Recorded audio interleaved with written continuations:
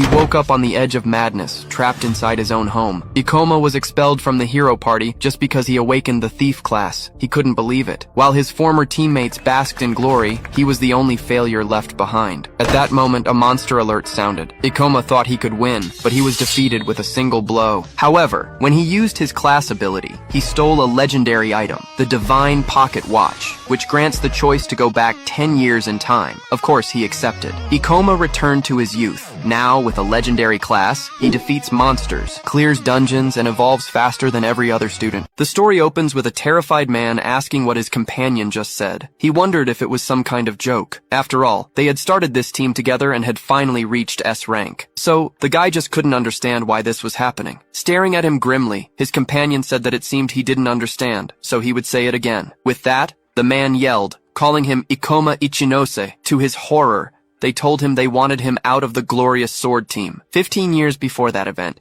portals began appearing all over the world. These portals acted as gateways to supernatural realms, which started expelling the monsters that lived there. Meanwhile, a portion of the population began to awaken game-like abilities and levels, allowing them to fight back. This group of people with awakened abilities were sent to combat the portals. They were called hunters. Someone was reading something in a completely different script. At the same time, he was accessing his awakened system. Hunters can select any character class they prefer, but some classes, like mages, are slow to cast attacks and difficult to control, so they have a high mortality rate. The boy was undecided about what to choose, so he decided to pick the rogue class, which has great agility, since his priority was to gain experience and get stronger. Ikoma saw something that surprised him. His plan worked. He soon gained a lot of experience points, becoming a high-level hunter known as the Swift Blade. The portals gradually brought more devastation to the world.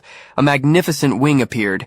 It was a monster that looked very much like a griffin. He began fighting on the front lines for the safety of his country and the world, and he genuinely believed it would stay that way. His leader said they wanted his teammate out of the group. Stunned, Ikoma asked why, but the guy was already out of patience and asked if he really didn't know, stating that the protagonist knew the real reason. The monsters were getting stronger and stronger, but none of his teammates' attacks were working. On top of that, he was terrible as support. The protagonist clenched his fist, trying to contain his anger. The man said that rogues were good for their speed, but that was a thing of the past. He claimed that no one chooses the rogue class anymore, since mages can deal more damage even at a low level. Furthermore, the guild had decided to remove him from the S-rank hunter list, so Ikoma wouldn't be killed in high-level portals. The protagonist tried to appeal, stating that he understood his flaws. Even so, he had risked his life to contribute to the team. The guy says that, besides, no one can distract and poison monsters like he can. They stared at each other for a moment. But the leader stated that at least he didn't seem discouraged,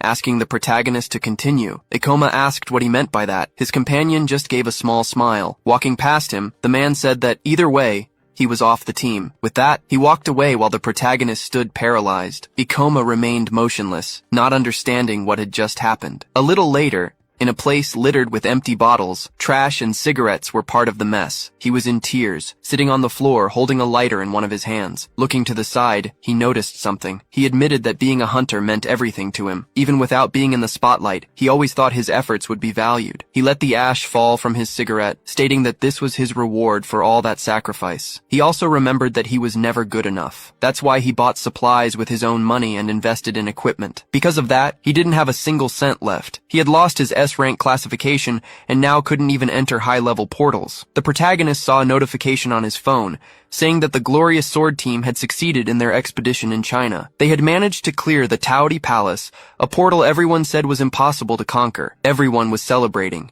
extremely happy about it. On the other hand, the protagonist was frozen watching this. He watched the chat talking about the event. Some people asked where Ikoma was, while others said he was kicked out for being dead weight. Seeing those comments, the guy got extremely angry and threw his phone against the wall. He questioned why he had become a rogue. He knew he'd have enough to survive if he sold all his equipment. However, it wasn't that simple. He remembered when he was with his team. He started screaming while crying, stating that he sacrificed everything for them. Falling to the floor, he realized he had nothing left. Suddenly, his phone emitted an alert. Seeing it, the protagonist was very surprised. It said an S-rank monster had appeared in the Morima Ward, Tokyo, asking everyone to evacuate to a safe location. This made the guy extremely nervous. After all, the glorious sword team was out of the country. There were no hunters in that area who could subdue a monster of that level. And he wasn't much different, since he couldn't do anything alone either. But the guy's eyes fell on his equipment. Still a bit apprehensive, he realized he could try something. A large monster, which seemed to be wearing armor, flew across the sky. The protagonist was fighting it, stating that luckily he hadn't sold his gear. This was Kronos, the space-time dragon, a being far more threatening than he had imagined. Ikoma assured himself that this, at least, would be a glorious end to his career as a hunter. Though a bit apprehensive, the guy declared that they should begin their final battle. With that, the dragon let out a great roar, causing several stone fragments to rise. Rushing towards it, the protagonist told himself he was a hunter. He had to buy time for people to evacuate and for other S-rank hunters to arrive, so he leaped to attack the monster. Kronos also charged towards its enemy, preparing to strike. Frightened, the protagonist noticed his opponent was incredibly fast. His dagger was shattered in half. He quickly tried to dodge the attack. With great difficulty, he succeeded. However, behind him, a massive explosion erupted. He stared in shock at all that power. The dragon let out another roar as it faced the helpless man. Ikoma realized mentally that he would die if he got any closer. So, he used the double-bladed scythe, Hydra, but it didn't do a single bit of damage to his opponent. Getting more and more nervous, the protagonist realized it was immune to poison. Surprisingly, Kronos launched another attack with its claws. Thanks to his speed, Ikoma managed to dodge, though with some difficulty. He admitted to himself that he couldn't win this way. After all, he would have died if he wasn't a rogue. Still, he was cornered with nowhere to run. This was his only chance. He took a rope with a blade-like tip and began to spin it. With that, he threw it at his enemy. This was a klepto claw, used to steal items from its target. He thought that maybe this monster had something useful, something that could give him a chance to counterattack. His eye gleamed as the large claws came towards him. The slash was so fast and powerful that it completely destroyed his equipment. Even wounded, the protagonist laughed, saying that it seemed this was it. Lying amidst the rubble and covered in blood, he wondered if this was his end. With his eyes rolling back in pain, he admitted he could barely see anything, and that, after a lifetime of saving so many others, this was how it would all end for him. He declared he would love a chance to start over. He noticed something in his hand and wondered what it was. He realized the klepto claw had managed to steal something. It had acquired an epic item, the divine pocket watch. It offered a unique opportunity to go back 10 years in time, with a single use. He was stunned by this, questioning if he could really go back 10 years. Still agonizing in pain, the protagonist asked again if it would really work. He noticed the dragon was coming to attack him again. Ikoma remained hopeless as he saw the blow coming, declaring that this was no time to think about it. Using his last bit of strength, he squeezed the watch while shouting that he wanted to go back to the past. The monster's huge paw was extremely close to his body. One of the claws finally pierced his chest, and he felt his consciousness fading. Suddenly, he heard loud noises and wondered what was happening. Opening his eyes, the protagonist realized he was on the floor next to his bed. In his hand was an alarm clock showing the year was 2030, a Friday, at 8:00 a.m. A bit flustered, Ikoma complained, asking if he was dreaming. With that, he opened his window curtain. The former S-rank hunter was surprised by what he saw before him. Looking at his phone, he realized it was the calendar from 10 years ago. He remembered the divine watch. So, he quickly opened his status window. Surprised, he saw that his class hadn't been set yet.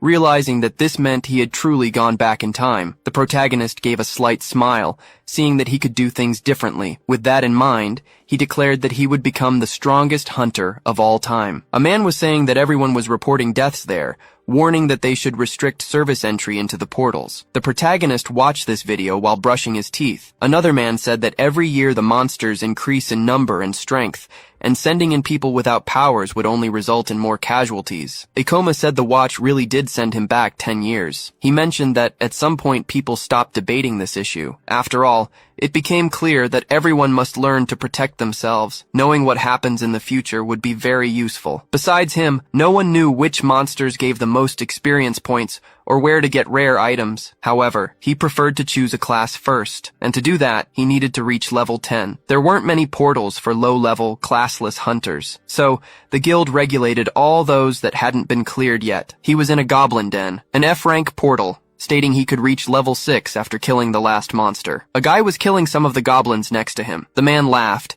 saying he arrived just in time, and asked if the protagonist was okay. But mentally, Ikoma wondered who this guy was. He said the kid couldn't clear this portal alone, explaining that goblins are weak but can be dangerous when they team up. With a smile, he said his name was Kenji, a level 16 hunter with a great sword, who makes sure rookies don't get killed. He said people call him the tutorial guy, while mentally, Ikoma thought the guy must have nothing better to do. The man explained that hunters don't have an official retirement age, so he thought this would be a great source of income, but the boy was extremely disheartened.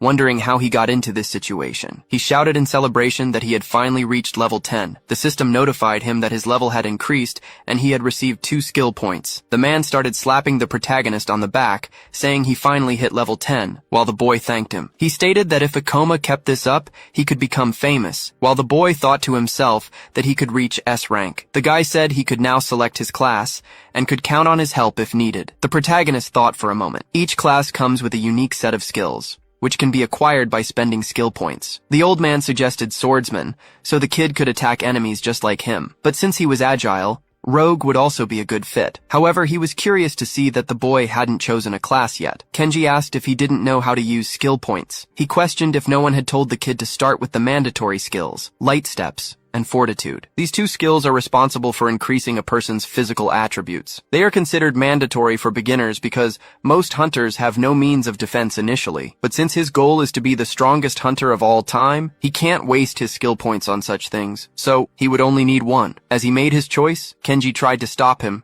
telling the boy not to pick that one. The guy started saying that damage resistance skills are useless. On top of that, he would never find any use for fall damage resistance. The system notified him that he had acquired fall damage resistance. The old man asked if he was afraid of heights, and told the boy to be more careful when choosing his next skills. Leaving the guy even more stunned, the protagonist used another 10 skill points to get his resistance to level 2. Driving him crazy, Ikoma evolved it to level 3, using another 15 points. Lamenting, he said he couldn't believe the kid wasted all his points on fall damage resistance. He said the boy now had only 2 options, be a swordsman or a civilian, but the protagonist assured him there was another. This left the man completely surprised. Ikoma chose the Gravity Master class. This is a hidden class that only appears when you spend all the points earned in the first 10 levels on fall resistance. For a long time, no one knew about it because of its activation requirement, but even after its discovery, not many chose it. Besides, there are many challenges in manipulating gravity, but he had also been an S-rank hunter. That's why he knows this is the best class there is. The old man shouted, telling him to stop.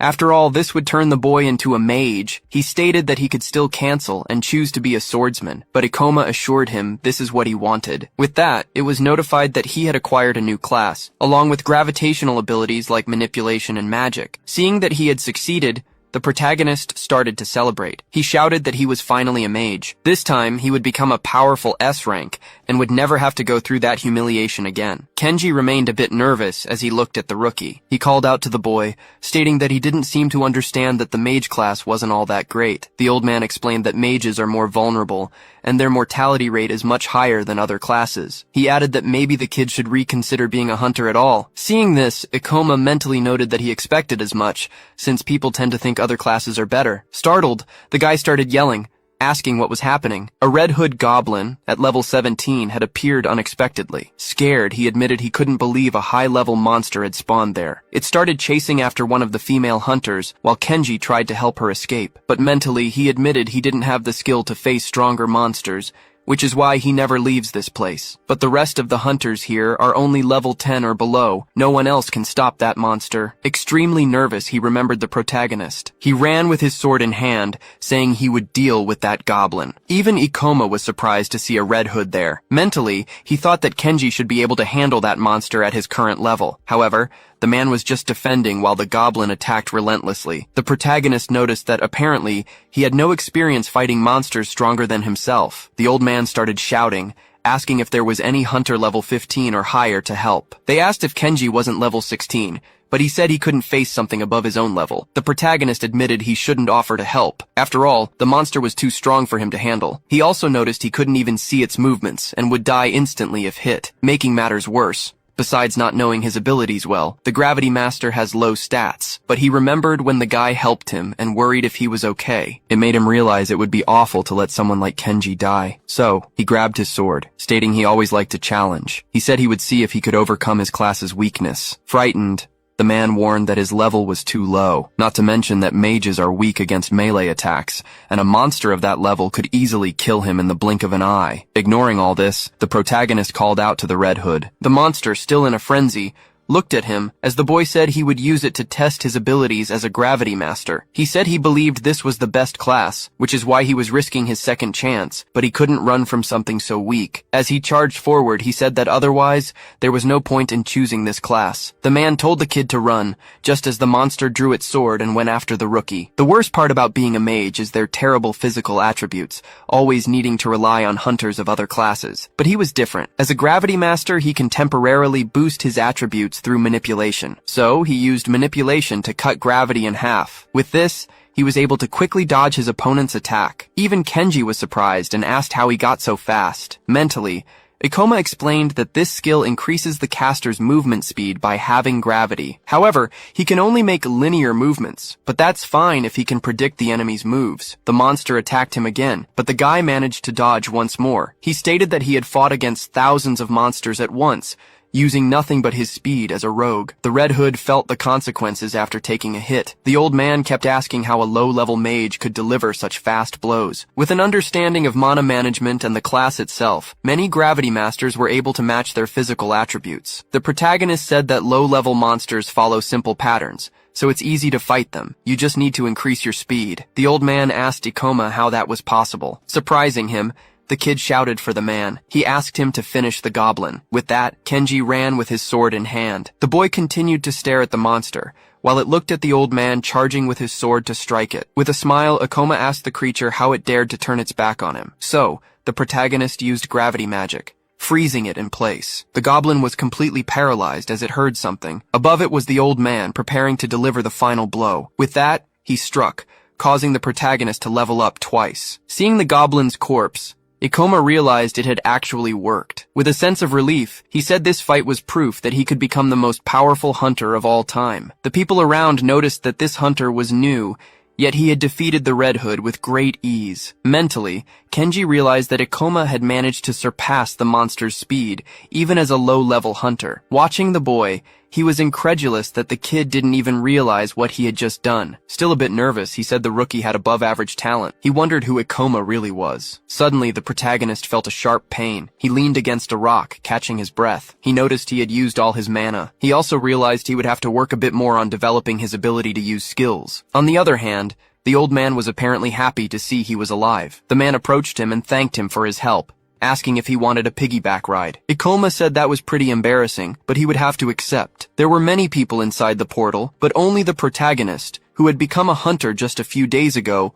offered to help. Mentally, the man continued to thank him, stating that he had helped him find the necessary courage. He had let fear control him, which is why he only hunted monsters below his level. But now it was time to stop being the tutorial guy. Thus, he decided to walk like a winner. Meanwhile, Kenji said it was an honor to witness the birth of this hero. He thanked the protagonist once more. That portal proved what he could do as a gravity master. Now his goal was to level up. However, fighting alone would be inefficient, not to mention the risks involved. He needed someone he could count on. An attendant said she had never heard of a gravity-related class. She asked if the boy could really be a hunter with such low stats. But Ikoma changed the subject and asked if anyone was looking for party members. The woman said yes, and informed him that there was one that accepted anyone, regardless of class or level. The boy asked if she could introduce him to this person. A little nervous, she said his class was mage, and he also had very low attributes, which could get him rejected. He said that many rare classes are very difficult to handle, so he already expected people would have a hard time accepting him. The protagonist asked her for their contact information so he could try to solve this problem. A guy showed up saying the boy was causing a lot of trouble for the attendant, telling him to just give up and leave. Ikoma asked who he was. The guy said the kid was pretty funny, claiming he should know him. He introduced himself as Kakeru from the Thunder Knights team,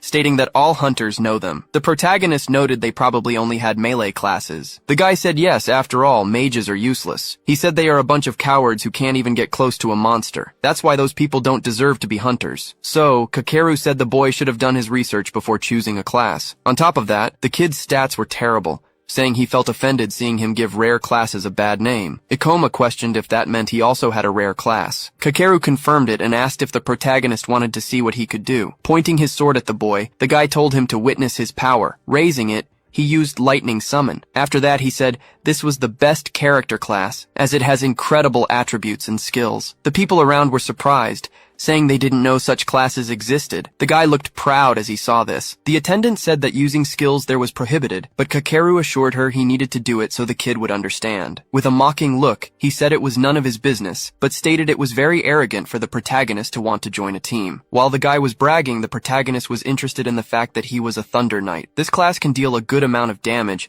but its movements are simple and unsuitable for complex battles. Thus, he would soon be in big trouble when facing monsters that are fast or immune to electrical attacks. Meanwhile, several people were saying that mage classes are useless, and that all the commotion was because the boy wanted to join a team. On the other hand, other people were admiring and envying Kakeru for his Thunder Knight class. Ikoma said that portals were a relatively new phenomenon at that time, so this wasn't very surprising. He stated that he had almost forgotten how mages used to be treated. People always thought that attribute points and extraordinary skills were everything, so maybe he would have to fight alone. The attendant called out to Kakeru, stating he didn't need to say things like that. The protagonist thanked her, saying he shouldn't have asked, and informed her he would be alone for now. The guy said maybe he should reconsider the whole idea of being a hunter, assuring him he didn't want to find his corpse lying around. As he left, Ikoma thanked him for the advice. Kakeru continued to watch him as he walked away. In the Hunter Guild's archive room, Ikoma read a book and said it would take a long time to earn people's trust, so he couldn't join temporary teams for now. Therefore, he needed to team up with someone he could count on long term, or someone with a class he had good synergy with. But before doing that, he would have to level up and achieve something noteworthy. He had a relatively easy time defeating the Red Hood and discovered what a gravity user could do. He wondered if he should challenge himself in a portal with higher level monsters. He looked for the ideal one, noting that the level 25 Temple of Statues seemed like a great choice. Controlled portals are managed by the Hunter Guild, and are kept open for hunters to gain experience. The strongest monster in that portal is the Stone Knight, making that place perfect for low-level hunters to earn money. And when he manages to hunt the monster there, some teams might consider accepting him. People can enter these portals even if their level is lower, and he can gain experience by hunting monsters near the entrance. Closing the book, Ikoma affirmed that he could do this. So he said he would level up in the Temple of Statues and start looking for some team members. Inside a dungeon, a person was running down some stairs. Injured, he declared that this was ridiculous, that it made no sense at all. Suddenly he tripped over something. The boy fell to the ground, screaming as he looked terrified at something. With that, a huge impact occurred. A stone monster stood there, covered in blood. The attendant was shocked, noticing he was only level 12 and yet wanted to go to the Temple of Statues alone. But the protagonist said there was nothing in the regulations preventing him. Still nervous, she said she understood, but she insisted he was trying to get himself killed. After all, the recommended level for that portal was 25. The woman added that, on top of that, many unexpected things can happen inside a dungeon. As Ikoma walked away, the protagonist stated he would just take a quick look, saying he wouldn't stay there for long. In front of the portal, he told himself he needed to take some risks to get stronger. After all, he constantly fought monsters with higher levels. Otherwise, he would never gain enough experience to level up. However, this shouldn't be taking so long, as he could gain several levels at once by killing a monster here. He walked past some statues. One of them had a crystal on its forehead. It took advantage of the boy's opening and tried to attack him from behind, but he managed to dodge, saying he saw it coming. Ikoma opened his status window, noting that it must be a level 20 monster. Looking directly at the stone being, the protagonist declared he should be able to handle it, so he continued to dodge his enemy's attacks. To his surprise, he realized he had been cornered. The stone monster kept advancing toward him. With that, he used his gravity reduction. He was able to get out of that spot and even land a blow on his adversary. However, it hadn't suffered a single scratch, but the protagonist assured himself that this thing couldn't kill him. Besides, he could see all its weak points. At that moment, he began to land a series of attacks against the statue. Seeing that he had caused a reasonable amount of damage, he admitted it would be difficult, but he declared he had expected high defense stats. The monster came at him again. Even though it might take a while to defeat it, he still wanted to test something. So, he used gravity reduction again, and he managed to dodge his enemy's attack. Then, he increased the gravity while pointing his sword at the statue. With a single blow, Ikoma managed to pierce the monster's chest. A red glow began to emanate from within the crack. With that, it was split in half. He explained that he made himself lighter to increase his speed. Then, he accelerated himself with gravity toward the point of impact to increase the damage. This combination made his strike much more powerful, Just as he expected, he gained several levels at once, claiming it was best to use them immediately. As he opened his status window, he said he already had something in mind. Still thoughtful, he said he could only upgrade one skill with the points he had, so he decided to go with gravity manipulation. So, he confirmed it in the system. This caused his manipulation to evolve to level 2, allowing him to manipulate the gravity acting on his own body. He was satisfied with this result. He realized that now he could control the direction and force of gravity. He figured he might find a good use for this. But anyway, the real reason he came here was for the demon stones. This is the core of the monsters, which would serve as proof that he killed a stone knight. Even though he got what he came for, he still had plenty of mana left. So, he looked back, searching for more enemies. Seeing there were several others, he decided to hunt a few more to test his new ability. Suddenly, someone summoned a lightning bolt and destroyed one of the statues. The Thunder Knights group was hunting in the same portal. One of Kakeru's companions said he was impressive, having defeated one of the monsters with a single blow. The girl said that stone knights seemed to have resistance to electricity, but his skill was superior. The guy said it was too easy, and asked if all controlled portals were like this. Laughing, he said it was taking longer to level up now, suggesting they should go to a portal with stronger monsters. He stepped on one of the smoldering stones. For some reason, the man did this without saying anything. His companion asked if he didn't think he was too harsh on the kid from the guild, but Kakeru assured her that someone needed to teach those people where they belong. The guy said he really did him a favor since the kid could have died. Even though he was a bit harsh, it was to make him aware. After all, someone had to say it. His colleague said he didn't seem to have that intention. Suddenly, they heard a very loud noise coming from another room. Drawing his sword, Kakeru asked if it was the same monster. His friend said that this space was taller than the last one, but the guy said it didn't matter. After all, some monsters are just a bit bigger than others and nothing more. However, a giant stone warrior appeared. Both of his colleagues were scared, asking what that was. Excited, the guy said it was finally getting interesting, since that was a level 30 statue. It was higher than the other monsters that came before. His friend, frightened, stated they couldn't fight a level 30 monstrosity. Indifferently, Kakeru said he had been thinking about something lately. He claimed that monsters at his level weren't fun because they were too easy. Since the Thunder Knights are much stronger than other hunters, he wanted to try going against that stone knight. The monster raises its weapon to strike. The impact causes the ground to crack. His companion asks if he's sure about this, but Kakeru says there are 3 of them. Grabbing his sword, he says this one is big and high level, but stone knights are nothing more than moving statues. That's why they're slow and dull. Just then, the monster launches an attack at him. He dodges with visible difficulty. A bit worried now, the guy figures it might be a little faster because of its level. Leaping toward his enemy, he says he can still expose the statue's weakness after attacking it. With that, he strikes the monster with his lightning sword. Getting nervous, he says it seems things just got a bit more complicated. After all, its defense is higher too. The Stone Knight quickly readies its great sword again. Swiftly, it unleashes a powerful strike. Activating his Thunder Knight power, Kakeru believes he can block the attack and get out of its reach. Suddenly, the statue moves incredibly fast. With that, the guy is hit, his chest slashed open. Lying on the ground, he wonders how it can be so powerful. Terrified, he says there are only a few items with higher levels than his, but this thing is apparently on another level. His companion calls out to him. Scared, the man tells everyone not to underestimate the enemy's strength. But before he could finish his sentence, the statue was already moving toward the girl. With great difficulty, she manages to block the blow with her sword. Her other companion shouts for Karen as she's thrown aside. However, he is also struck in the stomach. The blow is so strong that he even spits up blood. Seeing both his companions down on the ground, Kakeru grows even more frightened. Panicked, he complains about what's happening. Staring at the huge monster, the guy wonders if it was always this intimidating. Summoning his power, he declares that he's special anyway. With that, he unleashes a massive lightning attack against the knight. He claims to have poured all his power into that lightning bolt,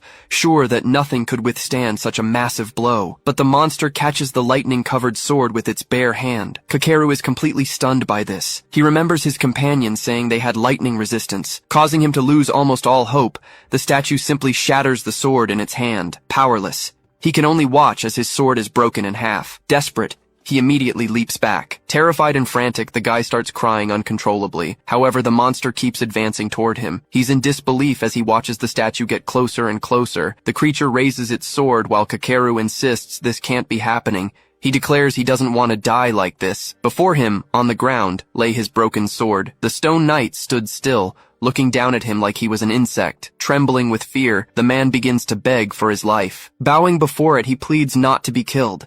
He screams for someone to save him. Suddenly, a leg shrouded in purple magic appears. The monster raises its large stone blade. Meanwhile, the protagonist uses gravitational reduction. With this, the statue is paralyzed for a moment. It notices this and looks around, searching for the source of the attack. The monster spots a purple light coming from its ribcage. Landing a short distance away is Ikoma. He assumes he knew that wouldn't work. Surprised, Kakeru asks if he's the guild newbie who chose the mage class, but the boy doesn't answer. Annoyed, the guy demands to know what he's doing, claiming there's no way he can defeat that monster. The protagonist had already reached level 16 and assumes that Hunter is right, and he's certain this won't be easy, since it's a level 30 stone knight. The creature probably reached this level by consuming weaker hunters and monsters, becoming an irregular specimen. Even so, he has to admit the monster is huge. He declares he just wanted to take a light stroll around here, looking for a monster to kill before leaving. However, he never imagined he'd find something this big. Still on the ground, the guy tells him to stop admiring the knight and just run, stating that it defeated them before they could even attack. With both his companions thrown to the ground, ignoring him,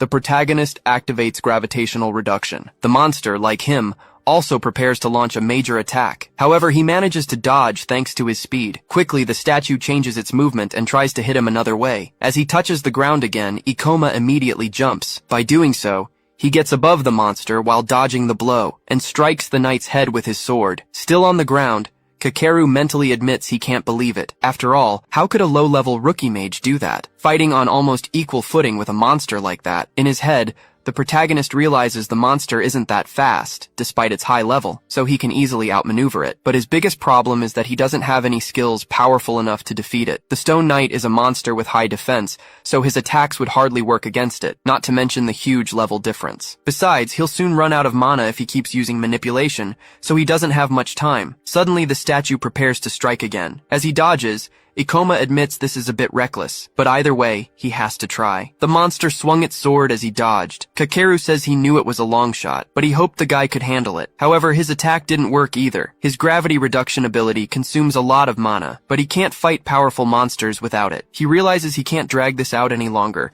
so he decides to end the fight at once. Another huge slash comes his way. The boy dodges again. He uses his ability to leap a second time. The protagonist spins in the air to gain more force. Suddenly, he uses his body's gravity to pin the enemy's sword to the ground. The monster tries to hit him with a punch. Ikoma jumps again, escaping another blow. He lands on his opponent's head. Surprised, Kakeru asks how he can move like that, and if it's because of his class. The protagonist jumps on the monster's head once more. He mentally admits he'd rather save his level 2 manipulation skill, but he's out of options. So, he activates reverse gravity. With that, the boy is upside down, his feet planted on the ceiling. He notes that he can apparently use this skill on himself, while his enemy searches for him, and he ends up surprised, thinking that this is quite interesting. The protagonist prepares himself, declaring that he should be able to deal the necessary damage from that height. Determined to handle it, he uses gravity increase. Preparing his sword, Ikoma says that it will increase his weight. Combining that with the acceleration of the fall,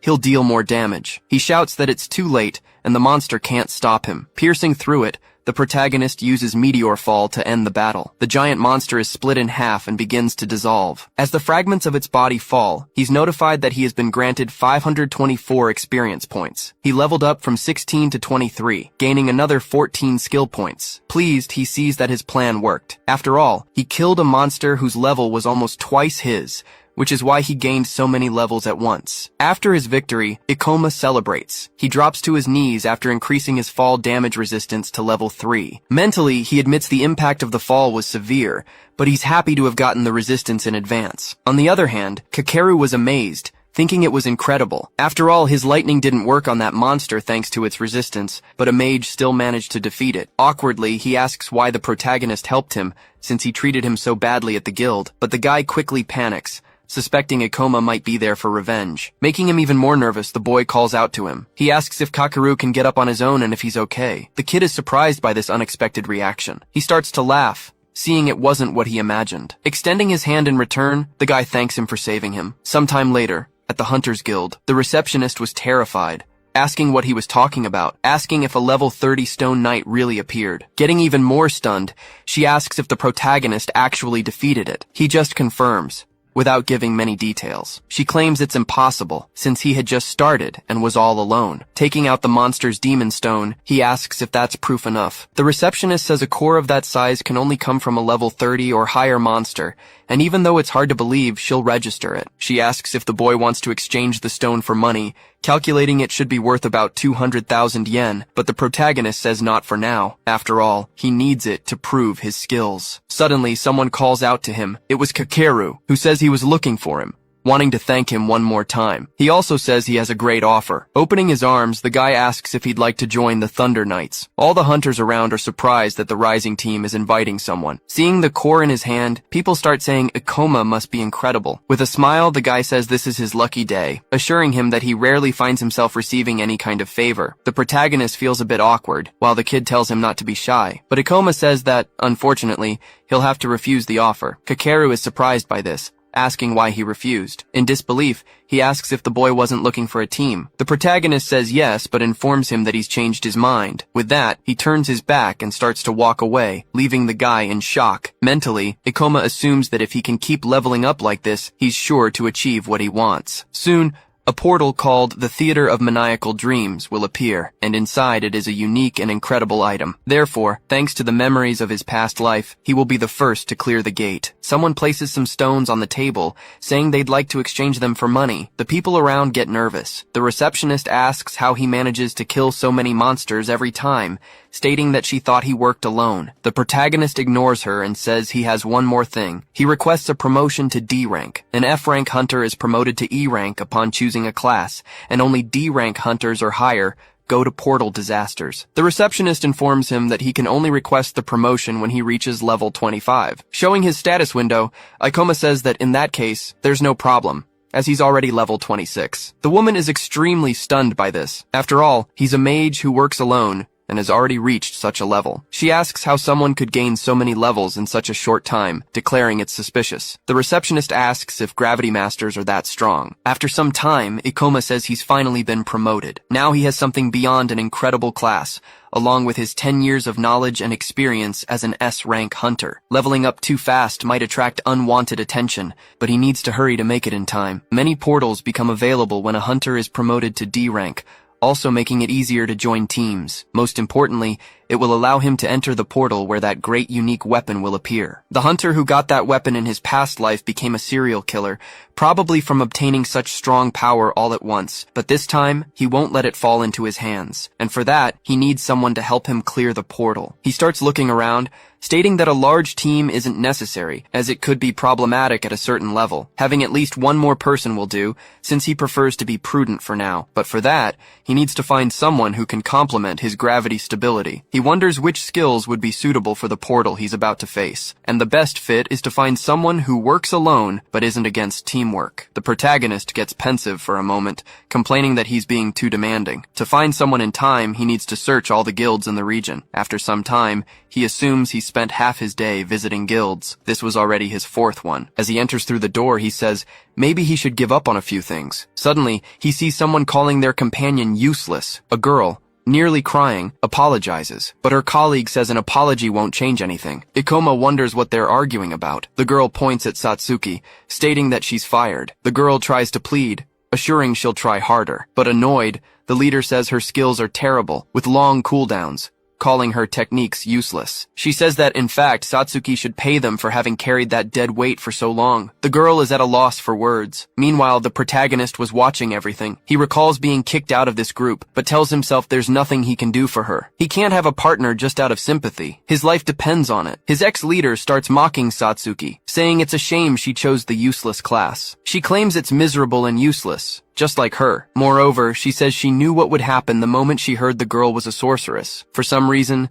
this makes the protagonist extremely interested, even as the others tell her to give up being a hunter. Sorcery and gravity complement each other. She can deal a lot of damage to the theater portal's boss, so he's a bit undecided on whether to recruit her. However, the girl asks what he's looking at. The protagonist introduces himself, stating he's a D-rank hunter looking for a team to join. She immediately gets interested upon seeing his D-rank hunter license. The girl tries to seduce him, informing him that a spot just opened up in her group, and asks if he'd like to fill it. However, he excitedly calls out to Satsuki, asking if she wants wants to join his group. The girl doesn't quite understand what's happening. Meanwhile, her ex-colleague is extremely confused. Mentally, Ikoma notes he can't lose this opportunity, as she's a sorceress, or rather the person he was looking for. But the other woman again tells him not to waste time on that girl, and asks the protagonist to join her group. A bit sheepishly, Satsuki thanks him for the offer, but says he's a D-rank hunter, and she's not even level 20. Grabbing her hand, he assures her it won't take long for her to level up,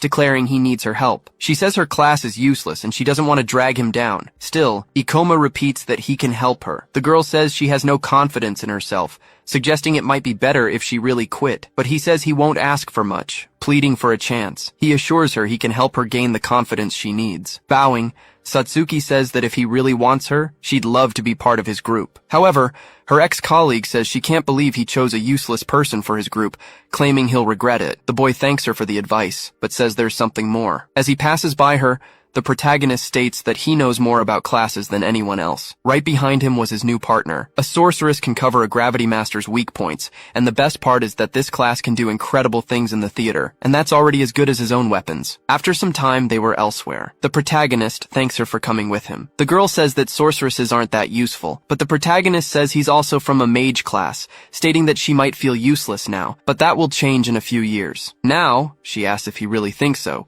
which Ikoma confirms. It'll be better, right? For now, they need to talk about a portal. Determined, the girl assures him that he is right. But, making her nervous, he explains that it's not a controlled portal. Ikoma says they will enter a portal that hasn't appeared yet, with a recommended level of 30 or higher. Scared, the girl says the recommended level is too high, and on top of that, it's an undiscovered portal. Undiscovered portals are those that haven't been around long enough for anyone to analyze. Extremely nervous, she says she's still level 17, and her class is terrible. But the protagonist tells her not to worry, guaranteeing that nothing will happen to her, as he'll fight alone. In his past life, he read all available records on portals. That's how he managed to devise a strategy to clear the theater. He declares that the two of them can easily clear the portal. He states that the girl just needs to trust him. He feels bad for dragging someone into this, but he must protect that weapon, no matter what happens. Satsuki asks how the protagonist knows about a portal that hasn't even appeared yet. Ikoma says he can't tell her all the details, but in short, it's all thanks to a rare item. She says she doesn't believe it. After all, there's no way an item could predict a portal that far in advance. Startling her, everyone's phones begin to sound an alert. Nervously, she grabs her device to see what it's about. The protagonist does the same. Everyone starts talking about the portal alert,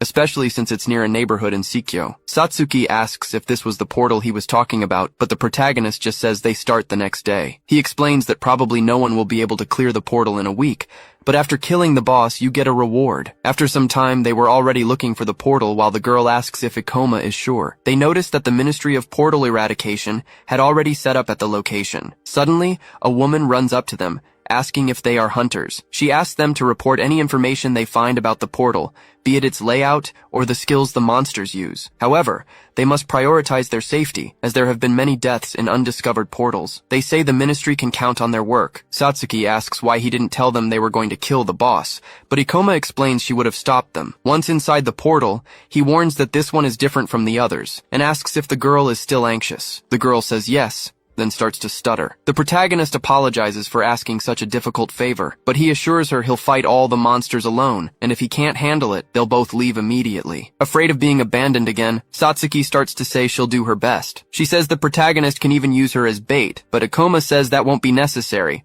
telling her just to cast her spells. The girl says she barely knows any useful skills. He asks if she can use something called mana drain. This ability drains mana from a target, making it useful in long battles against more powerful monsters. Since it also allows you to give that mana to a party member, it's the perfect skill to support gravity users. With this, the protagonist won't have to worry about his mana while facing monsters that can be drained. The girl says that skill is too slow and not very mana efficient, and that it's better to use one that hurts enemies. Mentally, Ikoma thinks that might be true if one of them specialized in it, while saying he'll fight at his maximum, and that should give her all the time she needs. Fighting against him was a large clown bear. While dodging the blows, he shouts for his companion to use the skill. She summons a ball of shadow. She launches the large spell at the bear. With that, the bear screams as it's hit by the ability. The protagonist notices that the monster has let its guard down, so he prepares to jump toward the enemy. Quickly, the guy was already above his adversary. He increases his body's gravity,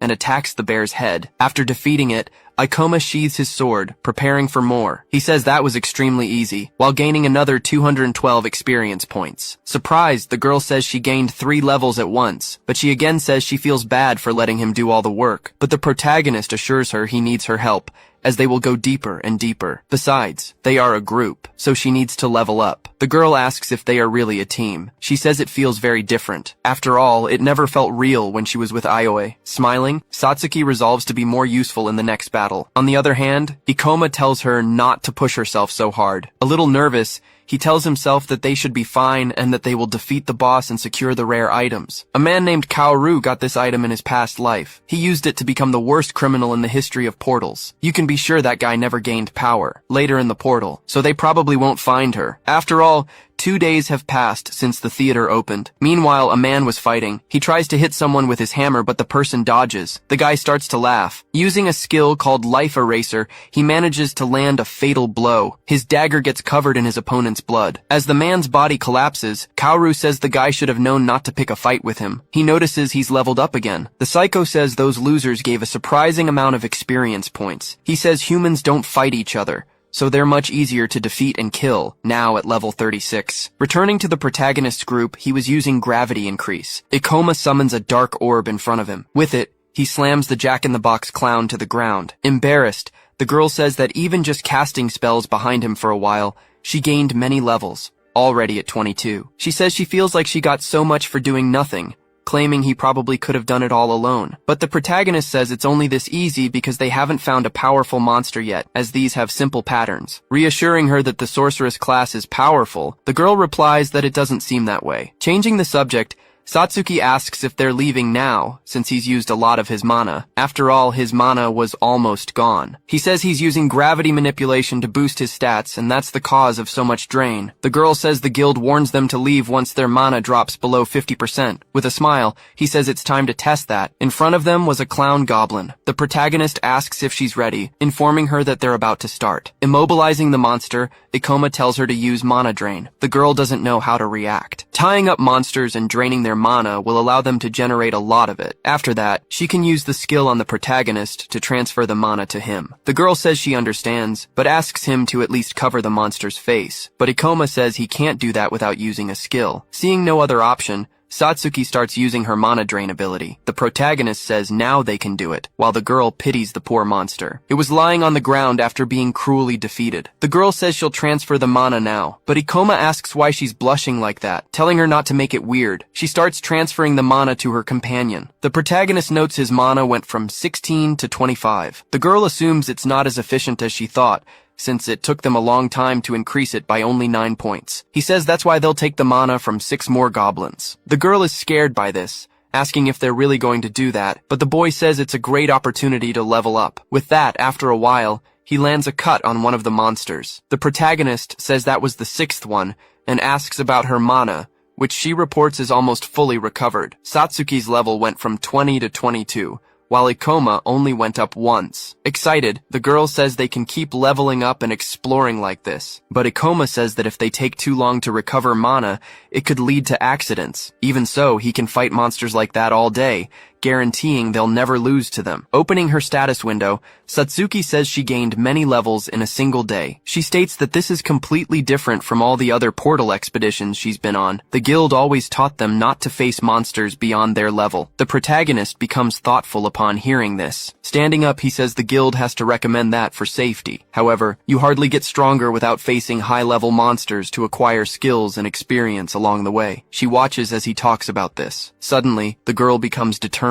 After some time, they were walking in a sort of cathedral, while Satsuki questions if they're really going to clear this portal. Suddenly, he stops and says they're in the right place. In front of a door, Ikoma says, "The boss of the Theater of Maniacal Dreams is behind that door." So he reaches out his hand to open it. With a big smile, he says they got there in 2 days, and bets the Eradication Ministry didn't expect this. The girl starts to tremble, asking if he's really talking about the boss monster. She claims she's never seen one up close and feels immense fear. He asks if the girl is anxious. He says that if Satsuki is scared, they can come back another time, but his companion says there's no need. She remembers Aoi getting angry with her for always giving up on a fight, but then she wonders what she's talking about. She states she doesn't want to be like that anymore. She declares she wants to change so she can help him, so she'll do everything she can. He sees all that determination. Proud, he gives a brief smile. Crossing his hands, Ikoma says that's the spirit. He assures her they will defeat that boss. However, the girl asks if he's sure that plan is enough. Opening the door, the protagonist tells her to remember what he said, asking her not to worry. That boss will be easy to kill with her sorceress class. They enter the place, which was extremely dark. Surprising both of them, they hear a laugh. In front of them was the maniacal clown, a level 35 boss. Scared, Satsuki says that's the portal's boss. Seeing the large monster, Ikoma says nothing, just observing it. But deep down, it seems that after defeating this boss,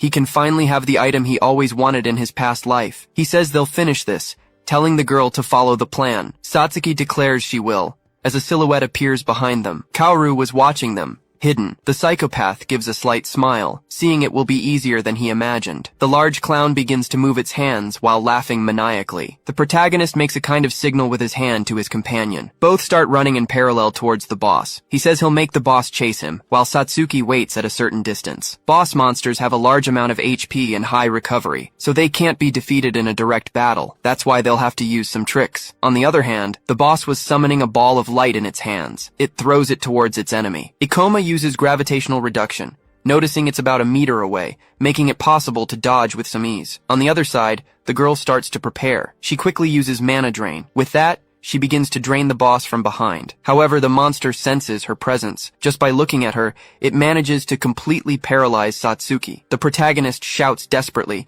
telling her to run to stay safe. He informs her that the boss will use its teleport attack. He also explains that the attack can't be cancelled after it's cast, telling her to run to the center. Suddenly, one of the clown's eyes starts to glow. Satsuki sees the shadow of that large monster right behind her. Extremely close to her body was the boss with its mouth open, forming a large fireball. Quickly, he launches that attack at the girl. However, the protagonist moves towards it, claiming he's still there. The monster continues to laugh maniacally. On the other hand, Ikoma manages to dispel that fire attack. As she watches, Satsuki thinks that the attack is extremely fast. The protagonist says it's better for him to back away for now, jumping to the clown's back again. The boss's eye glows again as it turns towards its adversary. It uses its teleport to appear in front of the boy. Apprehensive, Ikoma realizes it used the same skill twice in a row. Meanwhile, the giant clown was coming to attack him. Worried, the girl screams for her companion. Surprisingly, he uses gravitational reversal. With that, a large explosion occurs. The monster continues to laugh,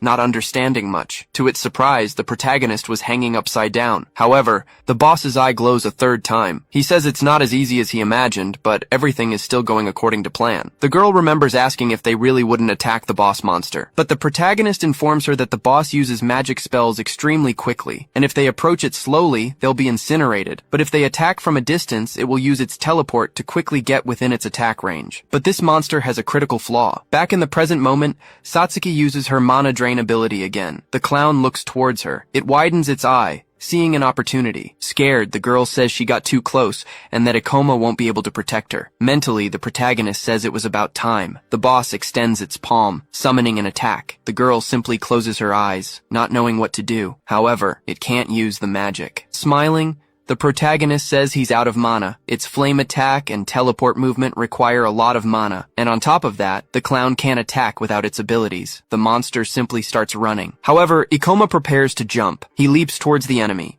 using Meteor Fall, and so he hits it right on top of the boss's head. The protagonist warns that it can't escape its prey, as it needs skills even to move. Satsuki uses her magic again, launching a ball of darkness at it. The monster starts to scream in pain. With that, the protagonist increases the gravity and falls on top of it using his abilities. The portal boss had finally been defeated, generating 1043 experience points, also causing Ikoma to level up to 30. His companion is extremely happy that they defeated the boss, asking what they'll do now. Ikoma says the gate will close in some time, so they should leave before then. Satsuki questions what would happen if they got trapped. The protagonist tells her not to rush, as it will stay open for at least half a day, and they haven't encountered any more monsters. Blushing, the girl says she didn't know. Suddenly, the clown's body starts to glow. Confused, Satsuki asks what that is, while the boy says he finally got it. In front of him was the reward for killing the boss, the clown's blade. The protagonist says that blade is a great match for a gravity master,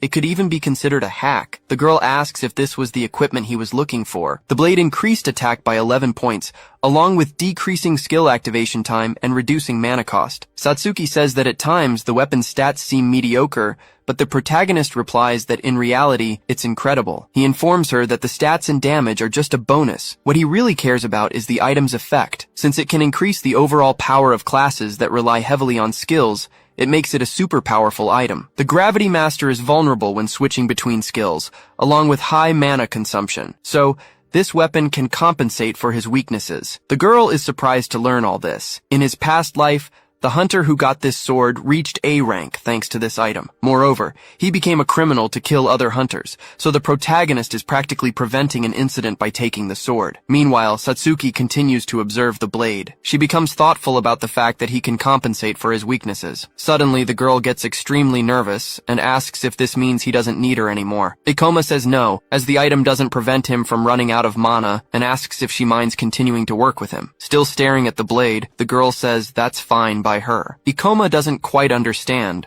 while the girl gets angry, stating that she's now in a competition. He says that after gaining some levels, he needs to spend some skill points. Since he's aiming for the top, he will drown himself in skills exclusive to Gravity Masters. Still in doubt, he decides what he will choose. After some time, he says that looks good, increasing his gravitational magic level to 2. After raising his manipulation to level 3, the protagonist notices he's gained another skill, the Super Gravity Bullet. He admits he relied on manipulation all this time, but now the item will make his magic use easier. The protagonist gets all excited, saying he wants to test all the skills. Suddenly someone appears, saying he apparently arrived a little late. Kaoru says it seems the boy has already defeated the boss. With a perverse look, the guy comments that Ikoma must be pretty strong. A bit nervous, the protagonist mentally assumes this isn't the best time. He also notices that Guy was using a stealth skill to hide and watch the fight. He was probably gathering information about the monster, assuming the two of them would die. He mentally reaffirms that he's seen many people do this in his past life. He asks who the guy is while observing him more closely. At that moment, he realizes the man is familiar, noticing that he is Kaoru, the one who had taken the blade in his past life, becoming the person who turned hunters into prey. Wondering how this is possible, Ikoma recalls that it took longer for that guy to reach the portal in his past life. Scared, the protagonist complains about what that psycho is doing there, but then he understands. The guy must have been hiding in the monster's chamber the whole time so he could steal the drop. Kaoru probably waited for the winning hunter to get tired so he could attack. Satsuki asks him what's wrong. Seeing the sword, the guy asks if that's the loot, questioning if the protagonist got it after defeating the boss, and then he asks if he could take a look. The protagonist says of course, as he extends his hand. Mentally, the guy calls him a fool. Looking at both of them, he says they are naive, and that he'll kill the man first, and then he'll play with the girl until he gets sick of her. Approaching them, the psycho says they should be more careful. Then, he extends his hand as his eyes glow red. Drawing his dagger, he uses the life eraser skill. However, the protagonist quickly dodges. Kaoru turns around, excited. However, Ikoma was already swinging the sword. Even with his speed, the assassin manages to evade the attack. At that moment, the protagonist realizes he lost him. He claims he wanted to hit him before he realized the situation, but unfortunately, the guy is too fast. While his companion is frightened, he is forced to admit that Kaoru is much stronger than them. The assassin admits this is strange, asking the boy how he found out what would happen. After all, he thought he was a fool, but it seems the kid isn't as bad as he imagined. Satsuki asks the protagonist what's happening, but he tells the girl that Guy is murdering hunters. He also says that because he's an assassin, it makes him fast and stealthy. Kaoru questions how he figured all that out in such a short time. Changing his expression, he says that at least saves him the trouble of explaining things. Telling them to hand over the item, he guarantees he will spare them both. The protagonist also changes his tone and says the worst part about dungeon crimes is that they leave no evidence. Therefore, he doesn't believe the man intends to let them live. Kaoru is quiet for a moment, but he soon breaks into a smile, stating that this is good. After all, the boy is smart and also very brave, despite being weak. Preparing himself, he declares that he wants to see the protagonist spitting blood as he walks to hell. On the other hand, Ikoma shows no hesitation or anything of the sort. A little nervous, the protagonist admits this isn't good. This is the serial killer who decimated numerous hunters, the person who got the clown's blade in his past life. He confesses he never considered that guy could be hiding in the portal all along. But when their swords clashed, he realized there's no way to beat this guy. The girl calls out to her companion. Surprisingly, the protagonist shouts, telling her to get behind him. Ikoma explains that assassins are fast and deal extra critical damage when they ambush someone. So, The guy will kill her when he gets close enough, as sorceresses are a support class, not for close quarters combat. For that reason, she shouldn't get any closer, asking the girl to leave everything to him. Mentally, the protagonist assumes it won't be easy to fight this guy alone, but he can't let Satsuki face him either. Besides his advantage in combat, he has vast experience and skills for fighting. Along with that, the most important thing is, the girl will panic when she sees the evil things he does. With that, he reuses gravity reduction. Quickly, both of their weapons collide. Even holding a unique item, the protagonist was trembling. Kaoru says he's very good with the sword. However, he warns that he has bad news. After all, the boy probably has no experience in killing people. Unbalancing Ikoma, the guy says that in contrast, he has killed dozens of people, and would never lose a battle. Mentally, Kaoru confesses that most people panic, but the protagonist prepares to attack again. Dodging the blow, he says people can't handle the pressure of fighting others, so they tend to make mistakes. But he gets a little apprehensive after another cut passes extremely close to his body, and that's when he notices that this kid isn't shocked at all. In fact, he seems to respond to his movements easily. Kaoru claims that's ridiculous. There's no way a low-level kid is putting pressure on him. Meanwhile, a little nervous, Satsuki was watching the situation unfold. Realizing that her colleague isn't just smart in terms of knowledge, he's also incredibly strong in close combat. In his thoughts, Ikoma admits he's very happy to have gotten the blade in time, decreasing the activation delay of his skills so he can quickly switch between reducing and increasing gravity. He wouldn't be able to withstand his enemy's attacks and would also be out of mana if the sword wasn't reducing consumption. Suddenly, Kaoru yells that the game ends here. He puffs out his cheeks as he prepares to show what he's capable of. With that, the guy spits something dark red. It was a poison needle. Luckily, the boy sees it coming towards him. Skillfully, he bats it away with his blade. The assassin is extremely frightened, declaring that's impossible. Still dazed, he sees the protagonist coming towards him. He dodges, but Ikoma anticipated it and blocked his needle. The guy ends up with a cut on his cheek. Angry, he yells that the kid is very lucky. Attacking back, Kaoru says that won't happen again. On the other hand, Ikoma remained apparently calm. He uses his life eraser skill to try to land the final blow. However, the protagonist activates his ability and increases gravity, managing to knock the blade from the enemy's hand. The assassin feels pain as he stands still. The protagonist says the guy has a skill that allows him to accelerate his arm on the closest path to the target's neck. This makes the guy more and more amazed, confused as to how his opponent figured all this out. Ikoma states that it's this simplicity that makes the man's movement extremely easy to predict. On top of that, he says that if it were him, he wouldn't use that type of skill against certain enemies. Suddenly, Satsuki starts preparing a skill. She uses her shadow sphere. Kaoru watches the attack coming from behind him. He stumbles a little. When he looks forward, he sees the boy raising his sword. The protagonist quickly slashes with his blade, making a cut on his face. The assassin starts screaming, muttering about his eye. Trying to stop the bleeding, he wonders how the kid dares to cut his eye. As he watches him, the protagonist notes that besides being able to respond to his movements, he can also handle his tricks, and he matched his speed using gravity manipulation. His only problem now is mana. Since he doesn't have much after fighting the boss, he'll soon be exhausted, and when that happens, they'll be completely finished. As he runs toward his enemy, Kaoru promises he will finish the boy. Picking up his knife again, the assassin tries to prepare himself while getting scared, complaining about why it's so hard to finish this kid. After all, he knows everything, from his movements to his tricks. Plus, he's very powerful. As he watches Ikoma go from one side to the other, he says that's not right. Noticing Ikoma is heading for his blind spot. Trying to dodge the protagonist's blow, he uses shadow steps. Running lower and lower on energy, Ikoma starts to worry. With that, he launches another cut. Kaoru claims the boy has the advantage and wonders why there's still so much desperation. But then, he starts to laugh, declaring he's glad he let him finish the boss. He says out loud that the boy is very strong, stating he would have become a hero if he got out of there alive. Stomping his foot on the ground and laughing like a madman, the guy says that unfortunately that will never happen, promising that the kid will die there. Both he and his colleague watch, a little apprehensive. They continue to trade blows frantically, but now the protagonist was a bit more worn out. Trying to help, Satsuki summons another sphere of shadows. The attack heads toward the assassin, but he uses his shadow steps to dodge. The girl is terrified to see he managed to dodge all of them. Beyond her fear, she's caught up in her own thoughts, convinced she's not being useful at all. Watching her companion fight frantically against a stronger enemy, she realizes that even though Ikoma had the upper hand, the boy was starting to be pressured by his opponent. The psycho keeps screaming, shouting that he loves this. Still trading blows, He says it's not every day you find an enemy where you don't know if you'll kill or be killed. He tells them both to enjoy the battle to the fullest while it lasts. Ikoma tries to land another slash, but the psycho manages to dodge. The protagonist was growing more and more nervous and anxious. Using the sword's weight, the boy uses his leg to try and land a strike. He manages to land a hit on his opponent's chin. The guy gets even more irritated, but quickly tries to create some distance.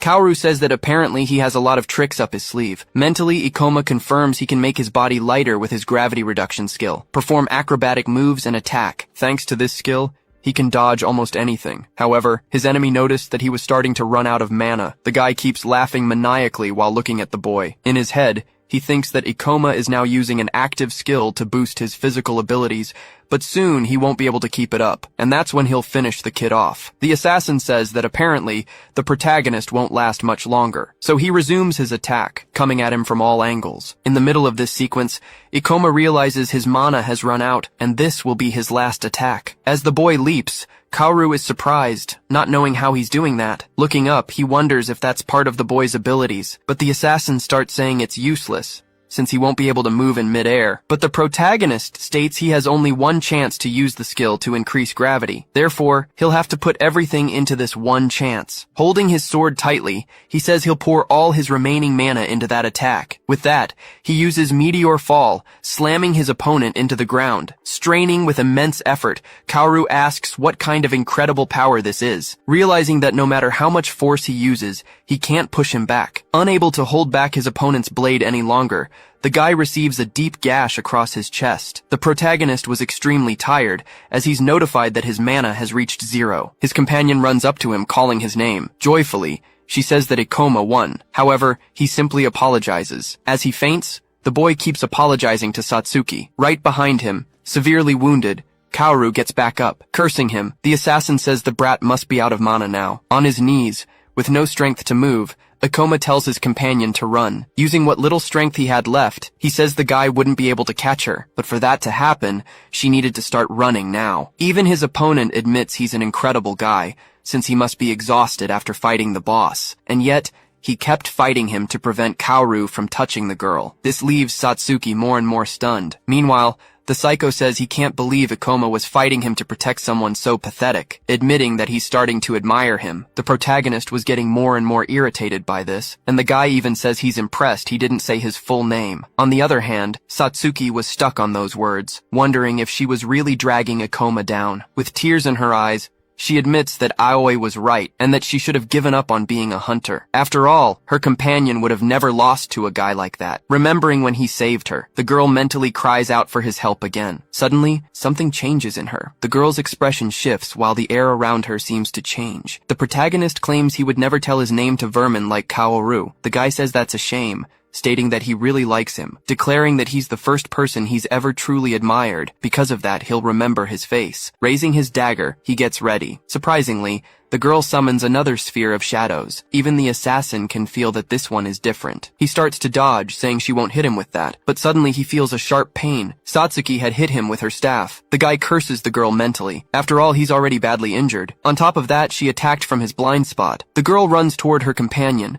as Ikoma asks what she's doing, reminding her that he told her to run. Using some kind of skill, Satsuki says she will never run away again, since he convinced her that she has the power to make things right. With that, she uses mana transfer. This allows him to regain some of his strength. Seeing all that energy, the assassin doesn't quite understand what's happening, but he yells, warning that he'll kill her first. Quickly, the guy activates Life Eraser. Ikoma looks directly at him, but she didn't show fear but rather a certain indifference. The protagonist thanks her for saving them both. Now he was back on his feet and had stopped his enemy's attack. Ikoma begins to recover some of his mana. Startled, Kaoru wonders if his enemy has already recovered enough mana to use that skill again. The guy says that's pushing the limits, but the protagonist says they were a team from the start. That was even before he ambushed them. Besides, he's recovered his mana while Kaoru is still severely injured, declaring that now he wants to see who will win this fight. Quickly, he attacks his opponent again. The psycho gets scared as he tries to dodge. However, the protagonist gives him no opening, increasing his strength and speed more and more. The guy claims he's not done yet and starts using dark magic, summoning a red circle in front of him. Satsuki prepares to face it. However, Ikoma tells her to stay put, and surprisingly, he summons his gravity magic, telling his enemy that his magic is too slow to use against opponents, and that in his past life, he had used the Jester's blade to compensate for the delay in casting such an attack. Seeing that, Kaoru says this is his end. A large black sphere looking very much like a black hole heads in his direction.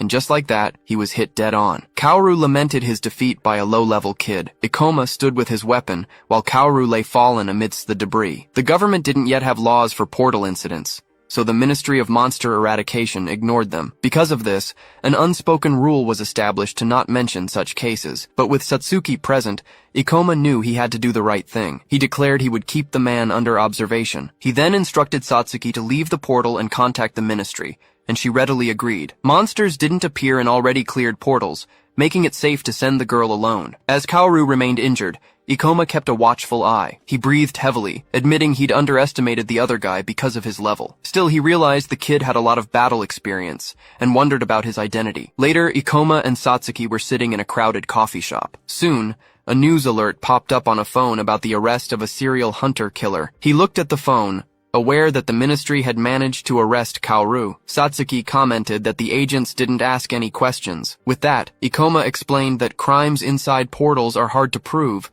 and the ministry rarely investigates unless they already know who's responsible. The chaos from the portals and the resulting countermeasures had affected the nation. Crime rates dropped, and government organizations began to monopolize industries as a contingency plan. Additionally, the abrupt shift in society increased poverty, but the government offered no assistance to those people. Satsuki mentioned that while she knew laws weren't followed in portals, she never expected to meet a serial killer. He asked if she was scared, warning her that she'd keep running into situations like this if she continued as a hunter. As he watched her, he acknowledged that things were tough right now. Still, he added that there were other professions if she didn't want to be a hunter anymore. Satsuki clutched her cup and admitted she'd be lying if she said she wasn't scared. Ikoma thanked her for her help. She explained that in the portal, she felt like his partner, a development she cherished. She said that even with future challenges, she wanted to stay by his side and do her best. With that, she smiled. Ikoma replied that if she really felt that way, he extended his hand, saying he'd be counting on her. Satsuki nodded with a smile. Then, they shook hands. Ikoma reflected that she was a nice person. Satsuki, on the other hand, reflected that she was naive, had trouble keeping up with everything, and was never proactive in helping others. She concluded that was why Aoi never liked her, and that she didn't like that part of herself either. She thought she could become a better version of herself, as an image of her and Ikoma in the portal was shown. Even knowing her shortcomings, she asked to keep hunting in portals with him. Ikoma reacted with a slight smile, thinking she was a very nice person. However, he felt uncomfortable with the situation, while Satsuki radiated joy at the table. He noted that she was more talkative than he'd imagined. Two people were looking in their direction, and one of them got the other's attention. The woman held up a phone and asked if they were the duo everyone was talking about, the one that defeated the boss monster in a day and captured the serial killer. With that, Ikoma noticed the place had suddenly gotten crowded. Soon, Utsunomiya approached and said the two of them had become quite famous at the guild. While typing on his phone, he informed them that although their names weren't known yet, all the videos and blogs were talking about them. The phone screen showed information and a video about the new hunter, but the full details didn't seem to be available. Even without mentioning names, Utsunomiya explained that everyone there got the hint and seemed interested in what they had done. Then, he pointed at Ikoma and Satsuki, declaring he knew they'd be famous one day, causing them to shrink back slightly. He continued, declaring he wouldn't leave until they joined him. Suddenly, Aoi appeared and scolded him, announcing her arrival and mentioning the Thunder Knights. Aoi smiled at Satsuki, saying she'd been looking all over for her. She took the girl's hands, apologized, and admitted she'd been hard on her a few days ago. She explained that she'd reflected on it and realized she needed her as they were friends, and the end of their previous situation must have been painful for them both. Aoi smiled again, asking how much Satsuki earned for clearing the undeveloped portal, and noting she must have leveled up a lot. She started to say she could count on her, but Satsuki cut her off, suggesting to Ikoma that they leave due to the growing crowd. He agreed. Still, Aoi and Utsunomiya tried to stop them, pleading for them not to go. Nevertheless, they continued to walk away, passing by a car. Satsuki asked Ikoma if Aoi wasn't his friend, and he questioned if she was sure about leaving. Coldly, Satsuki declared that the girl was not her friend. She commented on the high number of views on the videos. The phone displayed a video with millions of views about the rookie hunter facing an assassin. Satsuki explained that people filmed in portals because they enjoyed watching videos about them. However, Ikoma considered the practice dangerous, as the videos focused only on views and profit. She reacted with surprise, asking him if she should unsubscribe from the channels she followed. Someone's phone showed they had received 1 million views that month. Meanwhile, Hoshina saw the news about a mysterious rookie hunter who defeated a serial killer. She complained that the video had way more views than her latest one, and a Knight explained that viral videos tend to attract a bigger audience. Hoshina decided she would create a viral video too, unable to believe the attention the hunter got just for clearing the portal. Sitting among the knights, she expressed her dislike for the hunter. The scene shifts to Ikoma and Satsuki sitting at a table indoors. She asks if the weapon he mentioned is for her. Ikoma confirms, explaining that it's more effective to fight powerful monsters to level up than many weak ones, as shown. He stresses the importance of a good weapon, especially an expensive one to boost damage, since enchanters have low attack stats. He then suggests they look for portals where they can earn money. Satsuki tries to refuse, saying he doesn't need to go to so much trouble for her weapon, and apologizes. However, Ikoma reassures her, stating there's no reason to apologize, since a good weapon for his partner will benefit him too. At this, she reacts with surprise, her eyes sparkling when she hears the word partner. She eagerly expresses her excitement, confirming they are partners, while he reflects on her naivety and his desire to protect her from being manipulated. Satsuki asks where they can find such a portal, and Ikoma points to the tablet in front of him. He reveals he already has a portal in mind, showing her something on the tablet. The portal he's thinking of is the Tomb of the Ancient King, described as a new, undeveloped location with a high chance of rewards. As he works on his computer, it's revealed that special locations are rare portals, and no one knows the Tomb of the Ancient King is one of them. Ikoma reveals he has this knowledge because he studied all the information about portals in his past life. It's mentioned that selling the items found there is profitable, and he wants to exchange them for cash. Furthermore, it's possible to find rare items in portals like this one, as illustrated by a detailed weapon. He comments that there won't be much competition there, so they can take their time and grab everything they find. Satsuki notices Ikoma laughing in a peculiar way. Next, they approach the entrance of the Tomb of the Ancient King. As they walk through the mist, Satsuki looks back worriedly while he presses forward. Suddenly, a level 29 skeleton soldier appears. Ikoma summons his power, which reduces the enemy's gravity. He then attacks the skeleton with his sword. He moves quickly, as Satsuki watches the scene. She thinks that Ikoma seems very skilled in battle. Ikoma states that direct attacks aren't effective against undead monsters. He then instructs his partner to cover him with long-range spells. She quickly agrees and begins to cast, a magic circle appearing on the ground. He leaps over the skeleton as the monster unleashes its attack. The skeleton is then struck by a shadow ball summoned by Satsuki. Ikoma looks at the on-screen message, which indicates he has gained 240 experience points. The skeleton's remains vanish, leaving a glow behind. Satsuki notices the monster dropped a demon stone and an item. Ikoma says they got lucky, seeing the weapon glowing on the ground. She's surprised to learn the item is worth about 400,000 yen. She questions the value, and he explains it's not easy to find weapons like that one. Even without flashy effects, it's worth a lot. She then asks what their money goal is. Ikoma replies that they need 3 million yen for a powerful weapon that will last them a while. Satsuki reacts in shock at the mention of 3 million yen. He explains that rare portals with easy items are hard to find, so they must make the most of it. Ikoma also mentions it will take time to move the items back and forth. He explains they will explore and carry items in and out of the portal for the next 3 days. Surprised, Satsuki calculates that this means 1 million yen per day. She comments that such an amount is far beyond any salary she's familiar with. Soon, sounds of combat indicate someone is fighting nearby. Ikoma decides they should go check it out. Further ahead, a knight and Hoshina are about to face a mummy. The knight charges forward and attacks the mummy with his weapon. He tells Hoshina she can finish the monster off, and she asks her manager if the camera is ready. The knight, who is also her manager, confirms that everything is set with the camera. He then instructs the girl to be quick and activate her fire magic. Hoshina prepares, wielding her weapon with a fiery aura around it as the camera films her. She then leaps toward the mummy and strikes the monster with her flaming weapon. And just like that, Hoshina finishes off the enemy, which collapses to the ground. She introduces herself with a smile for the camera. She announces that she decided to try out an undeveloped portal that day. Hoshina claims to have killed the monster with a single sword strike, concluding that clearing the portal might be easier than she thought. Ikoma and Satsuki, watching the scene, realize she's a portal streamer. Satsuki reveals that she knows Hoshina and has seen her channel a few times. Ikoma watches her with a look of disapproval. Satsuki remembers that Ikoma doesn't like portal streamers. She recalls he disapproves of Hoshina's behavior, who only talks about views and profits, questioning if she even realizes how dangerous portals are. Hoshina notices something and asks in confusion. She complains to Ikoma and Satsuki, who are at the top of the stairs, visible in the recording. Hoshina scolds them, saying they're in front of the camera and have ruined her shot at getting lots of views. Ikoma called out Hoshina for just finishing off a monster someone else had already nearly killed. She claimed it was all part of the show. She explained that in the entertainment business, it's not about skill, but about looking charming. She then asked her manager if they could salvage the footage, but he replied that it would be impossible to edit them out. Hoshina lamented that the perfect shot for her introduction was now ruined because of them. Then, she asked if they didn't know who she was and introduced herself as Hoshina Sayonji, a portal streamer. Ikoma apologized and introduced himself as Ikoma Ichinose, also introducing Satsuki Kisaragi, who gave a bow. He added that he didn't mean to ruin her shot. Hoshina dismissed the matter, saying she'd let it slide since she was busy looking for new material. Afterward, Ikoma asked why anyone would want to be a portal streamer. She replied that the reason was obvious. She then stated it was all about money, making an okay gesture with her hand. Ikoma narrated that portals are exciting and provocative, offering many ways to get views,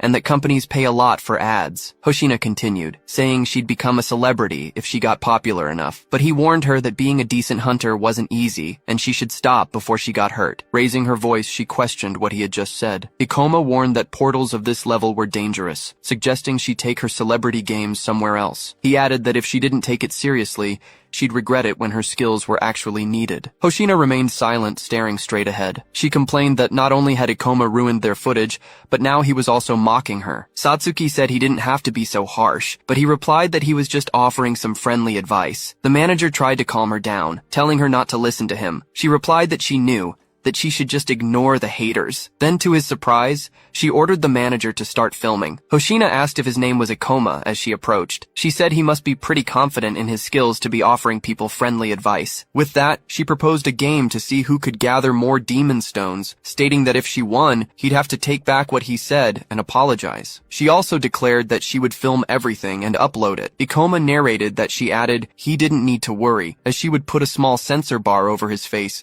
showing that some random hater started a fight. Hoshina finished, promising that if he won, she would give him anything he wanted. Hearing the offer, Ikoma accepted, while a surprised Satsuki called out to him. Hoshina laughed and declared it a deal, saying she'd see him at the portal entrance in 3 hours. She smiled, warning him that he'd better not run away. The passage stretched ahead, lit by torches on the wall. The manager asked why she challenged him. Hoshina replied, imagining how amazing a video of her beating that random hater would be. She added that this was the kind of viral hit she needed, and that they would make a lot of money this month. She then stated that, above all, she wanted to teach him a lesson. She thought about how he said she wasn't taking things seriously, vowing to make him eat his words. Ikoma and Satsuki watched a mummified monster staggering ahead. He then launched an attack called Meteor Drop, which struck the monster. Ikoma saw that he gained 364 experience points, leveled up to 31, and got 3 skill points. He thought to himself that undead monsters were quite slow. He said the best way to defeat the monsters was to dodge their attacks with reverse gravity. Then, he would finish them off with his gravity-increasing skill. With a flash, a demon stone appeared as the monster broke apart. Ikoma celebrated that they got another one, and an item called a Rank D Ancient Relic Gauntlet appeared. Satsuki asked why he accepted her challenge. Ikoma explained that he didn't like the idea of her making a video of him losing the bet. He added that he wouldn't lose, and hoped she'd stop filming in portals if she lost by a wide margin. He also mentioned that wasn't the real problem. It would be difficult to carry all the items if they kept finding so much loot. The two of them then advanced toward an intense light ahead. They came across a large Sphinx statue, and Ikoma wondered if they had reached a dead end. The Sphinx statue seemed to come to life, its eyes lighting up with an intense glow. Satsuki looked at the statue in surprise. Suddenly, the exit was sealed, leaving them with nowhere to go. Ikoma declared that they had activated a trap. He said that portals have various traps and creatures. Most are simple, but some can yield valuable items, especially in a rare portal like this one. The creature with glowing eyes demands answers to test their knowledge, stating it will keep asking questions until they can no longer respond. It then warns that it will take the lives of anyone who fails to answer at least 3 correctly. Satsuki then asks if the creature is a monster. Ikoma notes that a fight could break out if they fail the creature's test and tells them to be prepared. She is surprised, but he assures them not to worry, because he's smart. As the creature gets ready, its eyes glow as it announces the first question. It asks about the amount of experience points needed to level up from 1 to 10. With that, Ikoma quickly gives the correct answer, surprising Satsuki beside him. The creature confirms his answer, and he realizes he only needs 2 more correct ones. Glad he researched this information in his past life. Next, it asks its 19th question about a monster with 3 heads and 4 legs, and Ikoma promptly answers that it's the scary doll. Sitting next to Satsuki, he asks the creature if it really wants to keep going, reminding it that it promised to keep asking until he couldn't answer anymore. Satsuki, watching the situation, suggests that maybe he should get one wrong to help the creature out. The creature, visibly agitated, announces the 20th question. It asks about a monster that leaves a trail of green slime, and Ikoma replies that no portals with that type of creature currently exist. He explains that green slime is only made through alchemy and that he wouldn't fall for such a trap. The creature screams that he got all 20 questions right, unable to believe the outcome. With rocks falling around them, the creature expresses its astonishment at Ikoma. Through his narration, he reports that the door finally opened, and the statue seemed confused, feeling as if it had just given an open book test. He apologizes as the returned. Satsuki points to the statue and tells him there's something inside it. Ikoma reacts with surprise upon seeing a glowing ring, identified as a rank B storage ring. He holds the ring, describing it as an extremely useful item that rarely appears. She asks if the item is that valuable, and Ikoma explains that with the right buyer, it could be worth between 10 and 100 million yen. Satsuki shows her surprise, asking if the item is really that rare. Ikoma expresses that he didn't expect to find something so rare in a portal of this level. He wonders if the reward was given because he answered all the questions correctly, as images of the irritated creature flash by. Satsuki worries about the lost time and falling behind on their bet, but he explains that the ring will save them time by helping them carry items. Ikoma smiles, stating that they are in a much better situation now. As they walk, he says the monsters here aren't hard to defeat. He attacks a skeleton warrior with his weapon, explaining that they are resistant to close-range attacks, so he gets in close to strike them. Satsuki, in turn, casts spells from a distance to take down the monsters. Hoshina notes that the mummies are slow, allowing her to use gravity manipulation for powerful attacks against them. She adds that mummies are also great targets for draining mana. Ikoma says the probability of getting rare items in this portal is incredible, noting he went from level 31 to 33 and got 2 rare weapons. He uses the ring to store the items, invoking its storage ability. He tells Satsuki the new item is very useful, and that they've already collected 6 demon stones, enough to win the bet, but they're here to make money. Ikoma smiles and suggests they hunt down all the undead monsters before time runs out. The scene changes to Hoshina, out of breath, celebrating that they finally took down the monster. She explains that these monsters are quite tricky, as they attack relentlessly and are very resilient. The knight comments that they've only killed 2 monsters so far, and that it's taking longer than they thought. He agrees that on any other day, they would have been done by now. He then mutters, they shouldn't worry, as their opponents probably aren't doing any better. Hoshina considers paying their opponents to pretend they lost the bet, but the warrior beside her scolds her, saying they should stop making fake videos. Ikoma, accompanied by Satsuki, approaches a surprised Hoshina. He comments that she must be doing pretty well if she has time to sit around. She retorts that she's doing just fine and hopes he's managing to keep up, then suggests she could let this one slide if he apologized. Ikoma ignores her suggestion and activates the storage ring to show off his items. Hoshina screams in disbelief as she's showered in the light of the various items and demon stones emerging from the ring. Shocked, she asks how he got all those demon stones and items, and also questions him about the ring and its ability. Ikoma just smiles and asks what the problem is. Speechless, Hoshina recalls her earlier suggestion that she could forgive him if he just apologized. Annoyed, she declares that the contest isn't over yet and orders her manager to follow her as she leaves. Satsuki asks why he was so rude to Hoshina, and he replies that he was just trying to motivate her. He then says he just hopes she doesn't get too motivated and do something reckless. Satsuki asked Ikoma about his dislike for gate streamers. He explained that the problem wasn't his dislike, but their lack of seriousness about the risks of being a hunter. He added that a hunter can easily die in a gate,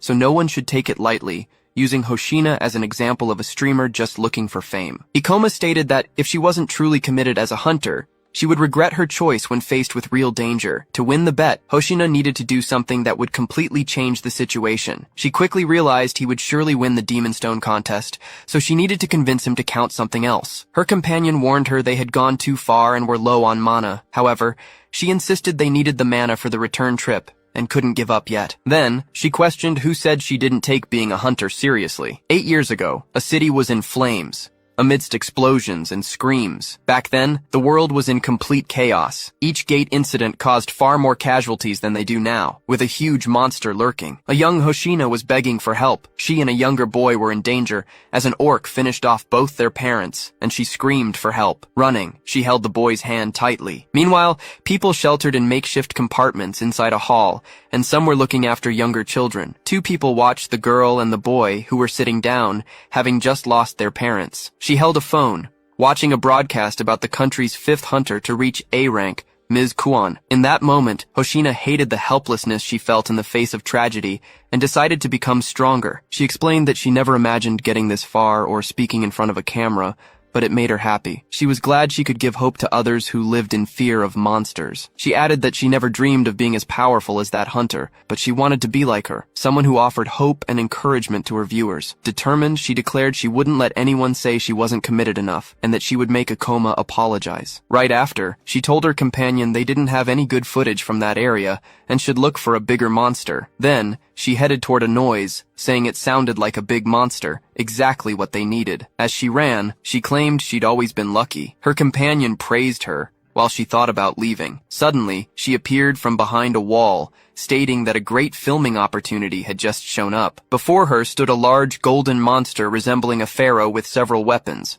standing over a fallen person. An information screen revealed the monster was a level 40 undead pharaoh, the boss of the Tomb of the Ancient King gate. Startled, she commented that it was impossible for a B-rank boss monster to be there, realizing it wasn't something she could handle. Then, her companion said someone had probably led the monster there while trying to escape. He added that they needed to leave immediately, forgetting about the footage and the bet. Hoshina agreed, stating that the monster wouldn't be able to follow them down a narrow path. The person lying on the ground cried out for help. She saw herself as small and helpless in the tragedy, as an orc attacked her, and the image of Ms. Kuan appeared before her eyes. In that instant, she realized she finally understood why she was drawn to her message. Right after, she added that she didn't want to run away when someone needed her help. As she ran, she told her companion she was sorry. Then, she blocked an attack from the monster with her sword. She turned to the person calling for help and ordered them to start running, as she would hold the monster back. The person thanked her as the monster swung its weapons violently. Then,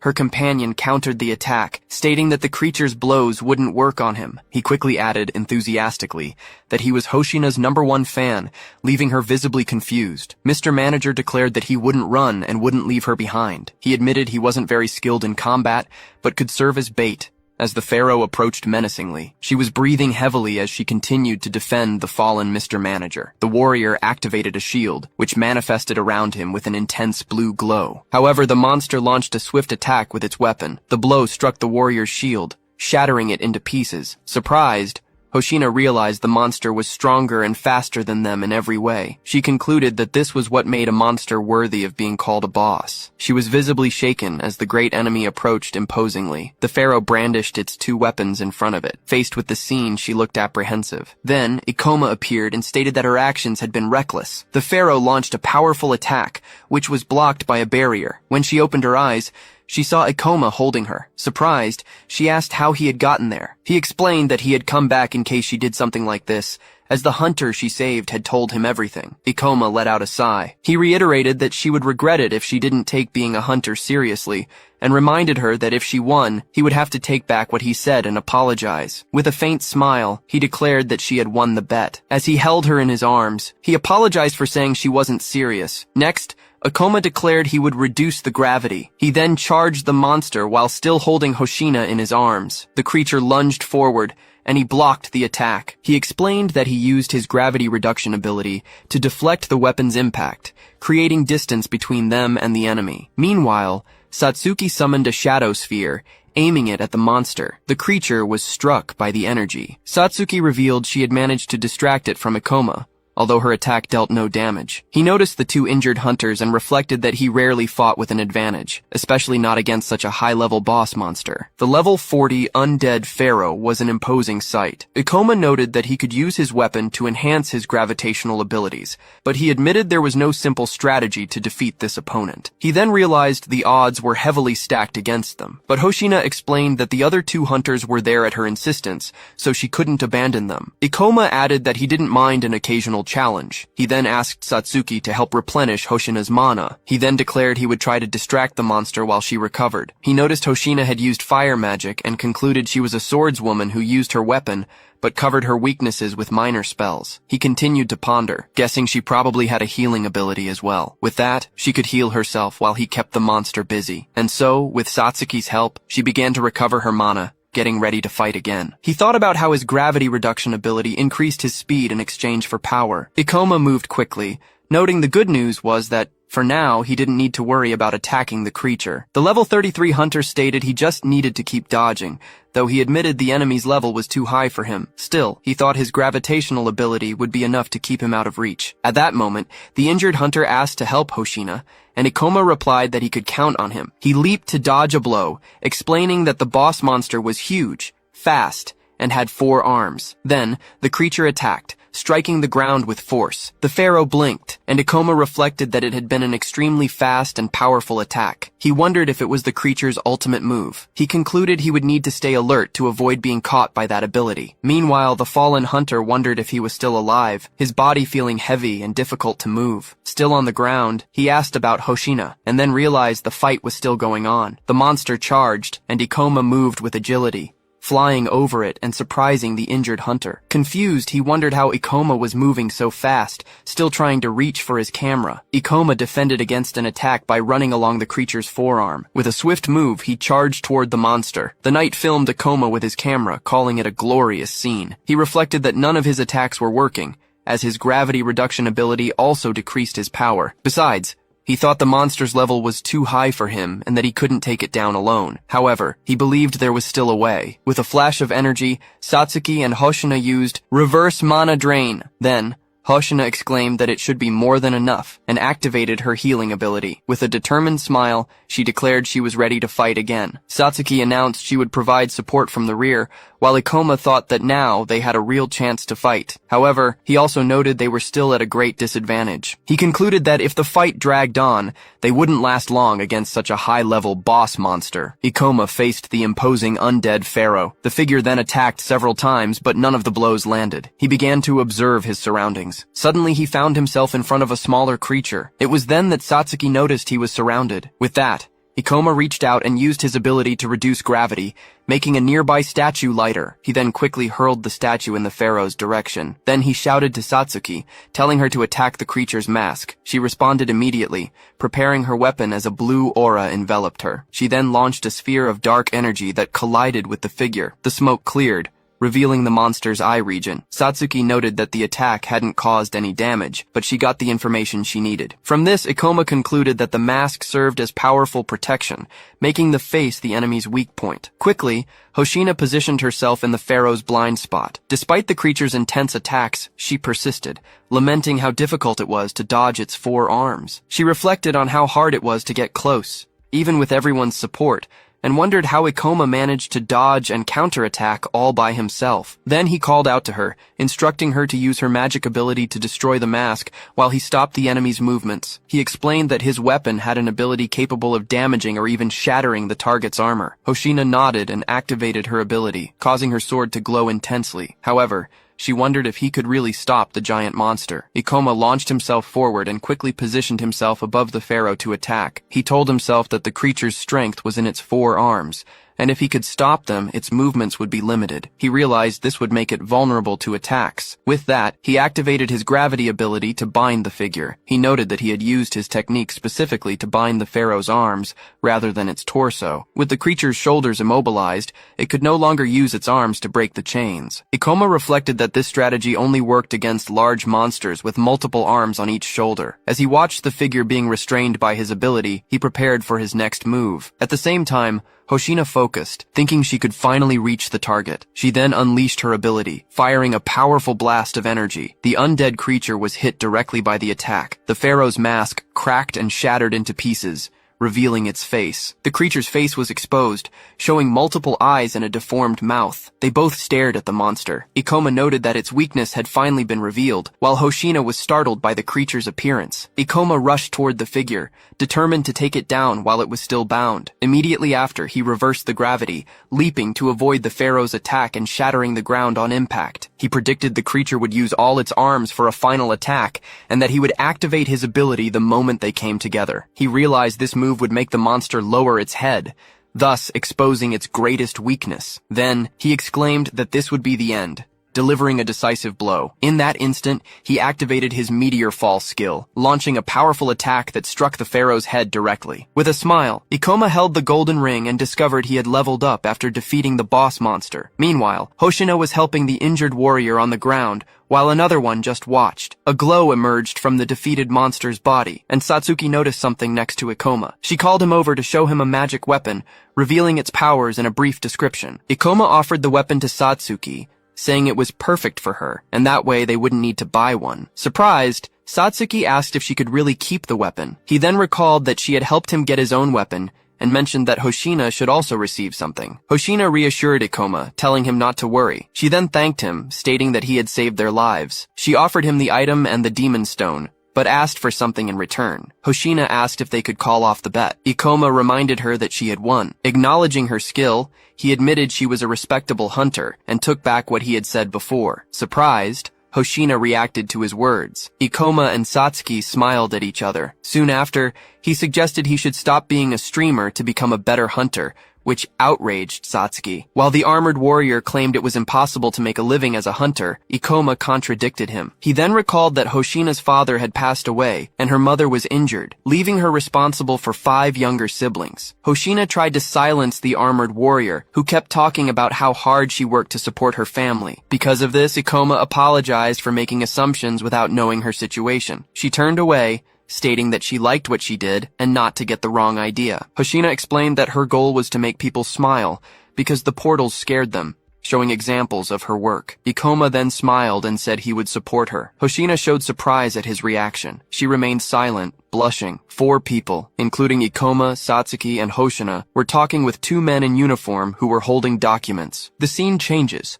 and Hoshina asked about the camera's condition, remembering it was expensive and captured fast movements, hoping it wasn't broken. One of the warriors confirmed the camera was working, which relieved her. Even so, the warrior complained that they had barely gotten any demon stones or footage from that portal, despite almost dying in there. Hoshina thought that maybe they should have asked for the boss monster's demon stone, but stated she wouldn't accept anything out of pity. She asked repeatedly if the camera hadn't recorded anything useful, begging them to tell her there was something. The camera then showed a recording of Ikoma in action. Later, at the Marima branch of the Hunters Guild, Ikoma was sitting and reading a book, while Satsuki watched something on her phone. Excitedly, she called him over to watch a video. Ikoma suggested that instead of looking for information in videos, it would be better to get it directly from the experts. The phone screen showed a picture of him, accompanied by the title, "The Rumored Supreme Hunter Appears." A video of Ikoma fighting the monster, posted by Hoshina, was getting a lot of views. In the comments, people praised Ikoma's speed and his lack of intimidation in the face of the monster. He smiled discreetly. Ikoma realized all the stares he was getting were because of the video, and Satsuki, excited, told him it had reached 1 million views in a single day. Meanwhile, in her room, Hoshina was happy to see that the video of Ikoma she had uploaded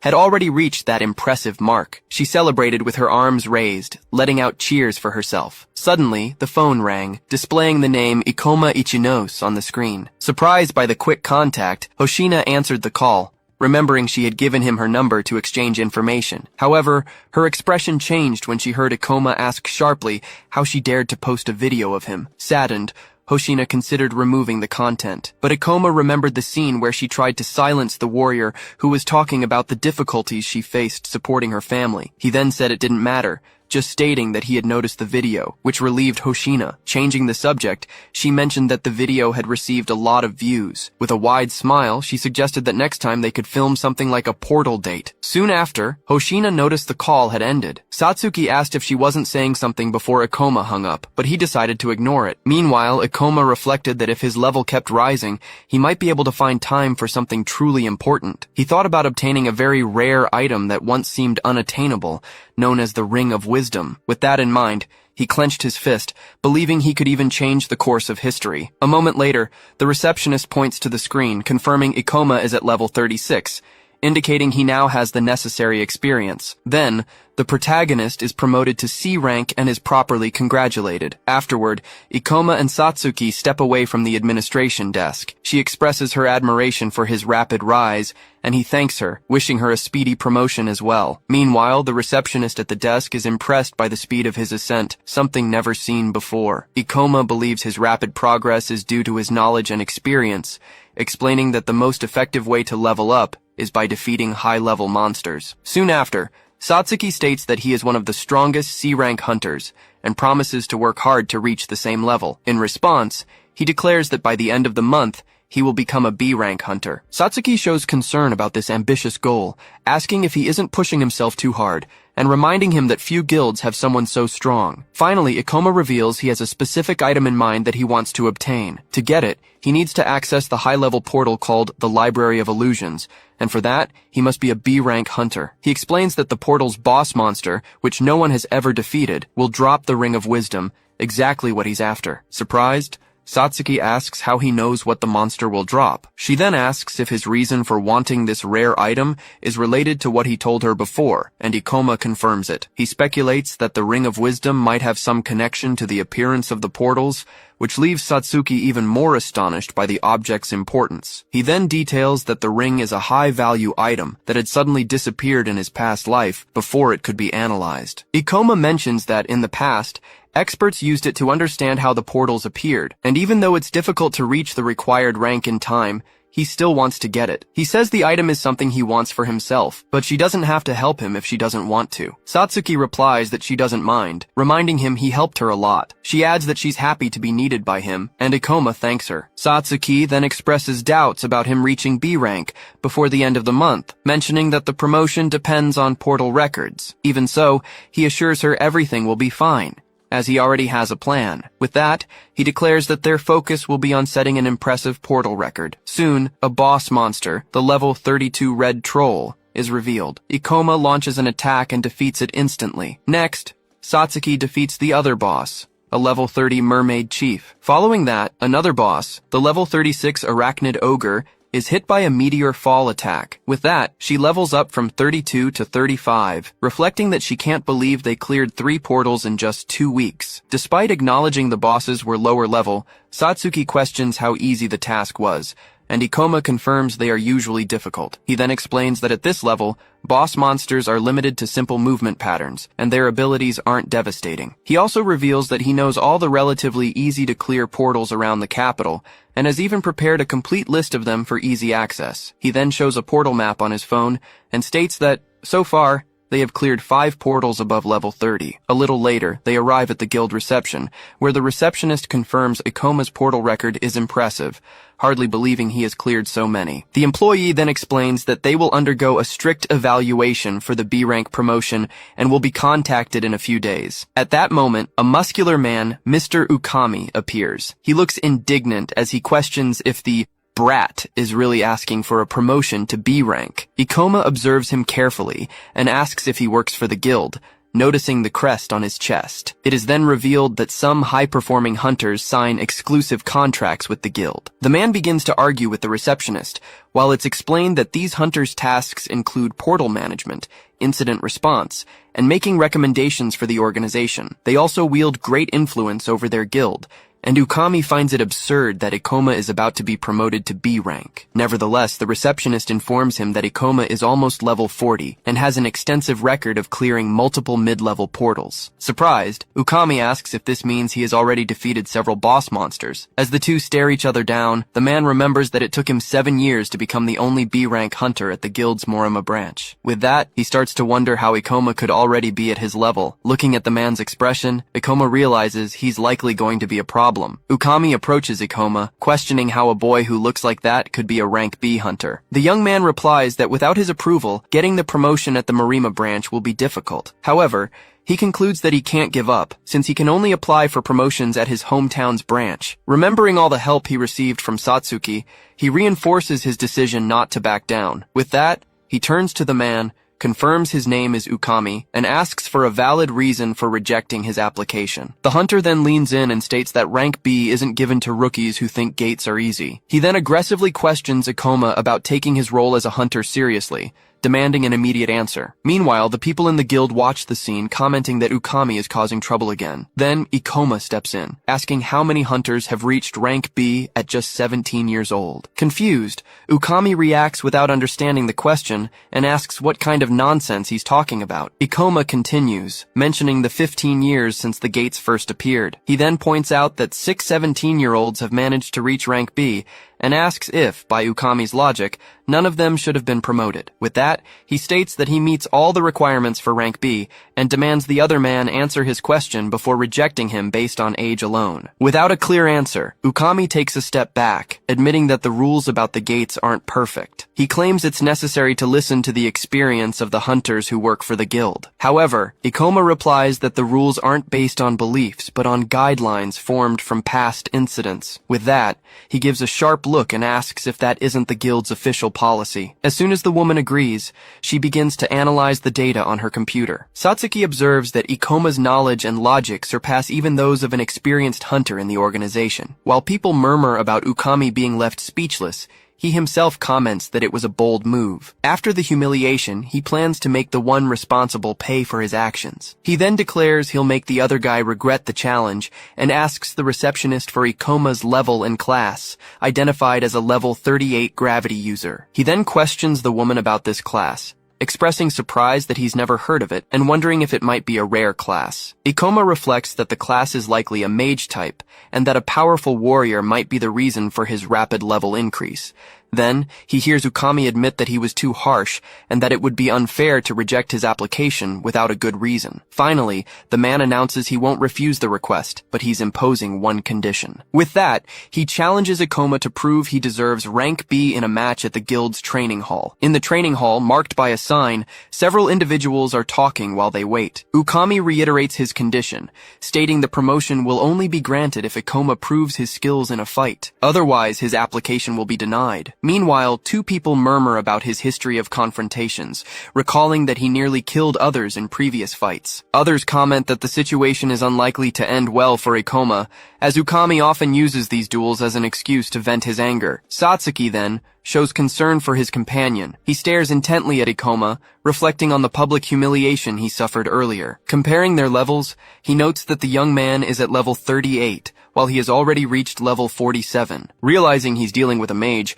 Ukami theorizes that the kid only got this far with the help of some powerful hunter. He then declares he's a beast warrior, emphasizing that his class nature enhances his physical attributes. With a smile on his face, he plans to publicly humiliate and destroy the boy to stop him from continuing as a hunter, considering his own experience and traits superior. Ikoma then manipulates a holographic screen in front of him. Observing this, Ukami assumes he has a class geared toward direct combat. Aware that he needs to be cautious, Ikoma decides to use his remaining skill points to upgrade his gravity magic. He spends 25 points to raise his gravitational manipulation to level 4, anticipating a boost in his physical stats. Although he'd prefer to invest directly in gravity magic, he concludes he has no other choice and decides to proceed. At that moment, Ukami taunts him, assuming he had been saving up points before the battle and had an easy life until now. In a sarcastic tone, he warns about possible accidents in fights, advising him not to get hurt. Ikoma simply thanks him for the warning. Then,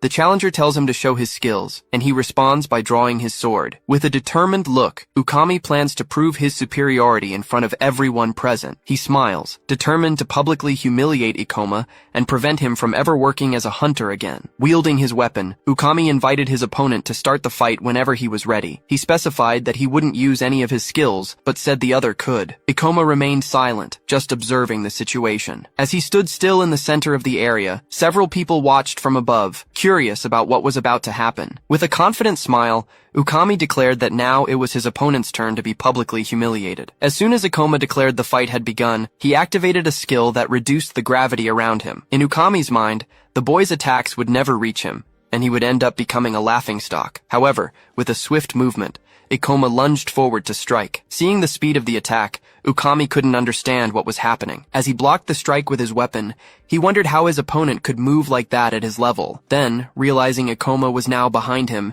he asked in shock what had just happened. Even as he tried to convince himself he'd just been caught off guard and now knew who he was dealing with, Ukami counterattacked with his weapon. Ikoma hovered above the ground, while Ukami looked up at him, still wielding his blade. It was then that he lost his balance and staggered, realizing he'd lost his own center of gravity. Right after, his opponent moved swiftly, propelled by his energy. A well-aimed kick struck Ukami in the face, drawing blood instantly. He coughed up blood, staggered by the force of the blow. Despite the injury, he still tried to attack with his weapon. However, he realized his opponent had performed a combination of moves that ended with a kick, and he wondered how anyone could fight like that. From a distance, someone watched the fight through a device, unable to believe that Ikoma was completely dominating the battle. Meanwhile, the spectators murmured that this was just a rank promotion test, and wondered if Ukami was just going easy on him by not using his skills. Ikoma then landed a blow, forcing him back. Seeing him move so quickly, Ukami realized his own attacks couldn't even reach him. At that moment,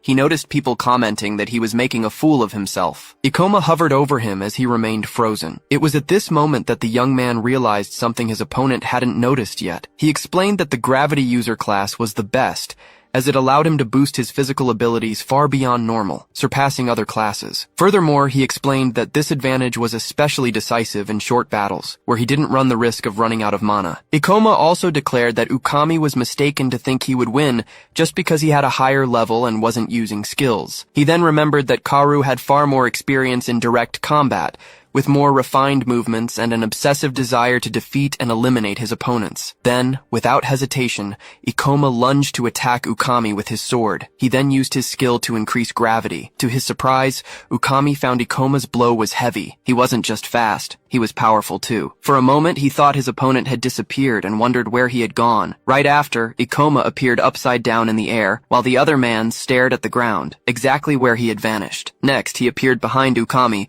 pointing his sword at his back. The young man explained that he reduced the force of gravity immediately after their weapons clashed, using the force of the impact to quickly reposition himself behind his opponent. The people watching the fight declared that the experienced rank B hunter stood no chance against Ikoma, celebrating his victory. Satsuki smiled, expressing her delight and declaring he had been incredible. Meanwhile, Ukami remained perplexed, wondering if this was some kind of joke. Refusing to accept defeat, he claimed he had been humiliated and that it was unacceptable. Ikoma then asked if, with this victory, he could officially become a rank B hunter. Suddenly, he stopped his movements, sensing something strange. Consumed by a red aura, Ukami lunged toward him aggressively. He roared at Ikoma, his eyes glowing red, as he activated a claw skill. With a swift movement, he struck a blow with the activated claw. The attack hit Ikoma, forcing him back a few steps. Then, the young man revealed he couldn't dodge the blow because he had let his guard down, believing the fight was over. As he watched Ikoma, Ukami thought this was all ridiculous. He then explained that he had used his weapon as a distraction to hide his real move, though the other had still managed to block part of the attack. Outside, the crowd began to murmur about what had happened, declaring it was cheating since the match was over. They also pointed out that Ukami had clearly said he wouldn't use skills during the duel. Even so, he remained angry, getting booed by the crowd. Ikoma, confused, asked what was going on and if the rank promotion test would still continue. As an eddy of energy swirled around him, Ukami gritted his teeth, consumed by rage, and swore he wouldn't let Ikoma mock him, promising to make the boy's life a living hell. Ikoma asked if his performance proved his eligibility. Meanwhile, Ukami reflected on how unacceptable it would be to lose to someone of a lower rank, as it would completely undermine his influence in the guild. With that, he declared it was useless to continue and denied the promotion request. News of the result caused murmurs among the observers, while Ikoma stood motionless. Then, the evaluator stated that he had agility, but was unable to land a decisive blow, making him weak against powerful monsters. He then explained that he had intentionally given him several opportunities, but the young man failed to seize them. Finally, he pointed out that Ikoma couldn't dodge his final technique and got injured, showing an inability to react to the unexpected. The spectators began to murmur that it was unfair, commenting that Ukami would have rejected the promotion either way. At this, he questioned what was said, causing one of the men to flinch. The other advised him to stay silent so as not to provoke his wrath. Just then, Utsunomiya shouted Ukami's name, asking if he wasn't ashamed of what he had just done. Ikoma then realized Utsunomiya was there. The man accused Ukami of breaking his word about not using skills and stated that Ikoma had held the advantage throughout the entire fight. In response, the other told him to shut up, calling him a nobody. Even so, Utsunomiya assured Ikoma that he would handle the situation and reveal the truth of what happened. However, the young man refused the offer, questioning the use of the term best friend and the reason behind his help. Satsuki, who had watched the fight, believed he had won. Then, she wondered why Ikoma was acting that way. Remembering he needed Ukami to acknowledge his skills, he revealed that, because of this, he made sure to clearly show the difference between them. He then reflected that, despite having wounded his opponent's ego, perhaps he should have been less humiliating. He concluded it was no use realizing that now, as defeating him hadn't changed a thing. Then, someone approached, asking about all the commotion. Ukami recognized the deputy guildmaster Serizawa. He asked what he was doing there, stating that he was looking for him. The other replied that he was evaluating a hunter, but the guy turned out to be a waste of time. Serizawa looked at Ikoma and questioned if it was really necessary to injure someone else. Acknowledging that accidents can happen in combat, Ukami scoffed at the injury, calling it minor scratches. Then, Serizawa told him to forget about it. Ikoma watched as Ukami told his superior they needed to discuss an urgent matter and was then called to go up. As he ended the test, he stated he had no time to deal with the weaker ones, while Serizawa walked away. Utsunomiya, surprised, commented that he was the strongest hunter in the guild. Satsuki turned to Ikoma and asked what they would do next. With a hand on his head, he replied they would have to find other ways. As the elevator reached the 13th floor, Serizawa questioned if the fight had truly been necessary for an evaluation. Ukami then explained he had fought to show reality to some arrogant guy seeking a promotion. The deputy master finally questioned the young man's actual B-rank candidacy, thinking that perhaps rookies didn't take experienced hunters seriously. Sitting in the room, he asked Serizawa what subject he wanted to discuss. The other revealed the main topic was the B-rank gate of the Beast Temple, belonging to the Morima branch. He explained that managing gates of this level was extremely profitable, allowing hunters to level up and collect demon stones. He then pointed to the tablet, reporting that abrupt changes had been noticed in the monster distribution inside the gate. He continued, explaining that the mana density levels were also abnormal, and that the priority should be preventing disasters, not seeking profit. The evaluator, holding a paper, showed he understood that Serizawa wanted to get rid of the Beast Temple to avoid future problems. The other confirmed, explaining that the ministry wanted to keep the B-rank gates because they were scarce, and the guildmaster was also hesitant to close it due to the profits. He also said that the only reason for this hesitation was that Ukami, as an experienced hunter, had declared the location safe. He added that the gate raised many questions, and that, personally, he wasn't sure about its safety. Therefore, he asked the evaluator to offer a new opinion to the guildmaster. He then questioned if that was the real reason he had been summoned. However, Serizawa interrupted him, saying he wasn't finished yet. Then, he covered his face and told the other to shut up. Right after, Ukami held up a paper, stated the gate was fine, and then tossed it aside. Serizawa bent down to pick it up, saying he hadn't even looked at the collected data. Even so, the evaluator stepped on the papers, asking what that data could possibly tell him. Still smiling, he declared that as an experienced expert, he guaranteed the gate was safe and that he could clear it at any time if something happened. Slamming his hand on the surface, he stated they couldn't afford any accidents, as they didn't even know the real cause of gate disasters. Meanwhile,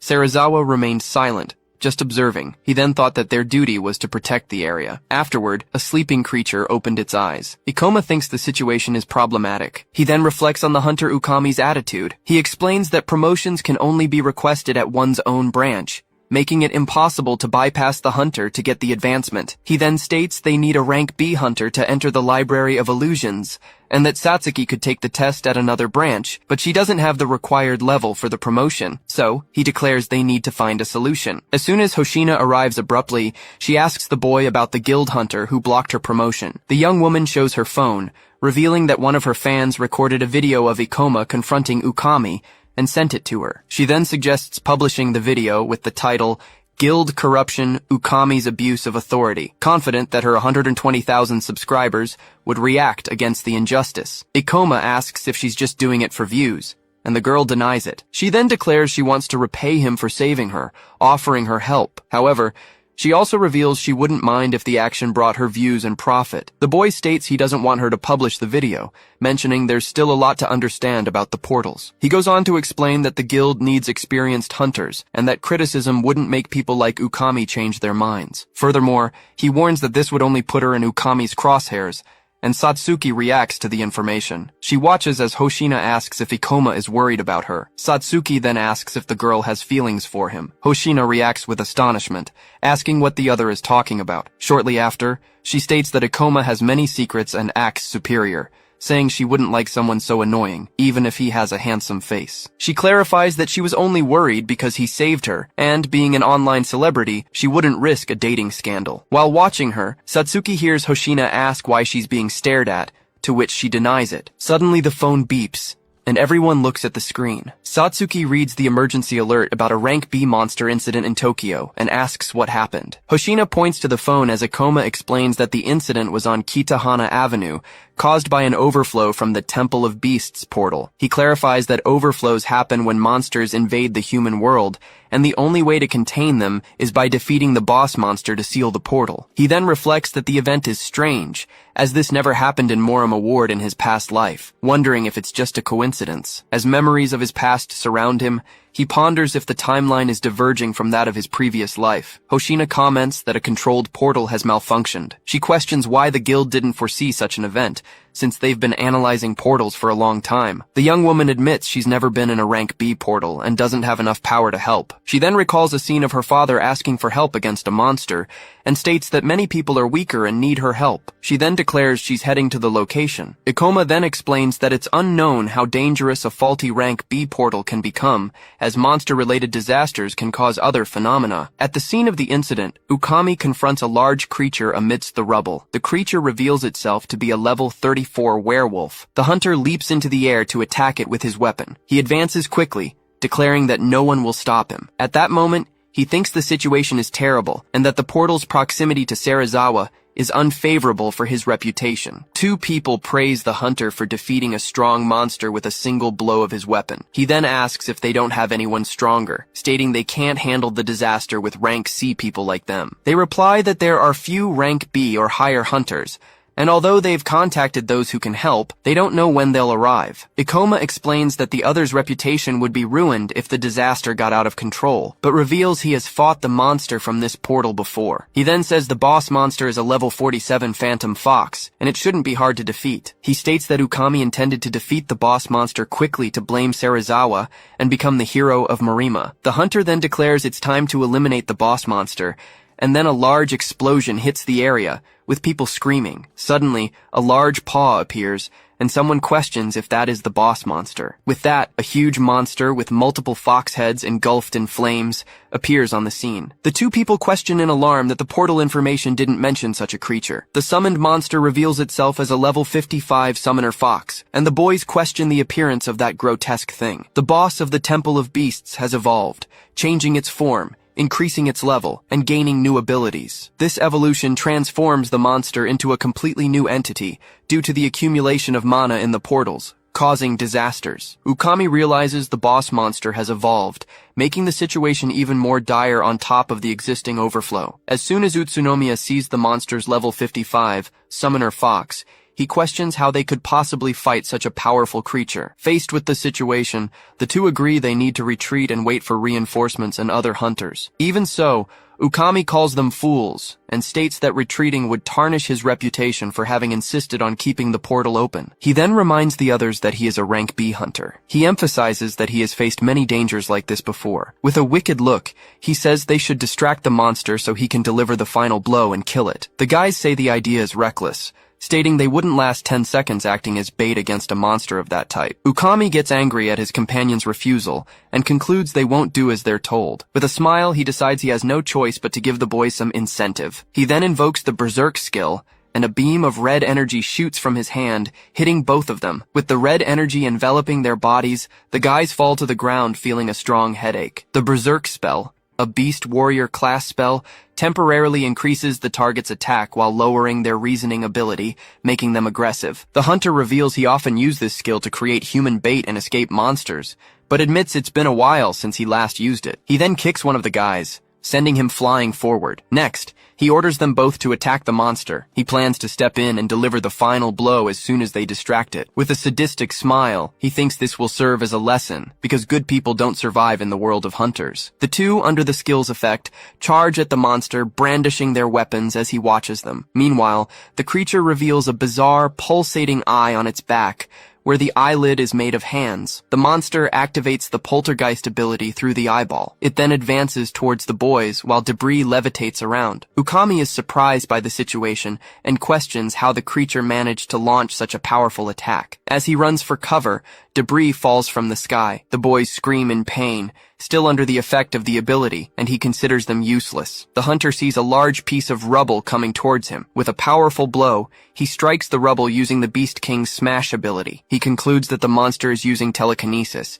He realizes the creature's power is far beyond his own. The fox monster pursues him, making him run through the ruined city. He wonders if the enemy was supposed to be this powerful. The monster gets extremely close, almost catching him, leaving him extremely apprehensive. Ukami notices the creature's speed and draws his sword, raising his guard. Then, the monster charges another telekinetic eye attack. He defends himself from the debris that hits him with his gigantic sword. After deflecting the second consecutive piece of debris, Ukami feels the weight of not dodging. The monster lunges to attack him with its sharp claws as his guard is broken. He falls to the ground, realizing the enemy's overwhelming strength. He then thinks about the impossibility of fighting that creature and how he will defeat it, before concluding that it doesn't matter. With that, he activates his false death ability, which allows him to simulate death after taking damage, zeroing out his pulse. The monster looks at the fallen body, and then turns its head, after noticing there are no more heartbeats. As soon as the enemy is distracted, Ukami realizes he needs to flee. He starts running while the monster activates its eye again. The creature then catches up and lunges with a claw attack. The hunter is caught and falls to the ground again,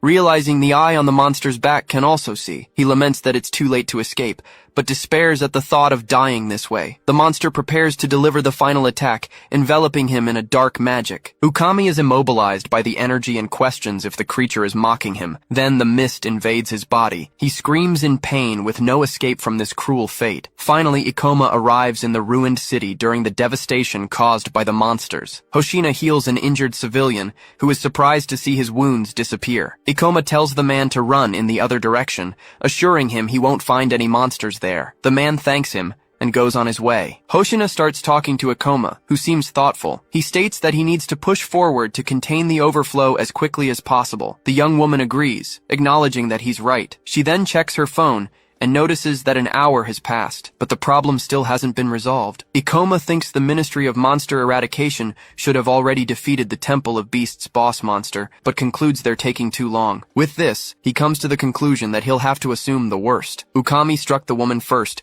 who screamed in pain, going into a state of shock. He then launched an attack called Beast's Claw, injuring the bald man. The man complained about the attack and gripped his weapon tightly. He then counterattacked with his weapon, clashing it against Ukami's. The aggressor smiled maliciously, while the other stared him down before being thrown back by a powerful blow. The woman shouted the name Captain Kurokawa, and Ukami laughed. He then commented that it was hard to take down a rank B hunter. He continued, saying this was just a side effect of the calamity, and not an ordinary monster disaster. monster. To him, the local troops and hunters wouldn't be able to handle the situation. Even so, he laughed and charged quickly at the bald man, who tried to defend himself. Ikoma arrived just in time, using his gravity-reducing ability. With it, he collided with Ukami in mid-air before the other could be hit. He quickly deduced that Ukami seemed to be under the monster's mind control as he hissed at him. The bald man tried to warn him not to fight, as Ukami was no ordinary hunter. Then, Ikoma attacked with fast, fluid movements. The observer was impressed, saying he couldn't believe a young hunter like him was overpowering a rank B hunter. He continued to watch, recognizing he had never seen anyone like him before. He soon noticed that Ukami was using simple attacks, unlike his demonstrations in previous fights, and wondered if this was a result of the mind control. Even so, the hunter used his beast's claw in a powerful strike, which Ikoma managed to dodge quickly. With that, he noticed his opponent was restless and began to vary his movements. As soon as he activated his gravity-increasing ability, Ukami was thrown forcefully to the ground. Ikoma then struck him with a powerful attack, causing him pain. He then approached and asked if he could see clearly now. Ukami stared at him, looking confused, and recognized Ikoma, asking if they were still in the training match. With a furious scream, he promised to kill him, entering a state of rage. Nevertheless, he was hit again, and the mind control proved to be even stronger. Ikoma slid his weapon, and acknowledged that his opponent's level was higher than his. Thus, he declared he could no longer hold back, and that it wasn't personal, preparing for his attack. He delivered an aerial attack against Ukami, hitting him square in the face. Ikoma planned to hit him from above and increased the gravity to execute his strike. He then activated Meteor Drop and hit the enemy with force. With the impact, Ukami screamed in pain. Next, Ikoma cut off his right arm. He also severed the ligaments in Ukami's leg, preventing him from moving. Ikoma was breathing heavily as the bald man watched him. The veteran then wondered about the boy's power, imagining if he was holding back to avoid killing a rank B hunter. Hoshina and Satsuki arrived, complaining about Ikoma's speed, and he apologized for being in a hurry. He explained that different character classes have different speeds. The bald man instructed the woman to evacuate people to a safe location. However, Ikoma disagreed, saying they wouldn't have time for that. He then spotted the two-headed summoner fox boss approaching and deduced there would be no time for an evacuation. Satsuki and Hoshina watched the creature with apprehension. The creature roared, and the scene trembled with a shockwave. Immediately, Ikoma readied his weapon, realizing the seriousness of the situation. Meanwhile, the creature laughed sarcastically. Satsuki questioned what kind of grotesque thing it was. Ikoma activated the menu hologram to get information on the monster. The system identified the boss as a level 55 summoner fox from the Temple of Beasts. The fox's level was much higher than what was recorded, and he realized this explained the monster's evolution due to the energy overflow. Ikoma reflected that he had no idea what abilities the creature might have learned from its evolution. Hoshina asked if the disaster would end if they defeated that monster, and he replied yes, but taking it down wouldn't be simple. The summoner fox boss then summoned countless level 30 phantom wolves. Several wolves appeared around Ikoma, Satsuki, and Hoshina. The young woman realizes the monster has summoned a large number of creatures. With the situation, she thinks about the damage the overflow will cause and the people affected. As the monster laughs, Hoshina notices it seems to be enjoying the situation. Ikoma asks her and her companion to deal with the summoned monsters and protect the others while he moves forward. She asks what he plans to do. He replies that he will take down the boss monster as quickly as possible to end the overflow. Hoshina holds out her hand. Then she lets out a laugh. She turns and comments that, although it seems impossible, he makes it look like he can actually do it. She accepts the mission and states they will take care of the summoned monsters and protect the injured. Ikoma rushes forward, with Satsuki and Hoshina covering his back. Captain Kurokawa expresses concern, stating that it's reckless for him to face a level 55 monster alone without reinforcements. Meanwhile, Ikoma sees two spectral wolves howling. He leaps over one of the wolves while the two women prepare below. The boy says he's counting on them, and Satsuki replies that they've got it covered. With that, he moves at high speed towards the monster. The creature activates a powerful ability, a poltergeist. Pieces of buildings and debris levitate in the air, colliding with each other. Ikoma observes the levitating objects and comments that the ability is impressive. Kurokawa questions in surprise how the monster is using such a powerful skill. The summoner fox laughs before preparing another debris attack. With that, the debris flies rapidly towards Ikoma. Satsuki exclaims Ikoma's name, while Hoshina thinks that even he would have a hard time dodging the objects. Meanwhile, a spectral wolf appears near Ukami, who concludes that the monster is clearly mocking them. Ikoma thinks the creature sees humans as mere playthings. He moves quickly. He then jumps between the debris attacking him, getting closer and closer to the boss. Kurokawa is surprised by his speed, questioning how he can move so fast and stating that he's never seen a hunter move that way before. Ikoma reflects that his years fighting as a thief in his past life were useful, and that his previous life was worth it. He continues to advance rapidly. The summoner fox grinds its teeth. Ikoma asks if it's anxious because its special move didn't work on him. The two heads continue to snarl with fury. The creature roars with a terrifying sound the moment he gets close. With that, Ikoma activates the ability to reduce gravity as he touches the last stone. He strikes the monster by launching the rock into the mouth of one of the heads, causing a huge impact. The monster bites the stone, shattering it, but it doesn't escape unscathed. Ikoma appears beside the creature, commenting that it can't even defend itself. He then prepares and fires a powerful attack called Grante. The blow hits the enemy with an intense flash and a piercing scream. Kurokawa, surprised, realizes that Ikoma single-handedly defeated a level 55 boss monster. He wonders who this young man is, concluding that his skills indicate he must be one of the top hunters in the country. Ikoma reasons that by eliminating the monster, the portal will close, and all the escaped monsters will disappear, so he has no time to waste. Hoshina watches the situation. The boy raises his weapon and declares he will take down the monster as quickly as possible. The debris hangs menacingly. The monster's face shows extreme fury. Soon, the wreckage tries to surround Ikoma from above. He nimbly dodges the falling fragments, stating that the monster's movements are powerful but imprecise, and that he's exceptionally skilled at escaping attacks. He lands lightly on the ground, only to leap again. He then quickly moves above the creature. Ikoma concentrates his energy and increases the gravity. With that, he executes a meteor drop,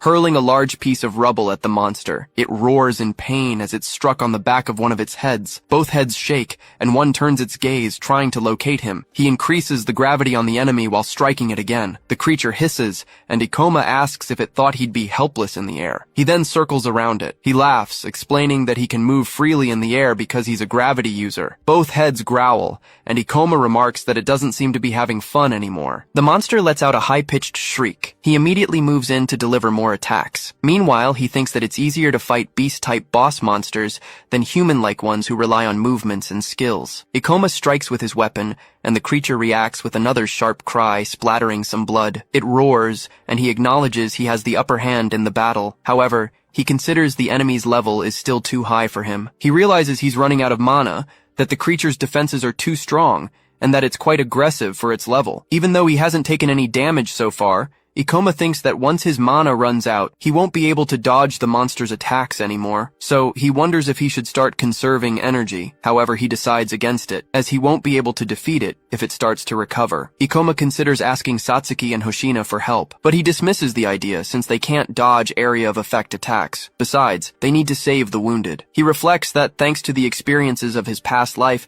he can estimate the outcome of a battle. Considering the attack, defense, recovery ability, and hit points of summoner-type monsters, he concludes he'll definitely lose when he runs out of mana. He thinks about all the effort he put into cornering the boss monster. Although the sensible choice would be to flee, he decides to take a step forward. An image of Hoshina reflects the concern about the overflow, which will cause even more damage over time. Ikoma maintains a determined gaze. Then, he gives a smile, thinking about pushing forward. He reflects that it wouldn't be right to run away. He dashes toward the creature. He focuses, thinking about using his skills more efficiently and moving with dexterity. Soon, he moves above the enemy, remembering everything he did to reach his comrades in his past life. He delivers a direct blow, stating that he's done far more reckless things than this. The monster screams in pain as it's hit by the gravity attacks. It takes a step back, retreating in fear. One of the heads looks back with eyes red with rage. Soon, the monster summons more beasts, causing a large number of phantoms to appear. Ikoma thinks that the monster has summoned a large number of creatures again. He also notices that the fox still has a lot of mana, but it's overusing it. The creature levitates debris around it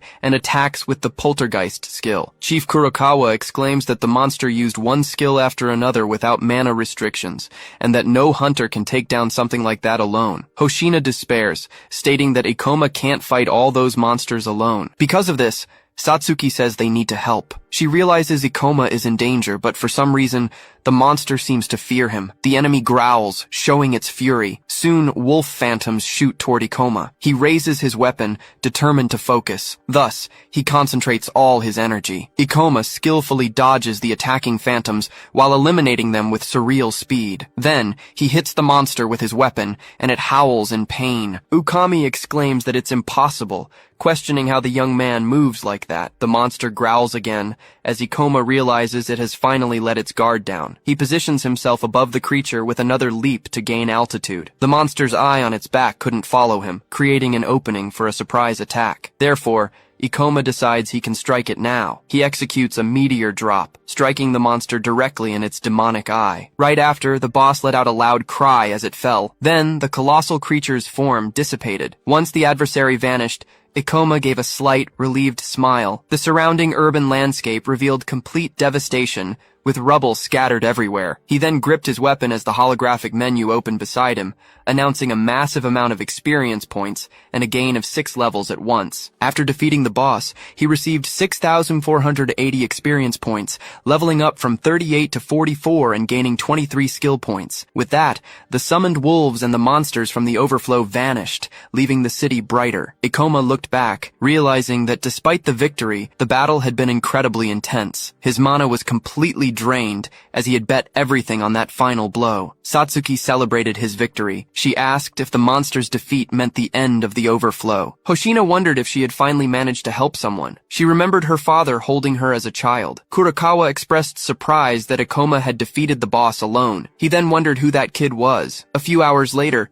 the trio was at the Hunters Guild. There, the administrator informed Ikoma that despite being a C-rank hunter, he had stopped the overflow by himself. She added that he had prevented a disaster, and that the three of them deserved thanks, bowing in recognition of their service. 2 people commented that they heard the 3 of them had stopped the overflow and taken down a boss the ministry couldn't handle. Satsuki corrected them, stating that it wasn't them, but Ikoma who stopped the overflow. In turn, the young man felt embarrassed and said he couldn't have done it alone. He explained that if they hadn't fought the summoned wolves, he wouldn't have had enough mana to fight the boss. Then, Hoshina commented that she felt like an instant celebrity. Ikoma lamented that they couldn't film what happened. She retorted that she knew you shouldn't film people suffering in disasters. The boy thought that she could be surprisingly reasonable at times. Meanwhile, Hoshina pointed out that civilians had been injured in the incident. Serizawa and another man walked away, moving through the guild. He reflected on the disaster and how the monster eradication forces couldn't stop it either, wondering what would have become of them without the one who defeated it. People around them began to murmur, commenting that those 3 had apparently defeated the boss. Upon seeing Ikoma, Serizawa showed surprise. In turn,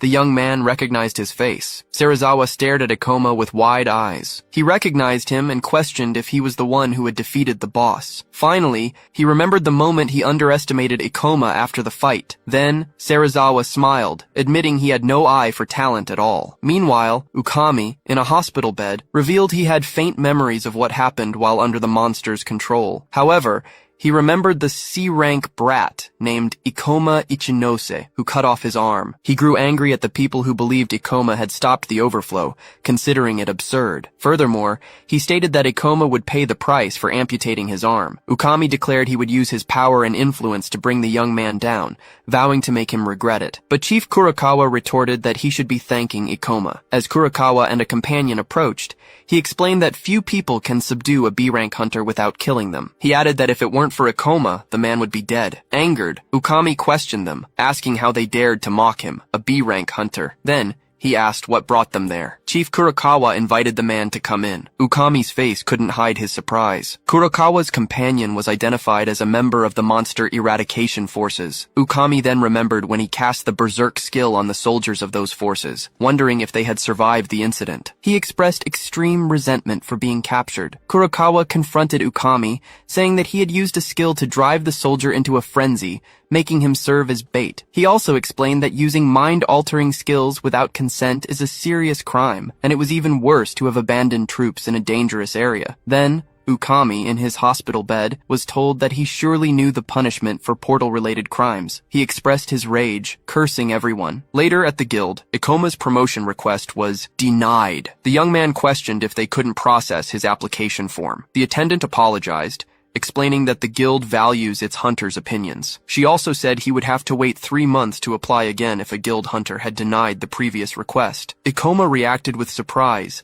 stating that he was now level 44 and didn't need a review before applying. The attendant apologized again and asked him to return in 3 months, when she could accept his application. Ikoma thought that in 3 months, he wouldn't be able to clear the Library of Illusions before others did. He grew angry, thinking that Ukami had ruined his plans. Satsuki intervened, saying that Ikoma was a hero of Marima and had defeated the hunter who denied his application twice. However, the attendant reminded Satsuki that the man was fired and arrested for illegal skill use, reiterating that she was sorry but had to follow guild policy. Ikoma asked Satsuki to stop, recognizing there was nothing to be done. However, he told himself that he couldn't give up. In his thoughts, Ikoma reflected on the Ring of Wisdom, which could change the world's fate. He needed to find a way to get the promotion. Just then, someone approached, saying they had heard what happened. Satsuki and Ikoma reacted with surprise. The guild attendant also showed surprise. The person in question was revealed to be Serizawa, the guild's vice master.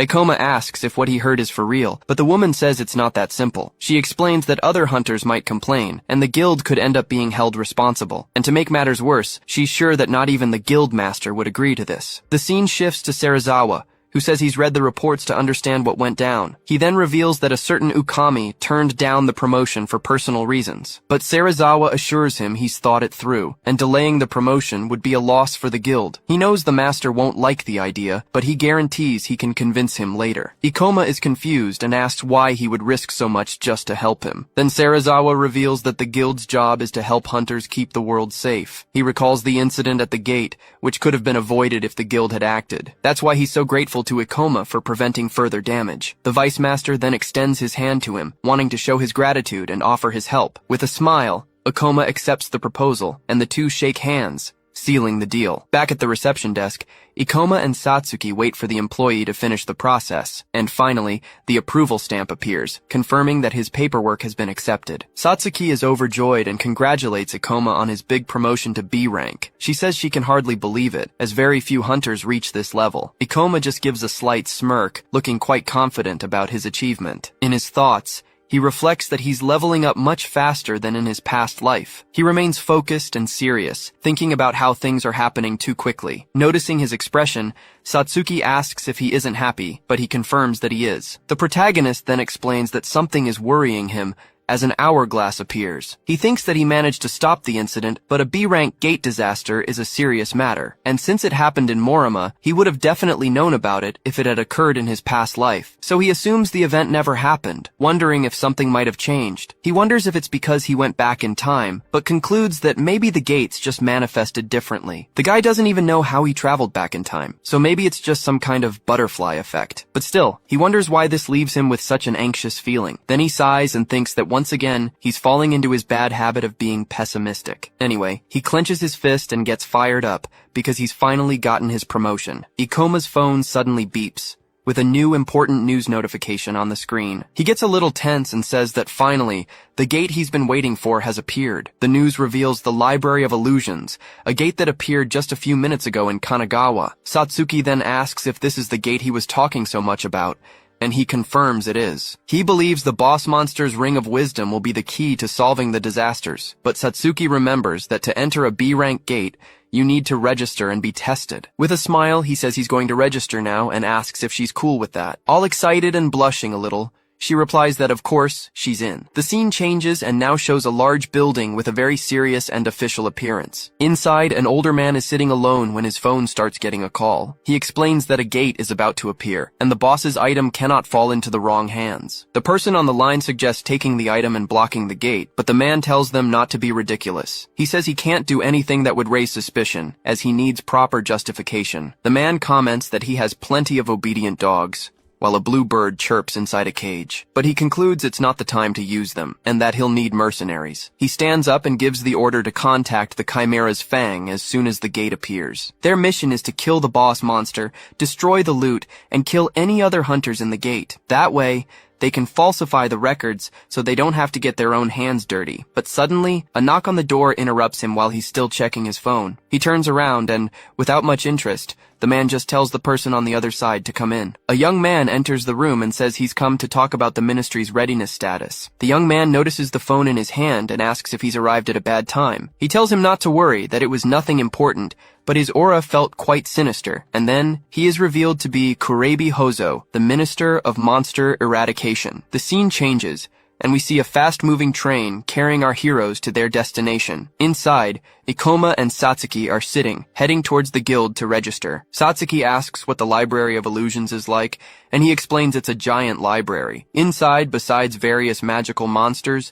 there's also a level 60 boss monster. She gets worried and asks if they can handle it, but Ikoma tells her everything will be fine. With a confident smile, he assures her he's already figured out a way to defeat the boss. They finally arrive at the Hunters Guild branch in the city of Uramu in Kanagawa. But upon arrival, Ikoma is shocked and asks why they can't enter the portal. The receptionist explains disdainfully that the guild has decided not to let hunters enter alone. She says she imagines people from other branches might not know, but this is the final decision. The woman explains that the branch has had many casualties, and the master wants to avoid negative publicity. Ikoma gets angry and says, this solves nothing, as the portal will only become more unstable. He argues that a B-rank hunter should be able to get a permit, but she replies that they can call the eradication forces to keep the portal stable. On top of that, she looks down on him, saying he was promoted to B-rank only recently. She continues, saying his partner is just a C-rank hunter and isn't needed there. Suddenly, a man in a hat appears and asks if they also came for an adventure. Ikoma is suspicious and asks who he is, but the man just smirks. He introduces himself as Seiji Jigoya,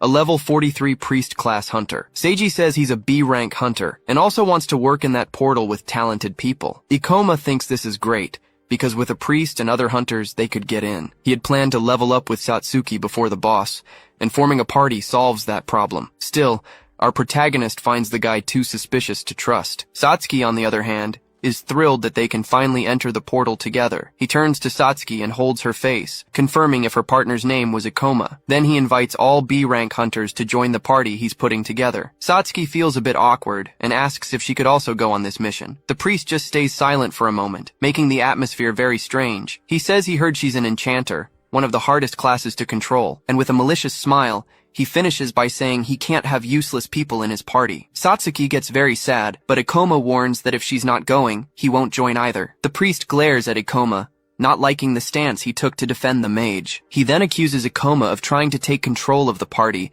using Satsuki as an excuse. Seiji reveals that he already has 2 attack classes, and that he's taking this mission seriously. But Ikoma argues that an enchanter can provide mana, which would be crucial for the party. The priest remains silent for a moment, carefully considering the arguments he just heard. He gives a little smile and nods, saying that if that's the case, he'll accept the girl. So Seiji suggests they exchange numbers so he can let them know when the party is ready. He says goodbye and tells them he'll register everyone and meet them in front of the portal. The scene returns to the 2 of them sitting on a bench, anxiously waiting for the priest's call. Satsuki is still worried and asks if they'll really be able to work with that guy. Ikoma takes out his phone and agrees with her, saying he seemed pretty demanding, huh? But despite everything, he believes they can trust their new teammate a little. He thinks it's better to work with someone straightforward who doesn't seem likely to cause trouble later. Ikoma says he won't cause any problems, but Satsuki is scared and just hopes that's true. Besides, Ikoma thinks they have no choice, as this is their only chance. And having 3 high-rank allies will be a huge help in dealing with the boss monster. The scene changes, and now the whole group is gathered in a very gloomy-looking place. A girl with a scythe slams her weapon on the ground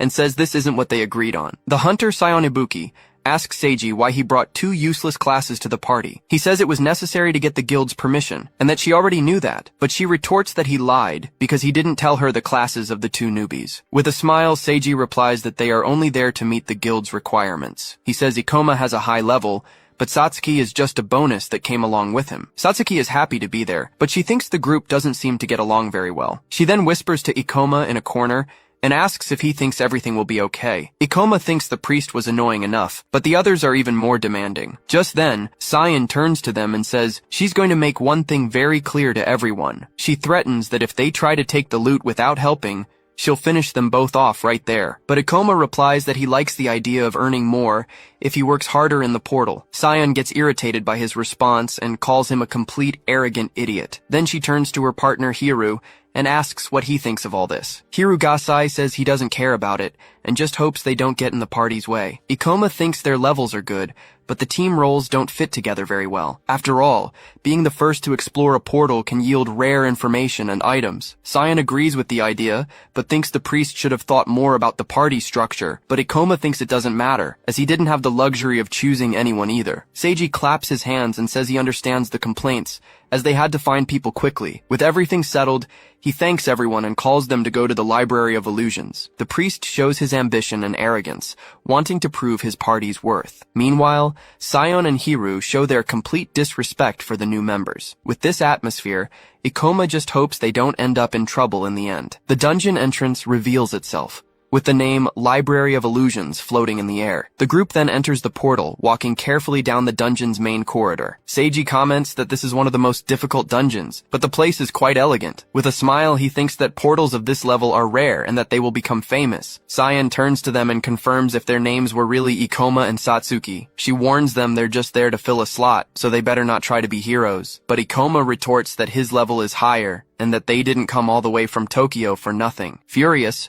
Sion yells at him and asks if he has the nerve to talk back to her. He then explains that he's just saying they'll also need their share of the loot. Ikoma says he knows they're there for the numbers and promises they won't attack without reason. She turns away in contempt and says at least he knows his place and that they won't need any help. Satsuki gets worried, but Ikoma tells her that for now, the focus is just on clearing the portal. He maintains his serious expression, already thinking about the next steps they need to take. In his thoughts, he knows that at some point, the group will need their help. Just then, Seiji finds something strange, and upon opening a book, he looks very surprised. He says he can't tell what language it is, and wonders if it's something unique to that realm. It's explained to us that apart from items and demon stones, all objects from portals disappear on the outside, and in the future, scholars were only able to discover the civilizational difference between the worlds. None of the scriptures formed a language, and none of the theories had solid proof. But the Ring of Wisdom from this library is a rare item that can answer all of this. Ikoma becomes determined and thinks with conviction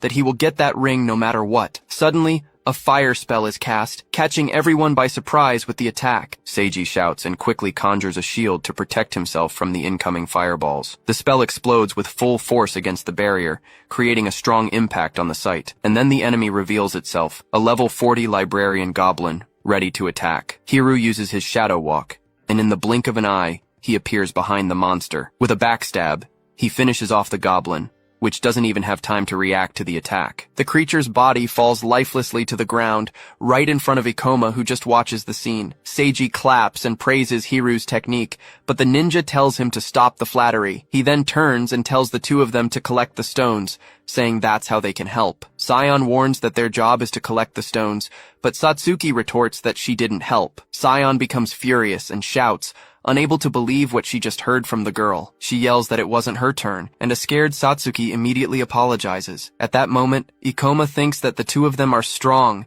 and know exactly when to use their skills. But the moves the ninja used leave Ikoma deep in thought about what he saw. He looks at the ninja and has a revelation, for now he finally knows what the guy is. So Ikoma approaches the ninja and confirms if his name is indeed Hirugasai. The ninja turns around, annoyed, and asks who gave him permission to call him by his name. Seeing the scene, Satsuki gets worried and asks why he's talking to that scary guy. The protagonist ignores her and remembers the skills, the shadow walk, and the famous backstab. He gets all excited with a big grin and says the guy is definitely a rogue. Satsuki is completely shocked and confused and can only call out Ikoma's name. Then he explains to the ninja that he'll need more power to fight the bosses. So he suggests with a gleam in his eye that the ninja use skills to get stronger. Hiru is completely baffled and wonders what the hell is wrong with this lunatic. Ikoma advises that he can distract or team up with mages, and that he should choose soon. But Hiru gets angry and grabs him, yelling that he'll cut his head off if he tries to help again. Satsuki asks why he spoke to the guy, but Ikoma says he knows his way around the rogue class. He thinks that rogues lose power at high levels,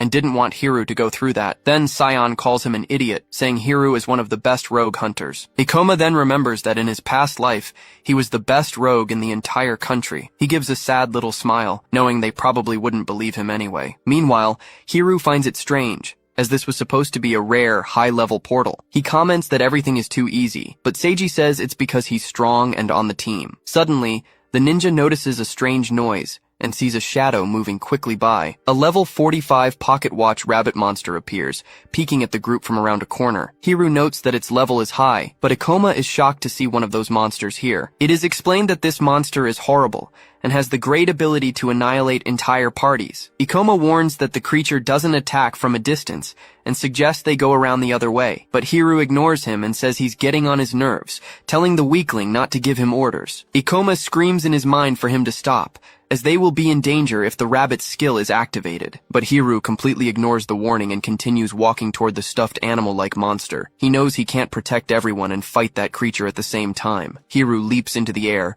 ready to strike, but the rabbit senses the threat. Just then, Ikoma desperately yells for him to stop, warning that these rabbits are extremely dangerous. The rabbit lunges at him as Hiru prepares to slash with his blade. He attacks with full force, but the monster dodges with incredible speed, zipping right past him. Hiru is stunned by its quickness, wondering how such a small monster can be so fast. Suddenly, the rabbit activates a skill called Rabbit's Dash and glows brightly. It vanishes from the hunter's sight, who complains about it having an escape skill, but Hiru smirks. A rare monster with unique skills must drop some good loot. He figures since he started the fight, he has to commit to it now. Ikoma's expression turns serious. He's determined to help defeat the pocket rabbit no matter what. He warns the group to be on guard because the creature will use its skills and can be lethal. Seiji seems confused, disdainfully asking what Ikoma is talking about. He looks at the monster and says it's only level 45, no match for the 5 of them. But then his eyes widen as he begins to wonder if the rabbit has that skill. Hiru ignores the warnings and tells the rabbit not to boss him around, calling it a loser. Hiru leaps into the air, ready to strike, but the rabbit senses the threat. Just then,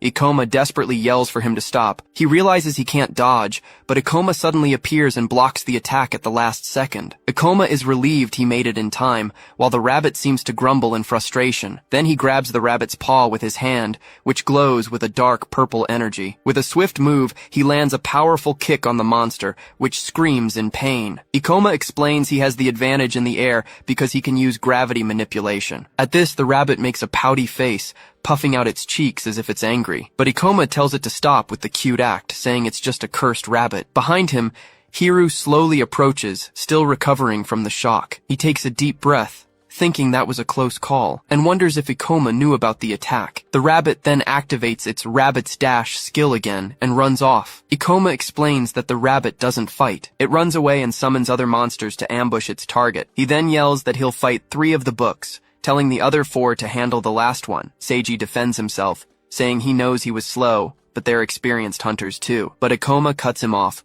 warning that one wrong move and they all die, so they better listen to him. It's explained that the rabbit is faster and smarter, making it nearly impossible to fight in its ambush. We're told that Hiru was the most skilled, but even he almost died right there. Sion, on the other hand, is in a total panic, trembling with fear and unsure of what to do. And then there's Seiji and Satsuki, who are support classes and can't fight properly. That's why Sion yells at Ikoma, saying it's impossible for him to fight 3 monsters. But Satsuki trusts his judgment, knowing his plan is their best shot. She then shouts to the team that they'll take down their monster and then help Ikoma. Meanwhile, one of the grimoires flies straight at the protagonist, ready to attack, but Ikoma manages to dodge the bite, moving with incredible agility at the last second. We're told that these monsters can move freely in the air, making the fight difficult. On top of that, they can attack from a distance, with incredibly fast and powerful magic. Ikoma also has to stay alert, as the rabbit could appear at any moment to ambush him. He sighs, thinking it's rare to have to fight in such an unfavorable situation, but his determination quickly returns. He enjoys battles that push him to his limits. With a confident smile, he calls the monsters trash and says he'll tear them to pieces. The rabbit seems to enjoy the taunt, thinking the fight is going to be a lot of fun. The 3 grimoires charge Ikoma at once, surrounding him from all sides. Seeing the danger, Seiji acts fast and casts a shield spell to protect the team. The monster's attack explodes against the shield, but the magic barrier manages to withstand the impact. Sion seizes the chance and yells that she's not holding back, leaping at the enemy. She lands a direct hit with her scythe, tearing off a piece of the monster book. The girl realizes they're fast and strong, with powerful attacks and spells. And to make matters worse, she remembers that damn rabbit is still around. She gets angry, wondering how anyone can face 3 of them, and what that idiot is thinking. Meanwhile, Ikoma defends himself, plunging his sword hard into the attacking grimoire. He uses his magic in midair as the other monsters prepare magic circles to attack him. With his eye glowing, he concentrates and uses his ability to reduce the gravity there. He then jumps onto a book, using it as a foothold to dodge a spell. In the air, he fires a beam of purple energy, hitting one of the monsters head-on. With a smirk on his face, he lands stylishly after destroying the first enemy. Then he uses his skill, Meteor Fall, and dives straight at the last monster. The monster's head explodes from the blow, and a window announces that Ikoma has gained experience. With a serious look, he confirms that's one down, but the battle isn't over yet. On the other side, Satsuki uses her Shadow Ball magic, attacking the grimoire chasing her, and Hiru also attacks, using his quick stab to pierce the other monster book. Sion and Seiji celebrate, happy they managed to defeat 2 of the summoned enemies, but the rabbit uses its watch again, releasing an intense pink glow on the field. It activates Alice magic and summons 2 more grimoires to replace the ones that were killed. Ikoma explains that the rabbit can control 4 monsters. He explains that it just swapped out the pieces. Satsuki gets desperate, yelling that at this rate the enemy's attacks will never stop. To make it worse, the 2 new monsters fly straight for Sion. She braces for a fight, yelling that they're mistaken if they think she's weak. Seeing the danger, Ikoma yells for Sion to run and regroup behind the shield for protection, but she gets annoyed, admitting he's good, but he can't underestimate her like that. Angrily, she screams that she'll kill both monsters at once and prepares to attack. She starts her circular cut, but stops when she hears a sound, wondering what it was. Hiru is startled to see the rabbit coming towards him with a scary face. Sion turns toward the sound, but only finds the little rabbit standing there, looking cute. The monster taps its foot on the ground, pretending it was the one who made the spring-like noise. Seiji wonders if the monster did that to trick them. He yells for Sion to get out of there, but it's too late, and one of the grimoires mercilessly sinks its teeth into her waist. She screams in pain as she's thrown to the ground by the impact of the surprise attack. The monster doesn't let go, its teeth digging into her flesh, which starts to bleed heavily. Panicked, she thinks the creature won't let go and that she's going to die there. Ikoma appears, warning that they'll have to rip the monster off by force to save her. He gets ready to strike, but warns that the blow will hurt her a little too. With his eyes glowing, he uses his Grante magic, creating a purple sphere of gravity. The magic crushes the monster, which screams in pain as it's forced to release Sion. Freed from the enemy, she falls to the ground, dropping her scythe and feeling intense pain. She breathes a sigh of relief, thinking that it hurt, but she's still alive and almost died. The remaining grimoire is terrified, screaming in fear as it looks at her on the ground. Ikoma strikes the last monster with his sword while Sion remains on the ground. He yells for Seiji to use white magic to heal her, and the boy replies that he's on it. Satsuki says their formation is broken, and now they're cornered. The situation is bad, with the team separated and Ikoma alone against the last enemy. But he explains there's hope, as the rabbit's magic uses a lot of mana. Ikoma stares at the rabbit, thinking the creature probably knows this very well too. At that, the little monster realizes it needs to act fast before its mana runs out. Ikoma then uses his skill to increase gravity, crushing the grimoire against the ground. But the book's cover is tough and it defends itself with its teeth, forcing Ikoma to retreat. Seeing that it didn't work, he changes tactics and tries to stab the monster from below. With a yell, he uses his Grante magic once more, concentrating all his power. A sphere of gravity flies at full speed and hits the grimoire head-on, with no chance to defend. The attack worked, and he gains more experience as the book's remains fall to the ground. Satsuki celebrates, saying they got another one, and that they need to keep up the pressure. But Seiji yells that he's gone too far, warning Ikoma to watch out for the rabbit. Seiji shouts desperately, warning that he'll get surrounded if he stays there alone. Suddenly, the rabbit appears behind him, with a sinister look, ready to attack, but Ikoma says he knew it was coming and uses reverse gravity to jump over it. The rabbit is confused and doesn't understand, as the protagonist simply vanishes from its sight. It's explained to us that the rabbit knows it needs to take him down first, since he gives the orders. The monsters had them cornered. But the rabbit couldn't use its ambush without a blind spot, so Ikoma figured it would attack him as soon as he exposed himself, falling right into the trap. With the plan working, he charges full speed at the rabbit, which gets startled. But the protagonist realizes the creature reacted very quickly, almost dodging his attack. Wasting no time, he unleashes a powerful slash with his sword, covering a huge area. Ikoma gets frustrated,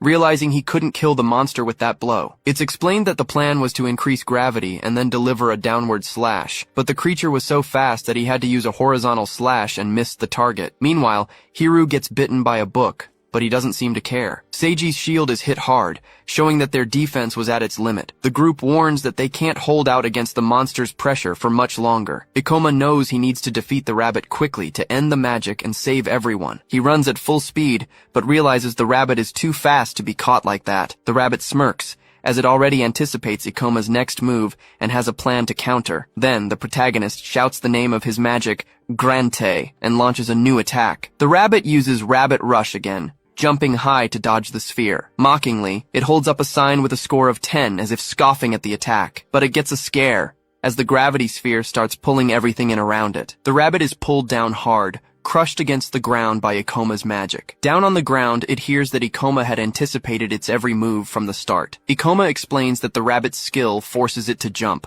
exposing its weakness at the end. At this, the rabbit despairs and reveals its sinister face, screaming at him in a rage. He seizes the opening and finishes the monster, gaining experience and leveling up. With the summoner's death, the monster books simply lose their magic and fall to the ground. Satsuki and Seiji look at the items with relief, now that the danger is finally over. She tells Ikoma she's glad the magic stopped, and that they managed to survive. Sion, almost in tears, asks if it's really over, still in disbelief that they won the fight. Satsuki notices the girl is very emotional and calls her name with a smile. But Sion yells that she's not crying, claiming it was just some sand in her eye. Seiji then apologizes to Ikoma, thanking him and saying he shouldn't have underestimated him. He confesses that he thought Ikoma would die and that the team would have lost without his help. Suddenly, he sees a book on the ground and asks what that dropped item is. Ikoma picks up the book and says it's the Demon Stone and also a loot item. The rare item is the Rabbit Skill Book, which teaches the Rabbit Rush ability. Ikoma says the skill can be sold for 10 million. This leaves Seiji shocked by the amount. Seiji calculates that it'll be 2 million for each of them, getting excited about all the money. But he changes his mind and suggests it might be better for them to leave and come back later. It's explained that they underestimated the portal, spent too much mana, and Sion got injured. Ikoma gets serious, as he can't let anyone get the Ring of Wisdom under any circumstances. He says the rabbit was the worst enemy, and now Seiji can heal the injured. Then he says there's an easy way to recover mana, making Seiji very curious. Satsuki is terrified by her past trauma, begging Ikoma not to make her go through that again. He explains that the librarian goblin is perfect for draining mana, making Satsuki desperate. Seiji looks at the rest of the group and agrees with the suggestion, deciding to continue the exploration. Hiru also agrees, saying he's not the type to run from a good fight. He thinks that Ikoma seems useful, and that he will have many uses for him. Sion is outraged by the decision, yelling if they've already forgotten the danger they were in. Seiji taunts her, saying if she's scared they can leave, but she denies it. The scene changes to outside the portal, where some important people are discussing the situation. One of them shows a card, explaining that the eradication forces have been sent for security. The guard is surprised, as he realizes the man is from the guild's headquarters. At that, he apologizes and salutes, showing respect to his superior. The girl complains about the procedures, and snaps the identification card with a loud crack. She throws the card away, while her partner explains that portal laws are complicated. He says her skill helped them, but her identification card ends up falling. Eris then asks why destroy the loot from a boss no one has ever seen, but he replies that it's not their problem, since they just need to follow orders. He tells her to remove the illusion spell so as not to waste unnecessary mana on the mission. She complains, saying that Gikyo is such a stickler for the rules all the time. But he insists they're orders from the boss, and they need to do everything by the book. Aris gives a little smile, knowing that no one would clear a portal before her anyway. Her partner then reveals himself, the hunter Gikyo Kyogoku, who is level 54, and she is Aris Yumakawa, level 57, super excited to kill anyone who shows up. Suddenly, a huge book demon appears in front of them, roaring menacingly. Sion is startled by its appearance, screaming in fear at the sight of the bizarre creature. Ikoma acts quickly to protect her, parrying the demon's attack with a clash of his sword. He yells for Sion to back off right away, ordering her to get away from the danger immediately. At that moment, the protagonist charges forward and slashes the monster's arm, which tries to strike back. The demon stretches its body, a strange ability that confuses anyone who hasn't seen it before. Ikoma realizes Sion isn't mentally strong, as was already clear from the fight with the rabbit. Seeing the situation, Satsuki jumps into action and shouts the name of her spell, Shadow Hand. Shadowy tentacles appear out of nowhere, trapping the demon, which cries out in surprise. She uses the shadows to slam the monster with all her might, and it screams in pain from the blow. With the victory, Satsuki gains experience and stands still, her gaze now much more determined. She's changed a lot, and her new skill has many uses in battle. Ikoma thinks it was a waste of mana, but they needed to finish off the monsters quickly. He congratulates Satsuki on a job well done and excuses himself to handle the rest of the problem. With a victorious smile, she turns and calls out to Sion, showing off her newfound confidence. Satsuki tells Sion to get away from Ikoma, who gives her a very annoyed look. Sion gets startled and jumps back, saying she didn't mean to grab him, but Ikoma says nobody asked, and she makes up an excuse that she just tripped and had to hold on. She then glares at Satsuki, asking why she's looking at her like that. Sion finally admits she's grateful for the help, but warns that this is the last time. Across the room, Seiji yells, "Shield!" creating a barrier against a magical attack. Hiru appears, covered in blood, crying out in pain from his serious injuries. Ikoma announces there's only one enemy left, as everyone tenses up, looking at the last remaining monster. Hiru wastes no time and lunges to attack the librarian goblin, ignoring everything else. Seiji shouts desperately, warning that Ikoma ordered them to keep the last monster alive no matter what. But Hiru doesn't listen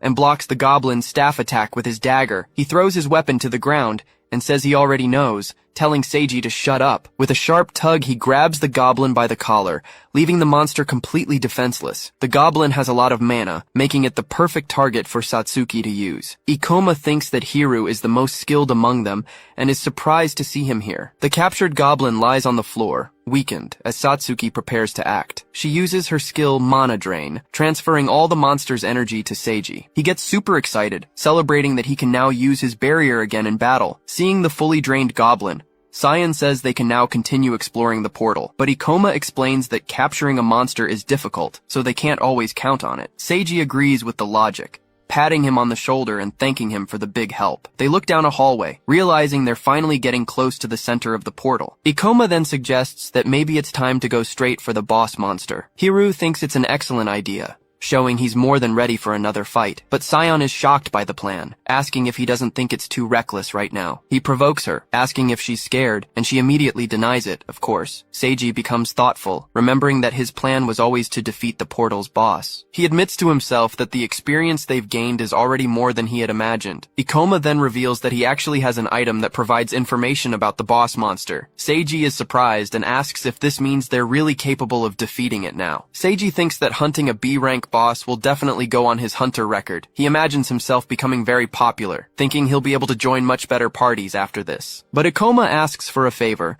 saying he wants to keep all the boss loot for himself. In exchange, he offers all the stones and other items to the rest of them, leaving Seiji shocked by the proposal. Ikoma mentions he's already arranged it with Satsuki and can even throw in some extra cash on top. Seiji gets suspicious, thinking the item must be really valuable for Ikoma to want it this badly. But then he remembers they already have the money from the skill book to split among them. He becomes mesmerized by the 10 million, and Sion asks what his problem is. She then pressures Hiru, asking if even he is going to abandon the group and turn against them. Annoyed, Sion finally agrees to participate, but warns that now they're even for good. Ikoma finds it curious, as she is surprisingly loyal to the group, despite everything that's happened. The scene changes to a mysterious woman in a huge hall, brightly lit by large windows, and then it's revealed that she is the boss, Akasha, the master of the Library of Illusions. The group finally reaches the boss's door, with Ikoma warning them the monster is right ahead. He then reminds everyone to stick to the plan, as the boss doesn't move but hits hard. Hiru and Sion listen as Ikoma's voice tells them they just need to stay calm. Seiji smiles confidently, already picturing himself as an experienced hunter who's cleared a rank B gate. But Sion is suspicious and asks how they can trust information from a magic item. At this,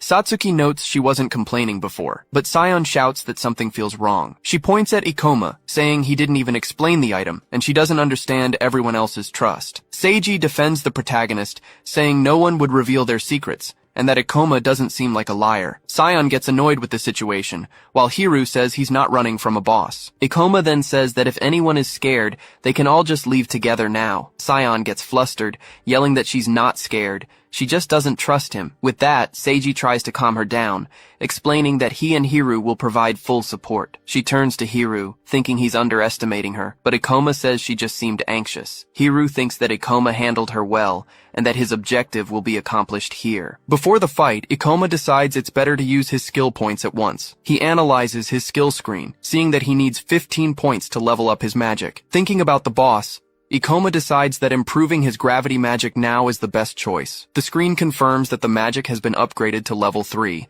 spending the 15 points he had. Suddenly a new window pops up, notifying him that he has learned a spell called Gravidea. The description says the skill crushes its targets, and he thinks this will be very useful. With a smile on his face, he's satisfied to have gained a new skill for the fight. The moment arrives, and Ikoma slowly opens the large doors to the boss monster's room. The entire group then enters the chamber, all with serious expressions and ready for battle. The protagonist takes another step forward, looking up with a focused and determined gaze. The scene reveals a giant hall, and at the far end is the boss, Akasha, with her back turned. She turns around slowly, and her name and level 60 appear, showcasing her imposing presence. Hiru and Sion analyze the enemy, commenting that she seems to be standing still for now. Seiji gets ready, while Hiru shouts for everyone to follow the plan, and Ikoma agrees immediately. But out of nowhere, the boss starts using a skill, releasing a powerful yellow energy. A gigantic lightning bolt then crashes down on the group, catching everyone by surprise. Ikoma realizes the item's information was correct, since the boss did use the lightning bolt. He explains that the bolt loses power with distance, which is why it focused on them in the front. At that, he moves quickly, using his magic to reduce his own gravity. And Hiru is also naturally very agile, since he's from the bandit class. With their speed, Akasha wouldn't be able to cast another spell in time to hit them. The strategy is to find an opening to attack right after she uses a skill. So Satsuki seizes the chance and conjures a powerful sphere of shadows with her staff. Sion also wastes no time, sending an energy slash from her scythe towards the boss. Both hits land squarely on the boss, who feels the strong impact of the combined attack. But Akasha turns to Satsuki and says she won't forgive her for this. The mage is in complete shock, as she never expected the monster to be able to speak. Ikoma yells that she's about to use an area of effect attack and tells Hiru to fall back to Seiji. Hiru doesn't like taking orders, but for now, he decides to obey the plan. And just like that, the boss summons a giant wave of fire that rushes towards the group. Sion panics and screams in desperation, as there's no way to dodge this attack. But Ikoma says with a smile that if they can't dodge it, then they'll block it. At that, the whole group retreats, and Seiji steps forward, telling them to leave this part to him. He then conjures a shield of light, which manages to hold back the boss's massive fire wave. Seiji thinks that Ikoma was right, as area of effect spells don't deal that much damage to a single point. He tells the group they can handle her skills, they just need to stay sharp. We are told that because she's immobile, Akasha has many area of effect spells, which makes her predictable. Ikoma then shouts loudly for everyone to remain calm, because they will be able to defeat her. Hiru and Sion get excited by the situation, and she says with a big grin that they can do it. But Hiru thinks that everything is going too well, and he needs some of them to die to make things easier. He glances at Ikoma from the side, thinking the protagonist is too skilled to be left alive. Our hero remains focused on the fight, oblivious to the betrayal that is coming his way. Hiru then makes up his mind. He needs to deal with Ikoma before finishing off the rest. Ikoma and Hiru remain on the front line, facing the boss Akasha up close and ready to attack. Just then, she begins to gather a bluish energy in her hands, preparing her next powerful ability. The boss then creates a giant sword of pure lightning, called the Sword of Zeus. With it, she slams the sword into the ground, causing an electrical explosion that destroys everything around them. But Ikoma manages to dodge at the last second, already preparing to counterattack the monster. He takes advantage of the opening and sends a quick slash with his sword, aiming right for her body. Akasha steps back, saying he was too slow, and Ikoma realizes she doesn't know how to fight up close. He then taunts the boss, asking why she doesn't just stick to her long-range attacks. In the back, Sion excitedly comments that with the two of them in front, the fight is much easier. Satsuki agrees that the boss isn't such a big deal, and thinks about how nervous Sion was before. Seiji watches everything, thinking that even though he had his doubts, Ikoma's plan is going perfectly. He admires the protagonist's boldness, because even when the boss's attacks are deadly, he finds a way. The priest even gets chills thinking about the confidence and experience Ikoma must have. Suddenly, Akasha changes tactics and slams the ground, opening a huge chasm in the room. Ikoma notices the change, realizing that because she's losing, she altered her attack pattern. Ikoma analyzes that the pillars block attacks, but they also serve as hiding spots for them to take cover. He then yells for the three of them to move closer now, and Seiji confirms the call right away. The boss fires a powerful lightning bolt, but Hiru uses a pillar as a shield to defend himself. At that, Sion and Satsuki take advantage of the cover to launch more attacks at Akasha. Sion even taunts her, thanking the boss for giving them a place to hide. Seiji also provokes her, saying the little doll made the wrong choice by creating all the pillars. Suddenly, Ikoma notices that Sion got carried away and moved too far forward, putting herself in a dangerous position. But for him, that spot is simply perfect, fitting exactly into what he was planning. He runs full speed towards her, already shouting and apologizing for what he's about to do. The girl is confused, watching Ikoma charge at her in such a strange way. He then stomps hard on her back,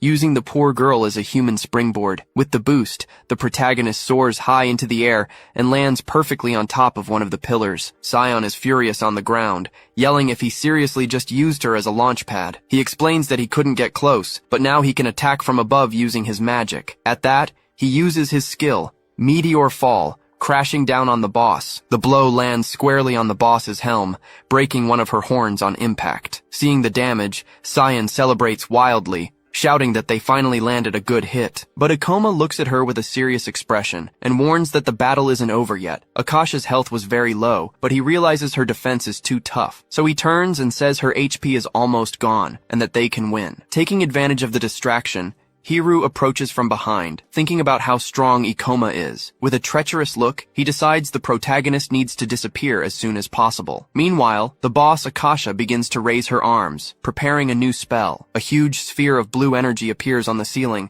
signaling that a powerful attack is coming. Ikoma recognizes the spell, explaining that it consumes a lot of mana and can't be stopped once started. He realizes the boss has entered rage mode, which is why she's using this ability. With that, the protagonist runs towards her, warning that they need to defeat her before the spell activates. Fortunately, Hiru and the others are already on the other side, close enough to help with the attack. The boss is immobile, so Hiru throws a dagger, seeing the perfect opening to go all out. But the attack isn't aimed at the boss, but at Ikoma, who startles as he parries the betrayal. Hiru is shocked that he blocked it, as he didn't expect him to be so fast. He then makes up the excuse that he slipped, but Ikoma just stares at him suspiciously. The protagonist wonders to himself if Hiru's attack was on purpose or not, but he decides to focus on the fight and yells that the boss's ultimate attack is coming now. They both say they'll make quick work of him. Then he comments that there aren't many items that can be summoned. Seeing the ring, he remembers seeing something similar before. Revealing the item, he explains it came from the portal's boss. With a serious look, she faces the unfolding situation. Then she realizes it's all just a bluff on his part. Mockingly, she says he risked everything on an unknown item. He replies that he got the ring to get rid of her clones. Falling silent, his opponent just listens. Smiling, she asks if the boy really has a plan. Challenging the boy,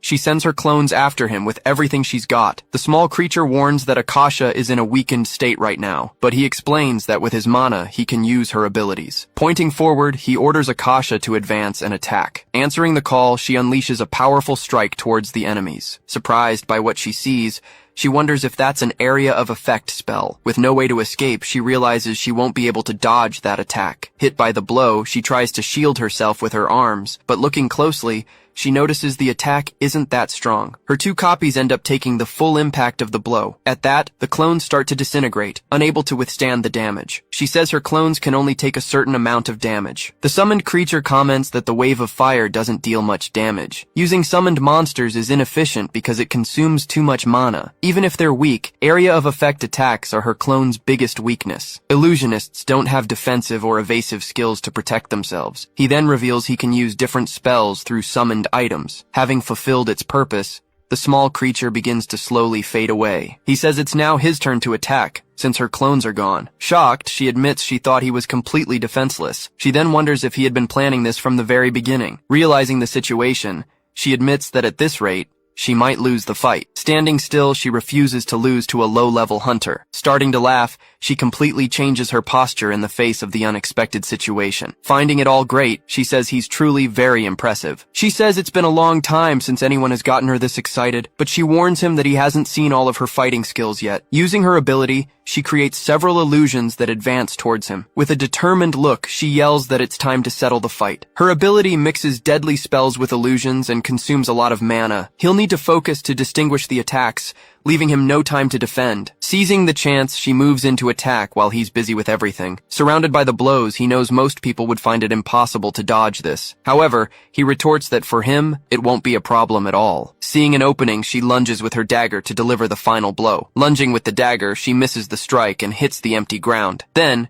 She's shocked to realize he's no longer there. Looking around, she wonders where he could have gone. Suddenly, he appears in the air using a gravity skill. Gaining momentum, he launches himself upward with great speed. When she looks up, she finally spots where her opponent was. He then descends with an extremely powerful downward strike. Parrying the attack, their weapons clash, creating a huge impact. Straining hard, she says she can't push him back. She yells that he's too strong for her to hold back. Under the pressure of the blow, her weapon shatters into pieces. Seeing the opening, he follows through, landing a direct hit. Thrown downward, she crashes to the ground from the force of the blow. Lying on the ground, she hears him say the fight is finally over. He laments, saying she hasn't seen all of his skills either. Shouting, she charges forward to deliver a powerful blow against her opponent. She realizes he doesn't go down, no matter how many times she attacks. Her companion wonders if the attacks aren't really affecting him. Strengthening his body, the skill makes him stronger with every hit he takes. Despite everything, the ability seems to have dulled his senses. He will keep fighting as long as his body and limbs are intact. Then, one of them says they don't need to rush to defeat him. He decides he just needs to buy time until his help arrives. Suddenly, a girl screams that they need to help, but something happens. At that, the two of them turn quickly, looking at what happened beside them. Changing scenes, Ikoma appears standing over his defeated opponent. Seeing the result, the girl celebrates that Ikoma won the fight. Unable to believe what he's seeing, he wonders how Aris could have lost. Going back 4 years in time, the Chimera Gang was a deadly group. As they were walking, one of them suddenly stops and stares back. Even in the past, Aris was always far more experienced than everyone else. He then says that she and her group are truly very dangerous. With his sword in hand, he hopes she won't take it personally. Seeing that the mission has failed, he knows he only has one option left. One of his companions warns everyone that the enemy has started to move. Passing by them, the enemy charges forward with impressive speed. Not understanding anything, the boy is surprised by what just happened. Running towards the protagonist, the enemy prepares to attack. In a swift move, he lands a blow from behind, right on his back. Caught by surprise, the protagonist doesn't understand what happened.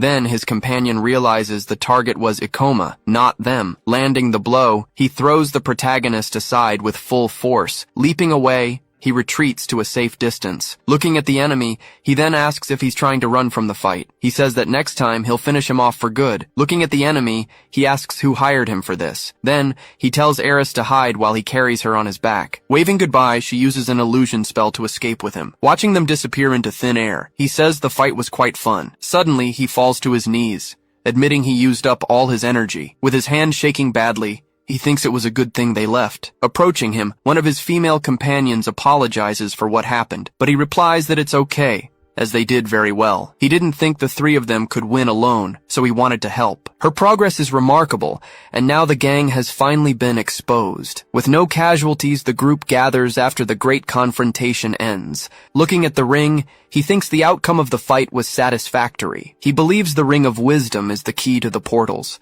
Now he's more certain, since the Chimera Gang came after the item. Remembering his past life, he says a research institute took the ring. He concludes that someone must have intentionally sent the enemies this time. Just then, a strange voice suddenly calls out to the 4 members of the group. Lying on the ground, a man asks them to heal him or get him out of there. Furious, the girl tells him not to tell them what to do. Trying to calm her down, her friend says they don't need to get their hands dirty right now. He then suggests they hand him over to the monster eradication forces. Changing scenes, she questions why he saved her instead of leaving her behind. She says their boss might get angry about their choice to flee. He explains it was better to return with information than to die on the spot. Knowing who took the ring, he says it won't be hard to retrieve it. After all, he reveals they have an XA rank hunter. Hearing this revelation, she just turns her face to the side in silence, but she says there's no way she's handing it over to that bastard. Exiting the portal, the group finds 2 officers waiting for them. Shocked, one of them asks if the 4 of them cleared the Library of Illusions by themselves. Overjoyed, the blonde guy says his reputation has grown after clearing a portal. He then says he never wants to go near a high-rank portal again. Arriving with his team, a man regrets choosing that portal for training. He then turns and asks the boy if he cleared the portal. Introduced as Toya, he says he shouldn't have wasted his time coming here. He remarks that it must be nice to do whatever you want with the available portals. Angry, the girl asks if he has any idea what they went through in there. Asking them to ignore her, he holds her back as she says, "It's not fair." Many soldiers believe civilian hunters should be kept out of the portals. He thinks they should complain to the ministry, not to them. It will take a decade for the ministry's policies to be proven right. And staring at the sergeant, he thinks that man will never live to see it happen. Sensing the tension, One of the subordinates asks Sergeant Mayumi not to do anything. Called Sumuji, she comments that it's a good thing the high-rank portals have closed. He then asks them to arrest the man, who tried to steal their items. Unfazed by the accusation, the man just keeps staring at the group. Confused by the situation, the sergeant asks what he means by that. Saying it's a misunderstanding, he gets hit and is called a thief. He requests an investigation from the guild, as he knows this isn't the first time. Explaining his logic, he says that every hunter knows they would have gained nothing. As he's being taken by the guards, the man is removed from the area for questioning. Asking for a favor, he tells them to search the portal and the nearby areas. He reveals that they found the Chimera gang inside. Hearing the duo's description, the sergeant's expression turns very serious. He then questions if the boy is sure about the information he's providing. Telling them to send someone, he says he'll explain everything in detail later. Observing the boy, the sergeant wonders about his vast experience in the matter. Turning away, the boy thinks that Sergeant is a very unsettling man. Unable to ignore it, he orders his subordinate to contact headquarters immediately. Shifting to the front of a building, the scene is set. Once inside, the two groups wait to sort out all the paperwork. As time passes, the day finally ends while they deal with the bureaucracy. Walking down the street, they comment that the long mission is finally over. She then complains that everything would have been easy if they hadn't been backstabbed. Saying that the class makes the person, she decides to never trust rogues again. Stuttering, he replies that a character's class doesn't affect the real person. Laughing at the situation, the blonde guy says the important thing is that everyone made it out in one piece. He then celebrates that they still got the trader's share of the profits. Confirming the story, he says that was the only reward they wanted. Looking at the ring,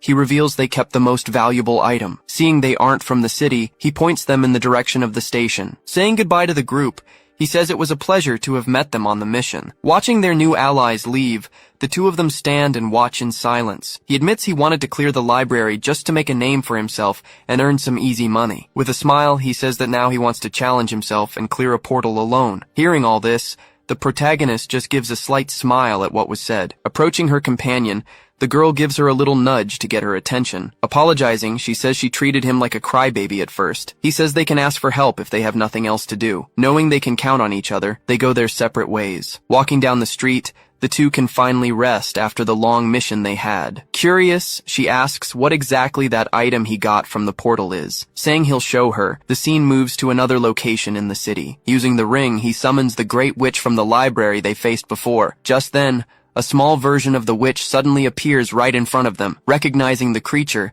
she yells in surprise that the little creature is Akasha. He then explains that she's small and adorable because she's in her weakened form. Through the item, he says he can use his mana to access her abilities. Draining a lot of mana, the item increases the range of the spells he can use. She then asks if he's sure that this is the key to the portals. He explains that among all monsters, Akasha has a unique and rare trait. Revealing the secret, he says that she can understand people perfectly. Hearing the revelation, the girl falls silent and just watches him intently. The girl then remembers that Akasha said she would never forgive her. It's explained that the level of the monsters adjusts to that of the summoner. Some monsters have special parameters that increase at higher levels. Other monsters might have parameters for attention to detail at high levels. In Akasha's case, she gains more wisdom as her level increases. At a higher level, she'll be able to talk and reveal the secrets of the monsters. He then crouches down and extends his hand toward the small creature. Seeing the small creature move, the girl gets excited by the scene. She says that Akasha is trying to speak, leaving him surprised by the situation. In a mysterious voice,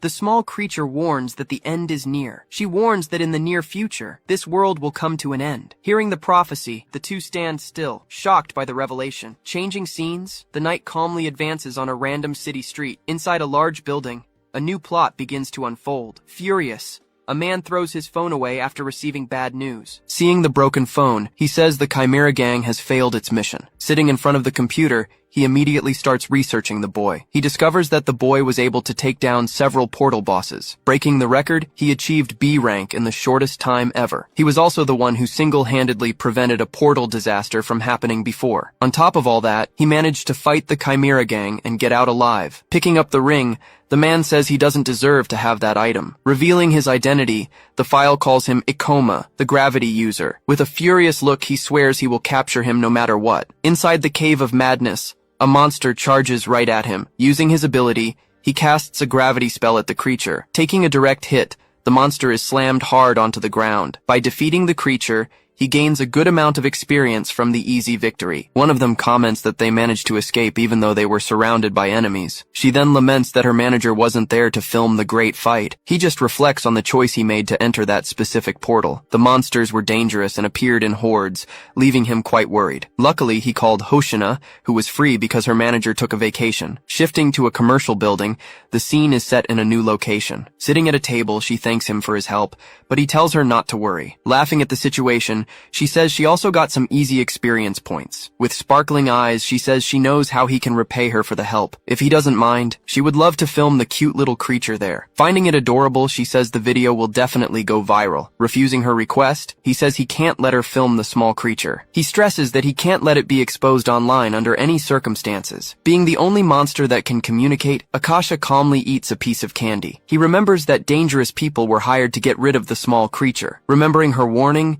he realizes he can't take this situation lightly. Even without her saying it, he affirms that she is the key to the mystery. Now in the car, it's mentioned that everyone knows portals aren't common phenomena. The lingering question is whether the world might actually be coming to an end. The forecast says the number of portals will decrease over the next 10 years. Believing he's the only one, he reveals himself to be an S-rank hunter from the future. Coming to a conclusion, he says they'll need a third member for their party. She then asks if it would be someone new, and he lists the qualities he's looking for. Despite having many advantages, his class is weak against specialists in a single skill. His specialty is spells that restrict the movement of his targets, but they need an attacker, and Hoshina already has her job as a streamer. Besides, Sion isn't exactly the type to attack directly. Remembering a certain guy, he wonders if he'll really have to call the Thunder Knights. Hoshina then reminds him that as a B-rank hunter, everything changes. She continues, saying it won't be easy to find someone at his level without a party. Thinking for a moment, he remembers someone from his past life. In a memory, a girl questions him about why he protected her. Even though she's badly hurt,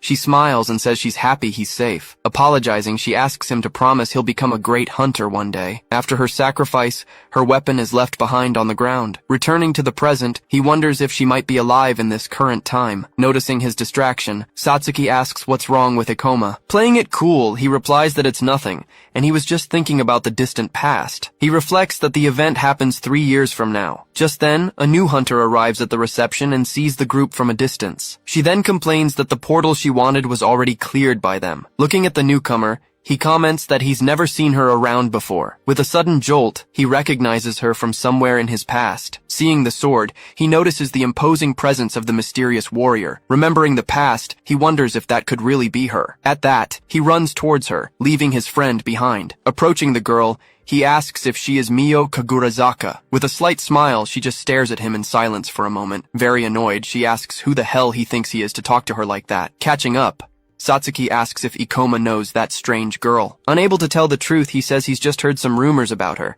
Recounting the rumors, he mentions a skilled hunter who always works alone. Getting straight to the point, he invites her to join his party. Scoffing at the offer, she says it's not the first time she's been invited. Turning her back on him, she refuses the offer and starts to walk away. Questioning the invitation, she says that weaklings would only get in her way. Realizing her strength, Satsuki understands why he wants her in the party, but even so, she tells herself that the girl doesn't seem very nice. Remaining silent, he simply watches her reaction to his invitation. Complaining about her rudeness, Satsuki says she didn't have to be so mean to them. Justifying her attitude, she says she was just being clear with them. Revealing their power, he says they've already cleared B-rank portals. Finalizing his proposal, he says it wouldn't be a bad deal for her. With disdain, she just scoffs at his proposal. Challenging the boy, she says that his level doesn't really prove anything. Falling silent, she just grinds her teeth at his provocation. Taking a step forward, he suggests they see if they'll get in the way. He then proposes a training duel to prove his point to her. Understanding her distrust, he challenges her to test their fighting skills. With an irritated look, she glares at the boy for his insistence. Shoving the boy,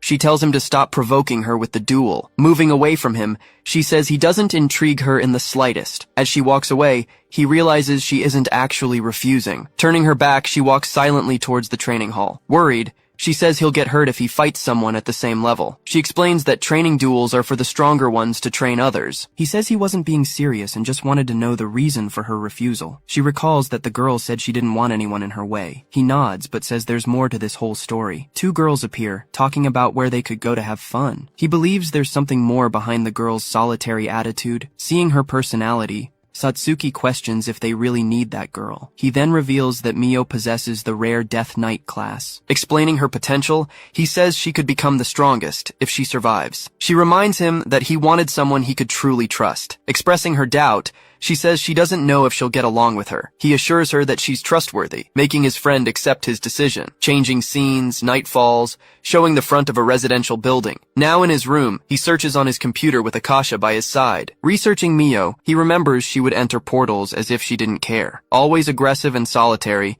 she refused every invitation to form a party. But most important of all was the connection they had before. He then recalls that she died to save him in his past life. Gripping the mouse, he fears she'll meet the same end if she continues like this. Thinking about her future, he decides she needs teammates. Sighing, he asks Akasha how he can convince such a stubborn girl. Falling silent, the small creature just stares at his computer screen. Suddenly, a strange reflection appears in the small summoned creature's eye. At that moment, she says someone is moving the hands of time's clock. Not understanding, he asks what she means by that mysterious warning. Turning suddenly, the creature just makes a sound and stares at him intently. He then decides the best thing to do is to level up quickly. With a determined look, he remains silent for a brief moment. Remembering the need, he hears they need a high-damage attacker. With a smile, he says he has someone in mind, but she's stubborn. Waving at her, he just watches her from a distance with a calm gaze. Muttering, she walks away as he watches her with a look of pity. In a bookstore, the scene shows a new moment unfolding between them. With a book in hand,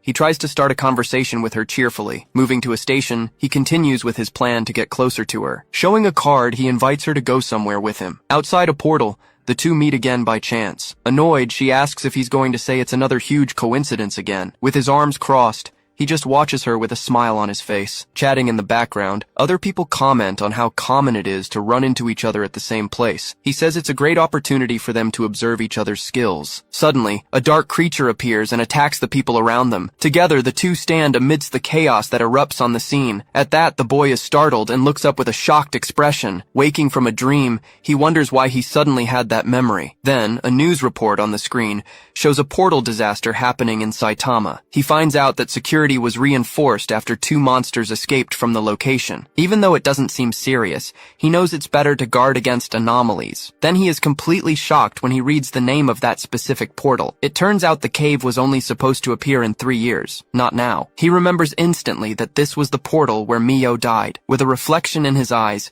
he tries to understand what is really happening. In front of the computer, the emergency alert is still there, showing the latest news. Walking, they enter a building to take care of some important business. In new clothes, she compliments him, saying they look great on him. Thanking him for his help, she says she's happy to have had a date with him. She then suggests they could do it again, if he wants. Worried, he sees news on his phone about a portal that appeared out of nowhere. He thinks that the portal was only supposed to appear 3 years in the future. Since the portal is near her house, he knows she'll go there. Even though he beat the boss, he knows he's not as strong as he used to be. His current gravity user class isn't strong enough for the challenge. He's sure that nothing he says will stop Mio from going in. Even though it won't be easy, he decides he has to enter the raid to protect her. Remembering the sacrifice, he realizes he can't let Satsuki get involved. Falling silent, he just keeps staring at his phone screen. Noticing his concern, she asks if something is bothering him. At that, he turns to her and clenches his fist tightly. Holding his hand,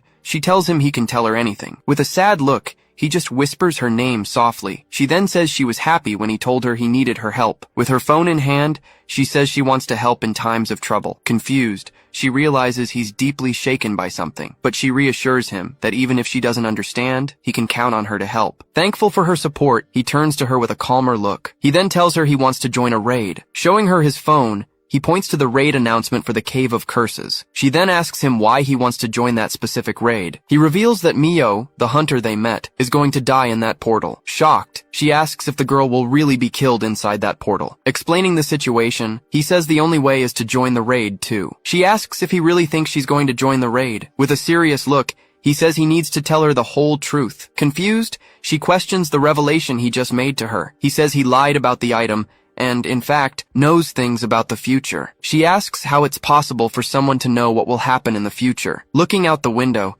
She seems shocked by the revelation she just heard. With a serious look, he watches her reaction to his big reveal. Turning to him, she says that, despite everything, she believes his story. She says it explains how he knew about the 2 unexplored portals. With a smile, she says she trusts him now, even if it's the end. With an awkward laugh, he just observes his friend's positive reaction. Though grateful for her trust, he says a little doubt wouldn't hurt. Changing scenes. A panel shows a train arriving at its destination. Inside the train, the 2 prepare for the mission ahead. He says this raid could be the most dangerous battle they've ever faced. With a serious look, he warns her to stay on alert at all times. Reading on her phone, she sees the portal's boss should be level 65. He reveals the boss monster will be level 80 because of an evolution. Surprised, she questions the monster's level, realizing how strong it is. He says the goal is to avoid the boss and convince Mio to leave. Since many teams will be in the raid, they might find an opening to escape. Clenching his fist, he faces the situation with great determination in his eyes. She says she understands his desire to save her, since she could die, but she notices he seems much more worried than usual. He explains that in the present, she wouldn't remember him at all. With the memory vivid,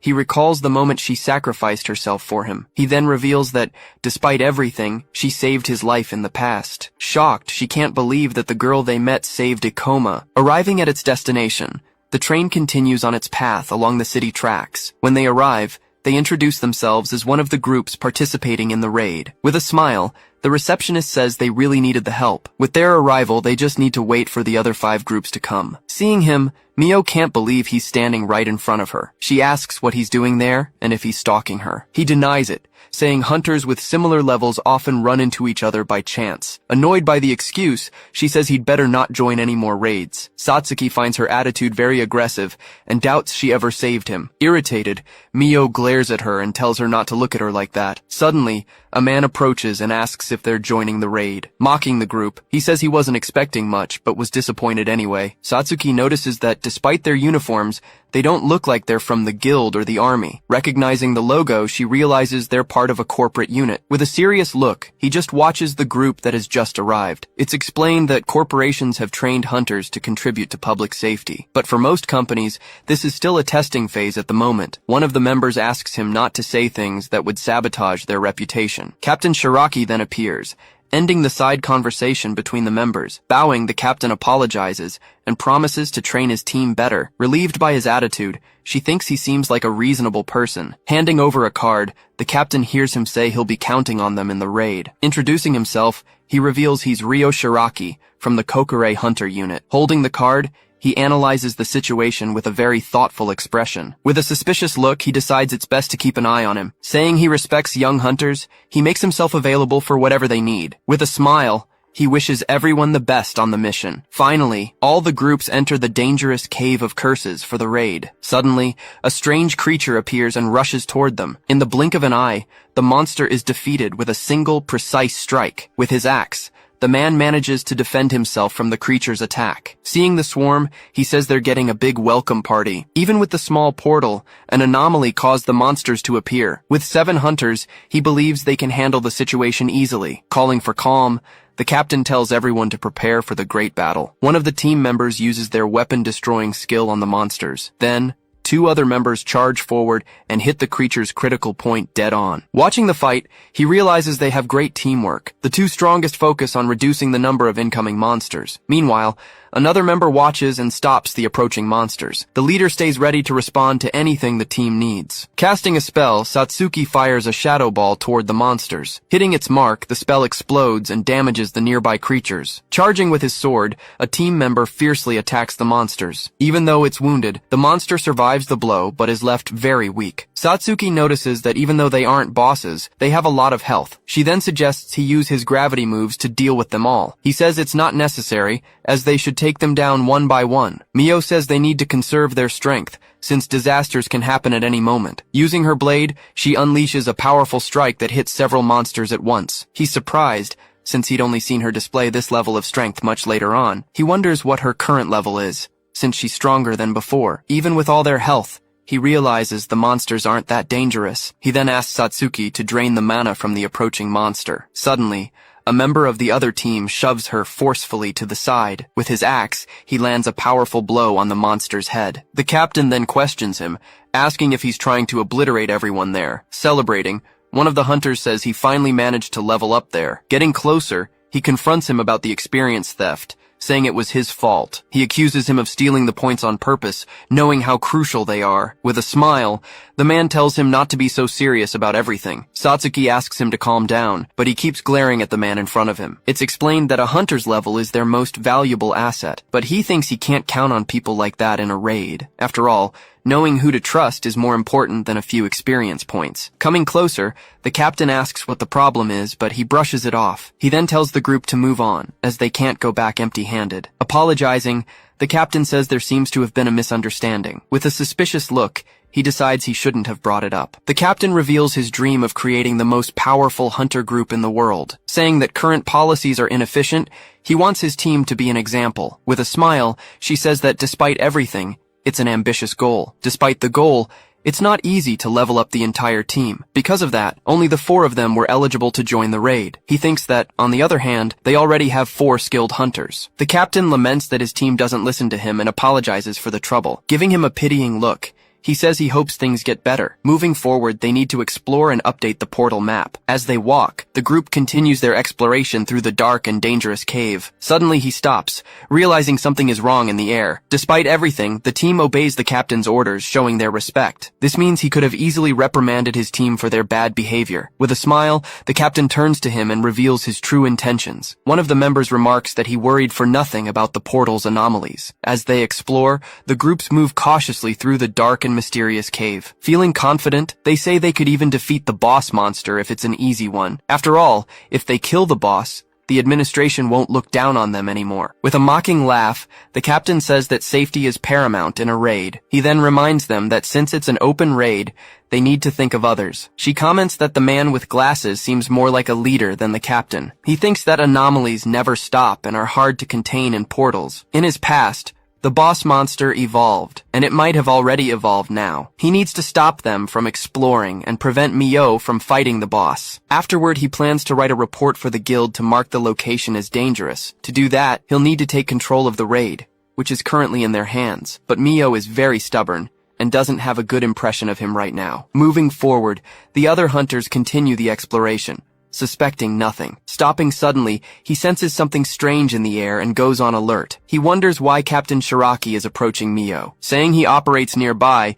he mentions he's heard great stories about her. He praises her, saying she fights like a B rank even though she's a C rank. Excited, he says it's amazing and that he's wanted to talk to her for a long time. Unimpressed, she asks what he really wants with her here. With a serious look, he just stares at her for a moment in silence. Smiling, he prepares to make a grand proposal to the girl. Extending his hand, he invites her to join and lead his team to greatness. He says that with her, the hunter unit will become much more powerful. She notices the captain seems eager, perhaps wanting to recruit her before anyone else. Refusing immediately, she says she's not interested in his proposal. He says he heard she works alone, so no one gets in her way. Assuring her it won't be a problem, he promises to assemble a group worthy of her. He then reveals he's also a B-rank hunter, but she cuts him off. Ending the conversation, she says she doesn't work with anyone and walks away. Complaining about recruiters, she just continues on her way through the cave. She laments, saying she shouldn't have joined this raid at all. He says he's heard she challenges portals that are above her level.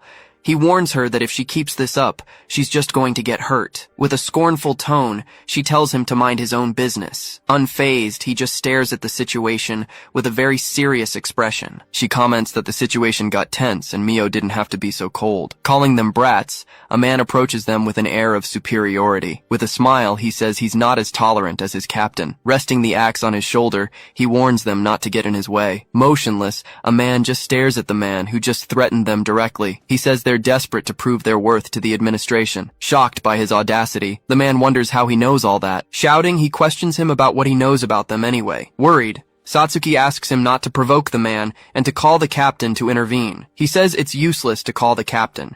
as it's all just an act. He explains it was all set up for the captain to gain their trust. With a serious look, the captain just stares at the boy in complete silence. Not understanding, she asks him what he meant by that. He explains that the man is acting out on purpose so the captain can calm them down later. Realizing the charade, she finally understands it's all just a show. He says an undisciplined man wouldn't listen to his leader like that in battle. Warning them of the danger, he says they'll be in trouble if they keep this up. He then warns that their lives will be in danger if they continue with the charade. The captain says it's a misunderstanding, but he knows the boy won't believe him. He tells them to stop the theatrics, and then they can get along. The two groups stare at each other in silence, creating a tense atmosphere. Advancing through the cave, the hunters continue their exploration of the mysterious portal. In silence, the captain leads the group, but the tension remains between them. She says he didn't have to say things that way to the captain. He explains that he needed to see their reaction to understand their plans. At least he managed to get the man to stop acting so recklessly. Impressed, the captain didn't think a teenager would have the courage to say that. He realizes the boy seems very experienced,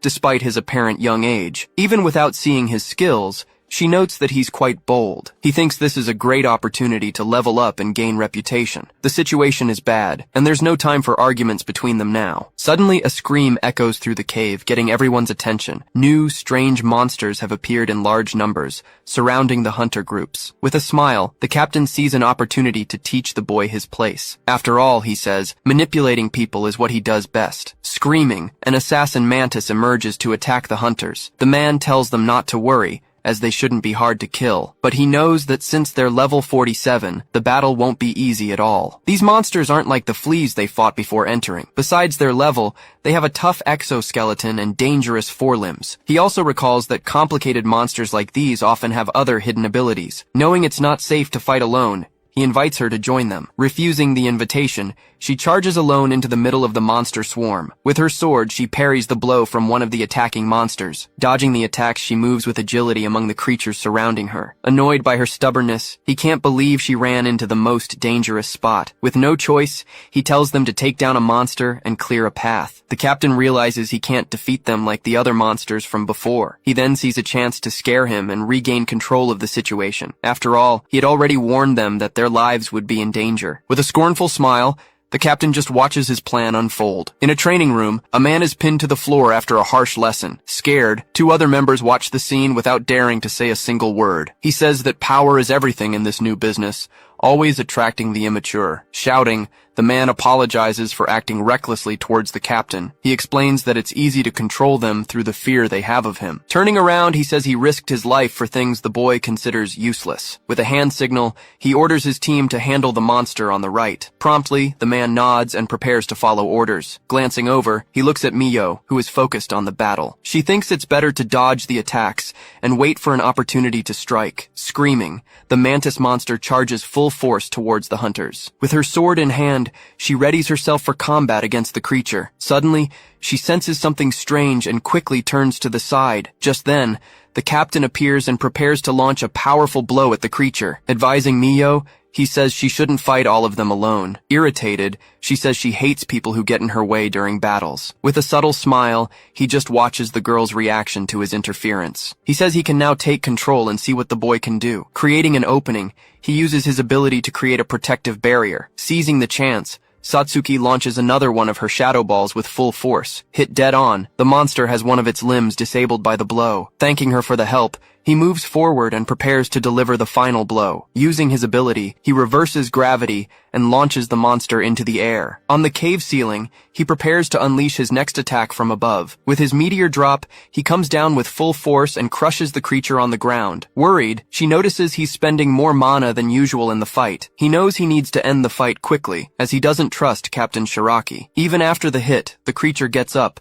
showing its great resilience. Surprised by its persistence, he just stares at the monster that continues to fight. With a sideways glance, the captain watches the boy very carefully. He realizes that gravity users are stronger than he thought. He thinks this raid could decide the future of his entire team. In a flashback, the captain finds out his project will be drastically cut. The man reminds him that he always complained about not having a good team. He says they need to prove their worth so they don't lose their funding. Whispering, the captain gives a secret order to one of his subordinates. He thinks the battle will be over soon if he doesn't do something about it. With a hand signal, he He gives the order for his team to attack. The order is clear: attack the boy and make it all look like an accident. Shocked by the order, the girl is speechless for a brief moment. He believes this will teach him a lesson not to disobey him anymore. Doubting the order, the girl wonders if the captain really wants this. Suddenly, one of the members charges towards him to deliver a blow. Charging with his sword, he attacks the monster that was blocking the path. Shouting for everyone to take down the monster, the girl moves in to attack from behind. Apologizing, she charges forward,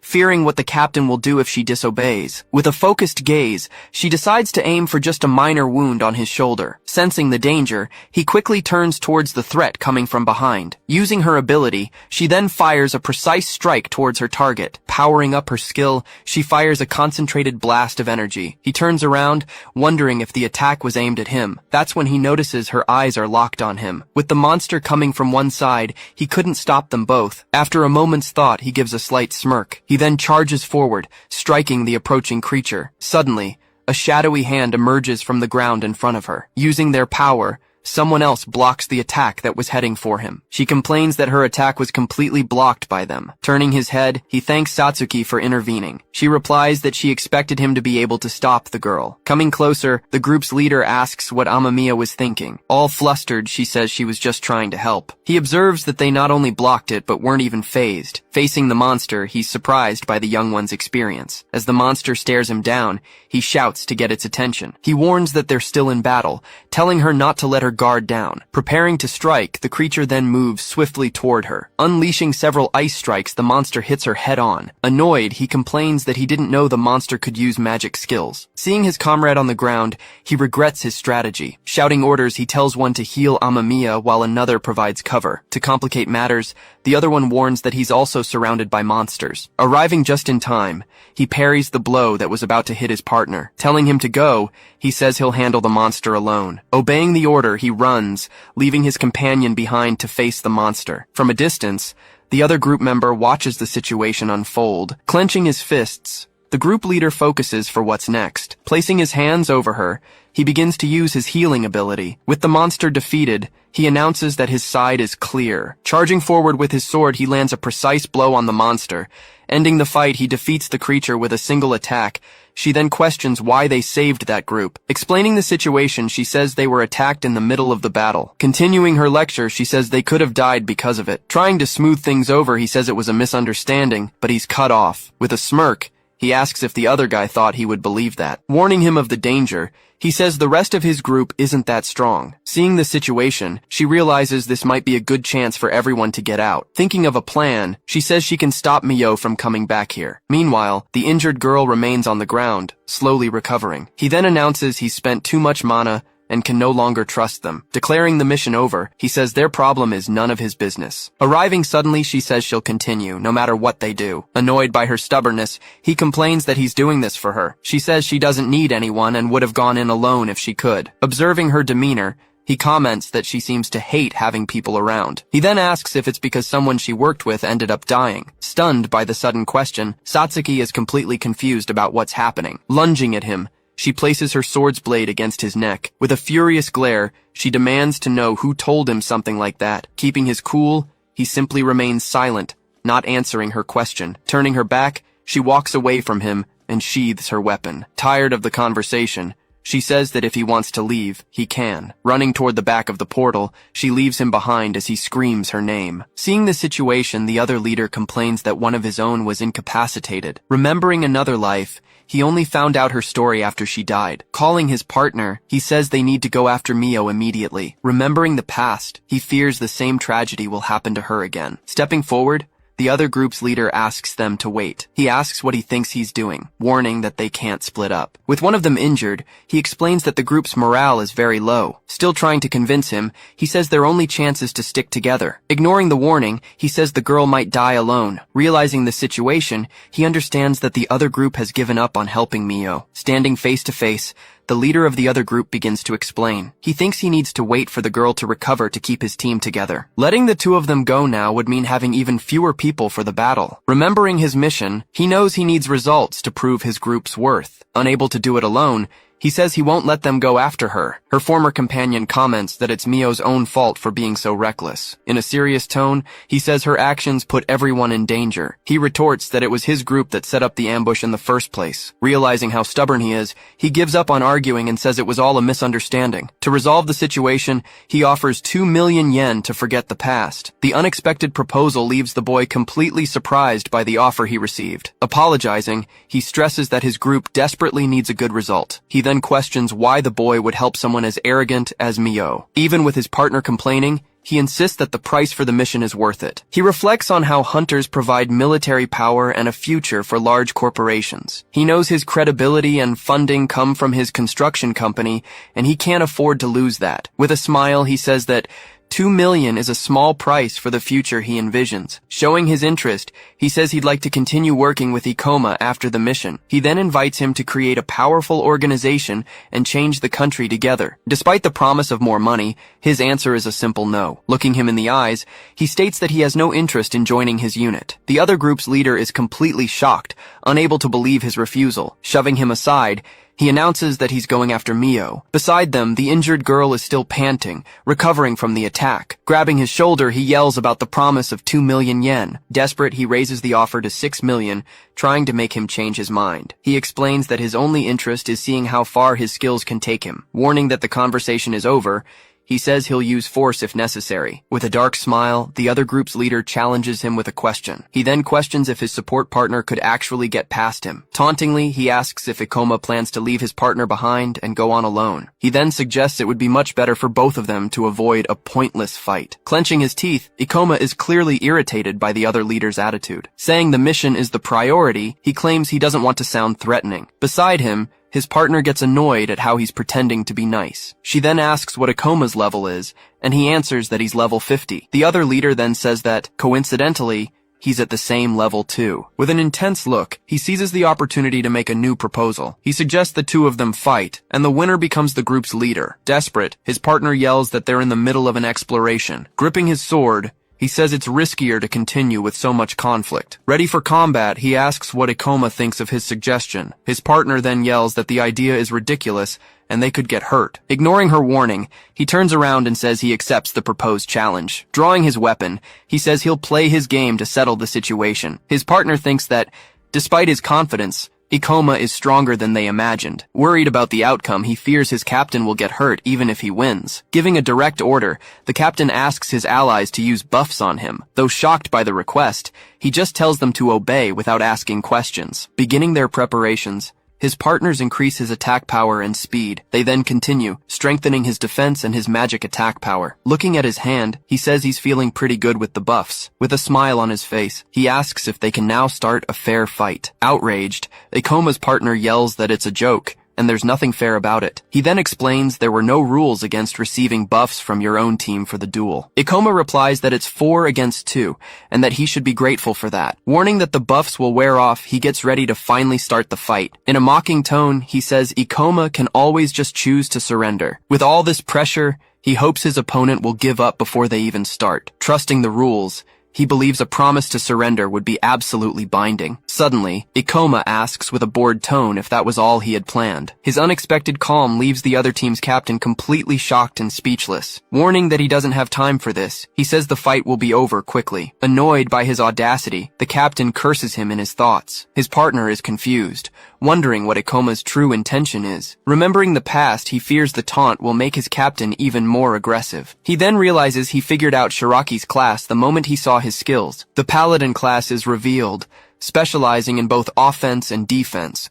perfect for a commander. With all his buffs active, his power, speed, and defense abilities were enhanced. He then asks one last time if Ikoma is sure he won't surrender. Giving him a chance, he thinks he'd have no use for him if his skills were poor. Tired of all the talk, Ikoma tells him to stop stalling and just fight. Taunting him, he says he doesn't want to hear any excuses after he loses the fight. Faced with his confidence, the captain prepares to finally begin the battle. Shouting that he's a fool, the captain charges full force toward Ikoma. His partner is impressed, saying he's much faster than she thought. Leaping into the air, he unleashes a massive blow with his sword against his opponent. The impact of the attack then causes a huge explosion of energy on the spot. Thrown backward, he slides across the ground from the force of the impact. Watching the scene, his rival comments that he must have taken a hard hit. Despite the taunt, he admits he's impressed that he managed to block the attack. He then thinks that his captain was already strong, and now he's even stronger. Anyone who could fight him in this state would have to be incredibly powerful. Another explosion erupts, throwing everyone back with its force. His partner realizes he's using gravity to block the blows. Worried, she hopes he wasn't injured by the attack he took. Not feeling the impact,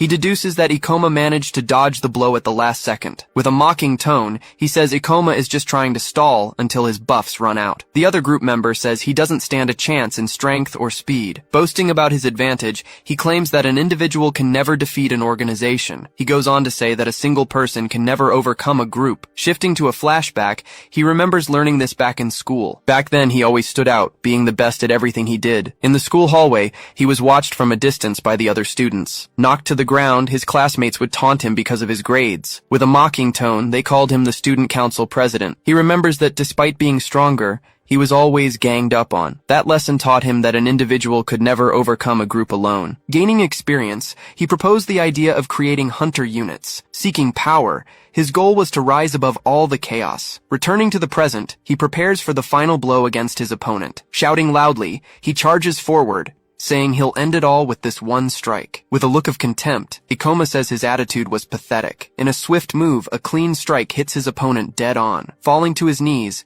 he feels the pain of the attack he just received. Completely confused, he wonders what happened and how he was hit. Ikoma then explains not to worry, as he used the dull side of the blade. Shocked, his partner can't believe the captain couldn't even react to the blow. Panting on the ground, he doesn't understand how Ikoma could have been faster than him. With a serious gaze, Ikoma watches his opponent slowly get back up. He then explains that his body can't keep up with so many power enhancements. Saying that strength isn't everything, he warns that you need to know how to use it. Revealing his strategy, he says he just needed to wait for the right opportunity to strike. His partner wonders if Ikoma could read the captain's movements all along. Still, he thinks his captain is too fast to be defeated so easily. Getting up, the captain says he let his guard down, but still has defense buffs. He then yells that Ikoma has lost his one and only chance to end the fight. In his thoughts, Ikoma reveals he was just going easy on him because he needs him. Considering his stubbornness, he thinks he might need to get a little rougher. Trying to calm down, he tells himself he can win if he stays focused. Seeing that his buffs are about to run out,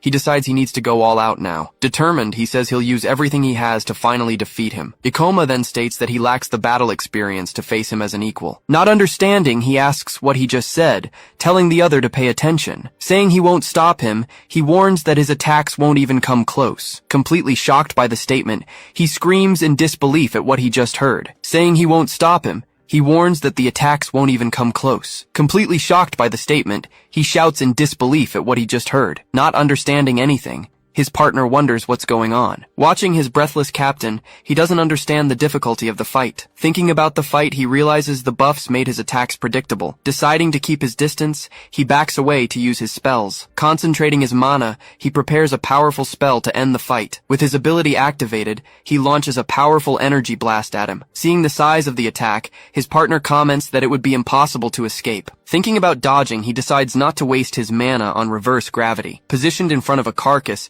he prepares to block the blow. With his gravity ability, he lifts the monster's carcass into the air. Hitting his defense, the blow explodes with impressive force. He's shocked to see his opponent used a monster as a shield. He then explains that he fought there on purpose, anticipating the ranged attack. Screaming in desperation, he tries to get away from his opponent at all costs. Floating in the air, he watches him from above, controlling all gravity. Advancing slowly, he approaches his opponent, who waits in position. Using his ability, he unbalances him with a simple touch to his forehead. Annoyed with the situation, he tries to attack with a quick sword strike. Unable to control his body, he realizes he's completely dizzy and off balance. Stumbling to the side, he understands he was hit by a gravity spell. He then explains that his opponent could barely move because of the buffs. Unleashing a series of blows, he attacks his opponent relentlessly and with precision. Fallen on the ground, he wonders how his opponent can be so strong. With his weapon to his neck, he asks if he finally understands the situation. He can't believe that his power alone surpasses all the buffs he received. Shocked,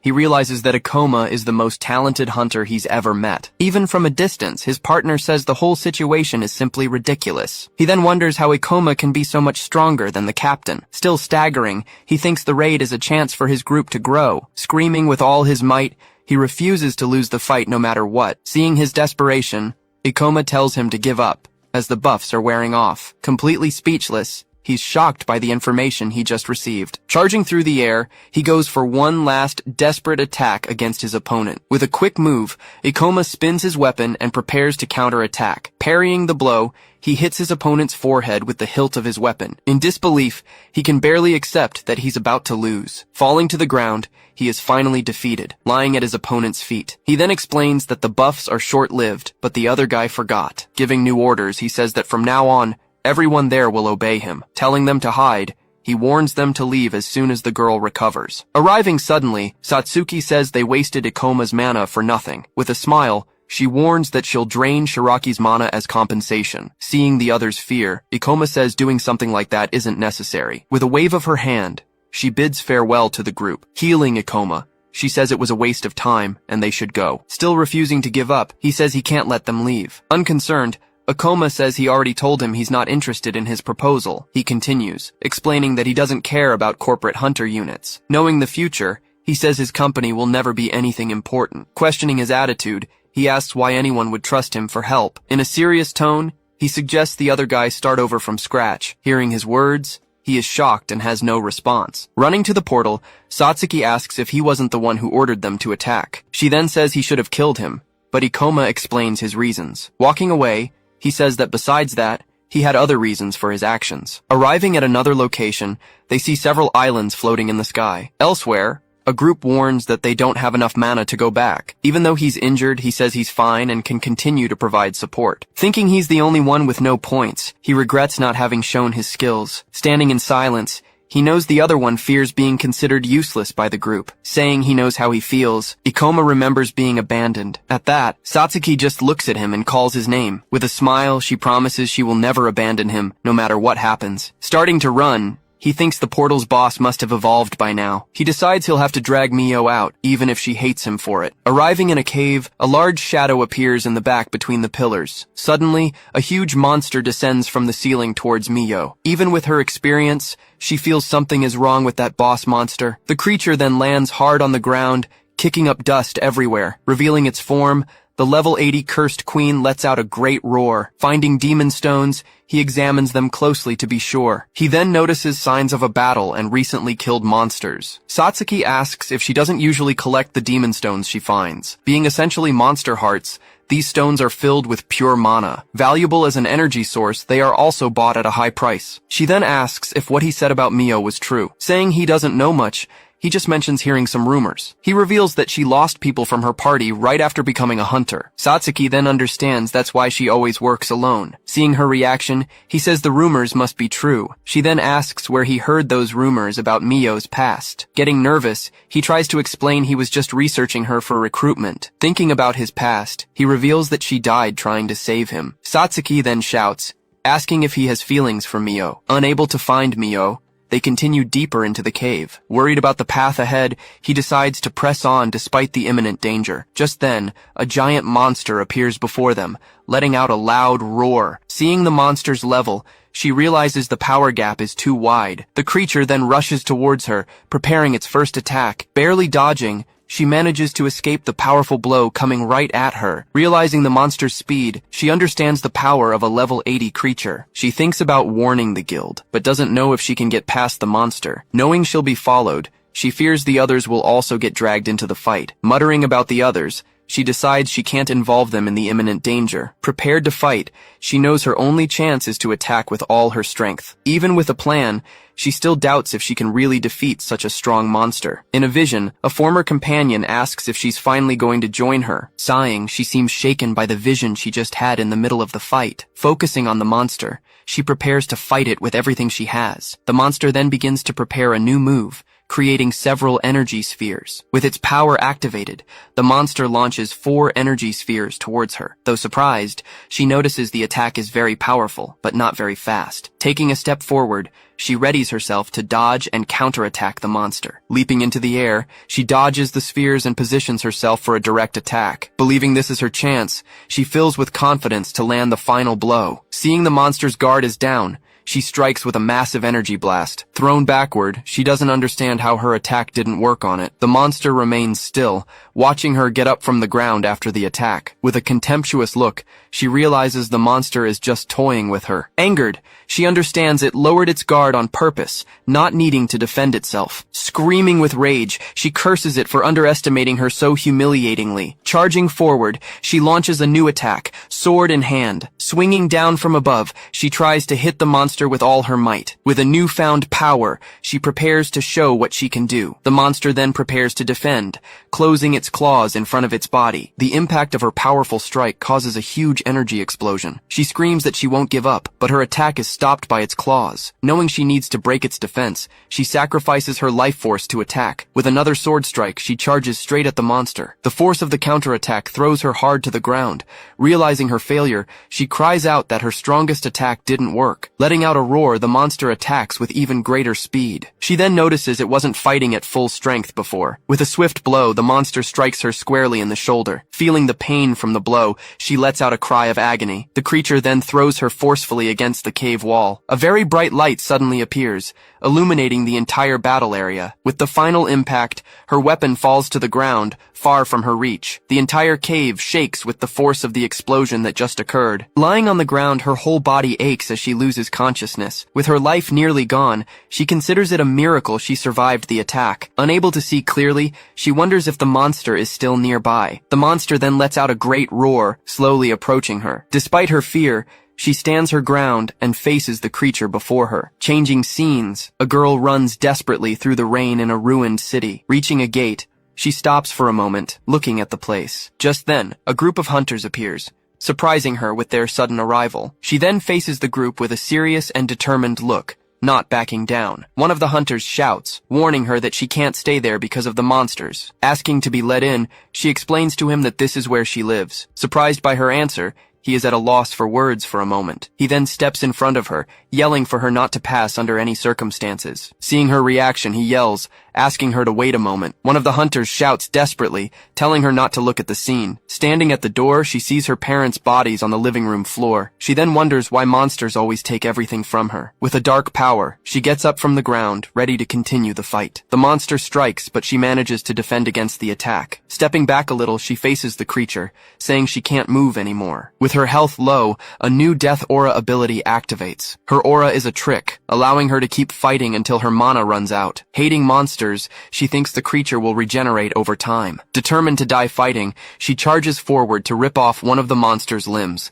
With a clash of blades, she manages to defend against the monster's attack. The monster then strikes her with its claw, using all its strength. Sliding back, she feels her mana rapidly draining with the effort. Unable to stop, she knows she must keep attacking the monster relentlessly. The monster then prepares a new attack with its dark energy spheres. Dodging the spheres, she realizes the monster is attacking with more force. One of the strikes heads towards her, ready to hit her head on. Unable to dodge, she braces for the impact of the blow. Despite the explosion, she pushes forward, saying she won't stop fighting. With her weapon in hand, she manages to block the monster's blow. She notices it used its arm to defend against her strike. Screaming with all her might, she believes she can win the fight. With the impact, she wonders if her attack finally worked on it. The monster then strikes back, landing a blow with its other claw. With the force of the blow, she is thrown to the side, falling to the ground. Lifting her face, she realizes her mana has completely run out in the fight. With low health and no mana, she faces the approaching monster. Completely drained of strength,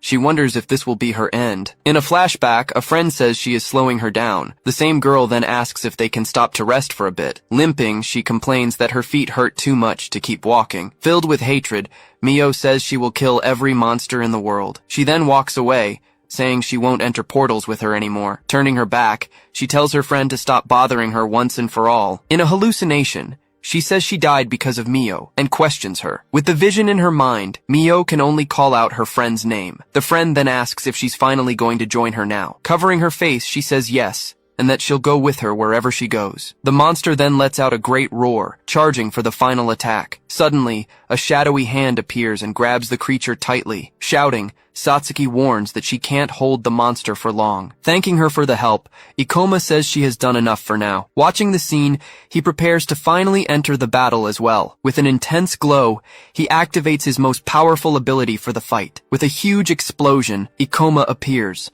holding Mio in his arms. He carries her away, getting clear of the danger with Satsuki. Once they're hidden, he says they were lucky to save Mio in time. Satsuki looks worried, saying she's badly injured and almost unconscious. Breathing heavily, she warns they need to treat her wounds immediately. From a distance, the monster stares at the spot, angrily searching for them. He says they need to run, but Satsuki thinks it's impossible. Just then, the giant creature takes a step, moving toward them. Reaching the exit, the monster blocks the passage, preventing their escape. Looking at the map, he comments that the monster is pretty smart. Mio then asks why he's here, saying it's impossible to win. He runs a hand over his head, complaining that's what he's been trying to say. Seeing her condition, he says they were lucky to save her in time. With the monster's level so high, he states they don't stand a chance. Telling Satsuki to run, he says he'll distract the monster, but Mio refuses. She says she has no one left, and that she's ready to die. Raising her weapon, she says she doesn't want anyone sacrificing themselves for her. Ikoma then thinks about using her own words to convince her to fight. Agreeing with her, he says he won't try to stop her from fighting anymore. He then surprises her, saying they will defeat the monster together. With a serious look, he says this is their only chance to survive. Satsuki yells that she's too injured and can't possibly fight. He then tells her to use her ability to restore Mio's mana. Saying he can buy them some time, he steps forward, ready to fight. Mio tries to warn him, saying he doesn't know what the monster is capable of. He replies that he actually does know, and he'd rather not. As the monster prepares to attack, the cave ceiling begins to tremble. Satsuki then hugs Mio, shielding her from the falling debris. She's startled by the power of the attack, feeling the strong energy. Ikoma then steps in front of the monster, saying he's not going anywhere. Climbing onto a rock, he faces the giant monster with determination. He then declares he's there to fight and finish the creature. Using her ability, Satsuki begins to transfer her mana to Mio. Worried, Mio says he's underestimating the power of the cursed queen. She continues, stating that he can't fight alone and will die. With a roar, the monster attacks with its claws, destroying the rock. The creature's strikes cause several explosions across the battlefield. Trapped against the wall, he prepares for the monster's next move. Using his reverse gravity, he dodges the attack and charges toward the monster. With a leap,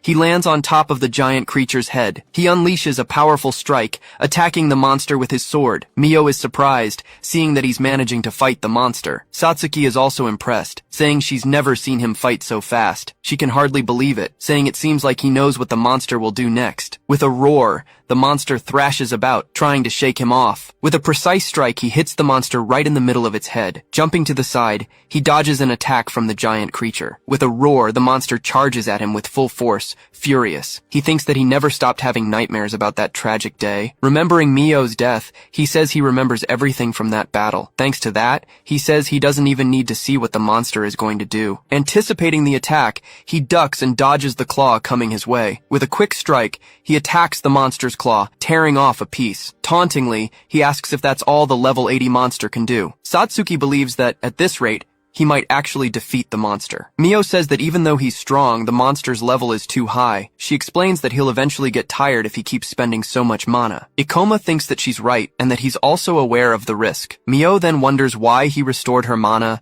and how he knows so much. With a smile, he says he's happy to have a chance for revenge. Facing the monster, he says his nightmares will finally come to an end. With a roar, the creature attacks with its cursed energy balls. Mio realizes the monster wasn't fighting seriously with her before. She then understands that the monster now sees Ikoma as a major threat. Shouting, he charges forward, saying the monster won't hit him with random attacks. Satsuki doesn't understand why he isn't dodging the monster's attacks. With a leap, he charges into the middle of the energy spheres, ready to strike. A huge explosion erupts, caused by the power of the monster's attacks. Facing the creature, he says he's waited a long time for this day. With a dark aura, he prepares for battle with all his might. With a roar, the monster prepares to attack with its sharp claws. Leaping into the air, he dodges the attack and prepares to counter. With his weapon, he charges and lands a precise blow against the monster. With a swift move, he dodges one of the creature's attacks. Mio doesn't understand how a B-rank hunter can be so skilled. Even with the attacks,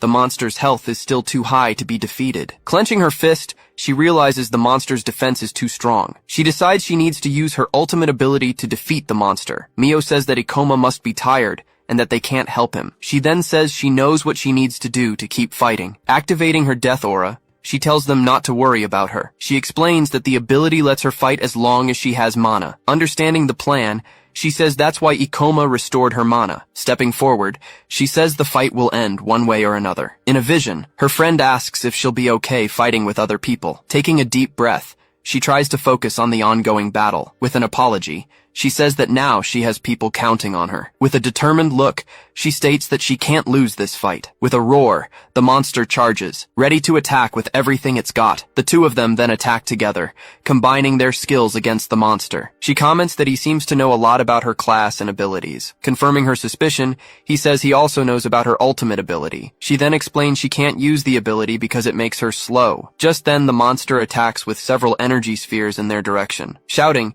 he says he'll get her 5 seconds to use the ability. Though doubtful, she prepares to use her power as he charges forward. With a leap, she dodges one of the monster's attacks and creates some distance. With the attack coming, she realizes she won't be able to use her ability. With nowhere to run, she braces for the monster's attack. With a touch, he throws her into the air, moving her out of the way of the blow. Using reverse gravity, he throws the monster's attack right back at it. The blow then explodes with force, hitting the cave ceiling. With the gravity altered, the two of them start to float in the air upside down. Confused, she wonders what's happening to the area's gravity. Yelling for her to attack, he throws her with all his might toward the monster. With a roar, the monster is pulled down by Satsuki's shadowy hand. With a sword strike, he attacks the monster with all his strength. From a distance, Mio's friend watches the scene, shocked by what she sees. With a final attack, he pins the creature to the ground with his power. She then realizes the cursed queen is trapped and ready to be attacked. Confident, she says she can use her ultimate ability to win. With her health low, she explains that her attack becomes even stronger. Even though she can't move, she says she will fall on top of the monster. Shouting for her to attack, he warns her that this is their final chance. With her ability activated, she charges with massive power against the monster. With a massive explosion, the final blow hits the monster head-on. Fallen to the ground, the monster is finally defeated by the combined attack. Sliding across the floor, she can barely stay on her feet after the effort. Unable to move, she says she's reached her limit. Even with the monster down, she wonders if they've really won. The monster's eye then glows, revealing it's still alive. He explains that the monster pretends to be defeated to launch a surprise attack. With a deadly attack, the creature launches a concentrated energy projectile. Everyone is shocked, with no time to react to the monster's surprise attack. Seeing the attack coming, she braces for the impact. Completely drained of strength, she's sure that attack will kill her. Stepping in front of her, he prepares to block the blow with his body. He then decides he needs to deflect the projectile to save everyone. Concentrating his power, he prepares to use gravity on his sword. With an intense glow, he manages to deflect the attack with his blade. With a final blow, he strikes back at the monster's attack with his sword. The giant creature lets out one last roar before being completely defeated. Remembering the past, he says that skill has never left his mind. He then moves forward, saying he never forgot what happened that day. With a swift move, he prepares for the final blow against the monster. Using a magic circle, he pins the creature to the ground with his power. Yelling that it's over, he prepares to attack the monster with everything he's got. With an intense glow, he unleashes all his power in a single strike. Receiving a lot of points, he levels up several times from the victory over the monster. With a smile, Satsuki celebrates the victory and the monster's defeat. Relieved with the result, he admits he wasn't sure it would work. Watching Mio from afar, he's happy she survived this time. He then thinks that her death was one of his greatest regrets. Looking at her hands, she realizes she's alive and that he saved her. Confused, she wonders why she survived the danger once again. With the image of her friend in his mind, he watches the situation unfold. Suddenly, a girl cries out in pain, feeling intense agony. She then has a vision of her friend being taken far away into the sky. With her hands on her head, she feels a sharp, throbbing pain. Worried, Satsuki asks if she's okay. thinking it's her injuries. She then tells Ikoma not to just stand there in front of her. With the vision in her mind, she says he reminds her of her friend. She explains that she feels her friend's resentment and that she's staring at her. Her friend then says that she won't go with her this time either. Closing her eyes, she seems to accept the situation she's in. He thinks that now he understands why she doesn't join any groups. Remembering the past, he says that now it all makes sense to him. Satsuki then asks if she's sure her friend hates her. He questions why she thinks of her friend every time someone tries to save her. Sitting on the floor, she says her friend's death was not an accident. He then says she probably sacrificed herself to save her from death. Satsuki complains that he shouldn't touch on such sensitive subjects. With a sad look, she remembers what happened in the past. In a flashback, the school bell rings, marking the end of classes. Her friend then asks if she's really going to drop out of school. Remembering what happened, she recalls that her friend knew about her family situation. Now an orphan, she explains that the government doesn't help victims enough. Because of that, she says she'll become a hunter to survive. With a shout, her friend says she'll become a hunter too. She then explains that she doesn't want them to be separated at all. Surprised by the declaration, she doesn't know what to say to her friend. In another moment, her friend asks them to go back, as she's very tired. Annoyed, she says her friend doesn't have what it takes to be a hunter. Holding her hand, the friend asks her not to say something like that. She then asks if Mio really thinks she would ever abandon her. Looking away, she remembers her friend's words from the past. Screaming for her to hang on, her friend promises she'll get her out of the portal. With a leap, her friend pushes her away from the imminent danger. With a smile, she says she's happy that Mio is okay and safe. Kneeling on the floor, she says she knows her friend hates her. He then tells her to stop lying and being unfair to the one who saved her. He continues, saying her friend would never rest in peace with that attitude. Remembering that she said no one would cry over her death, he then asks if she would understand if he said he would cry for her. He says he's certain her friend would have cried for her too. With her eyes full of tears, she's speechless at what she hears. In her final words, the friend says she's happy she's okay. She worries, saying she hopes Mio will be fine without her around. With a smile, she says she knows Mio needs her to keep going. She then asks her to live and be happy for the both of them. Crying, she remembers her friend's last words before she died. With tears in her eyes, she calls out her friend's name aloud.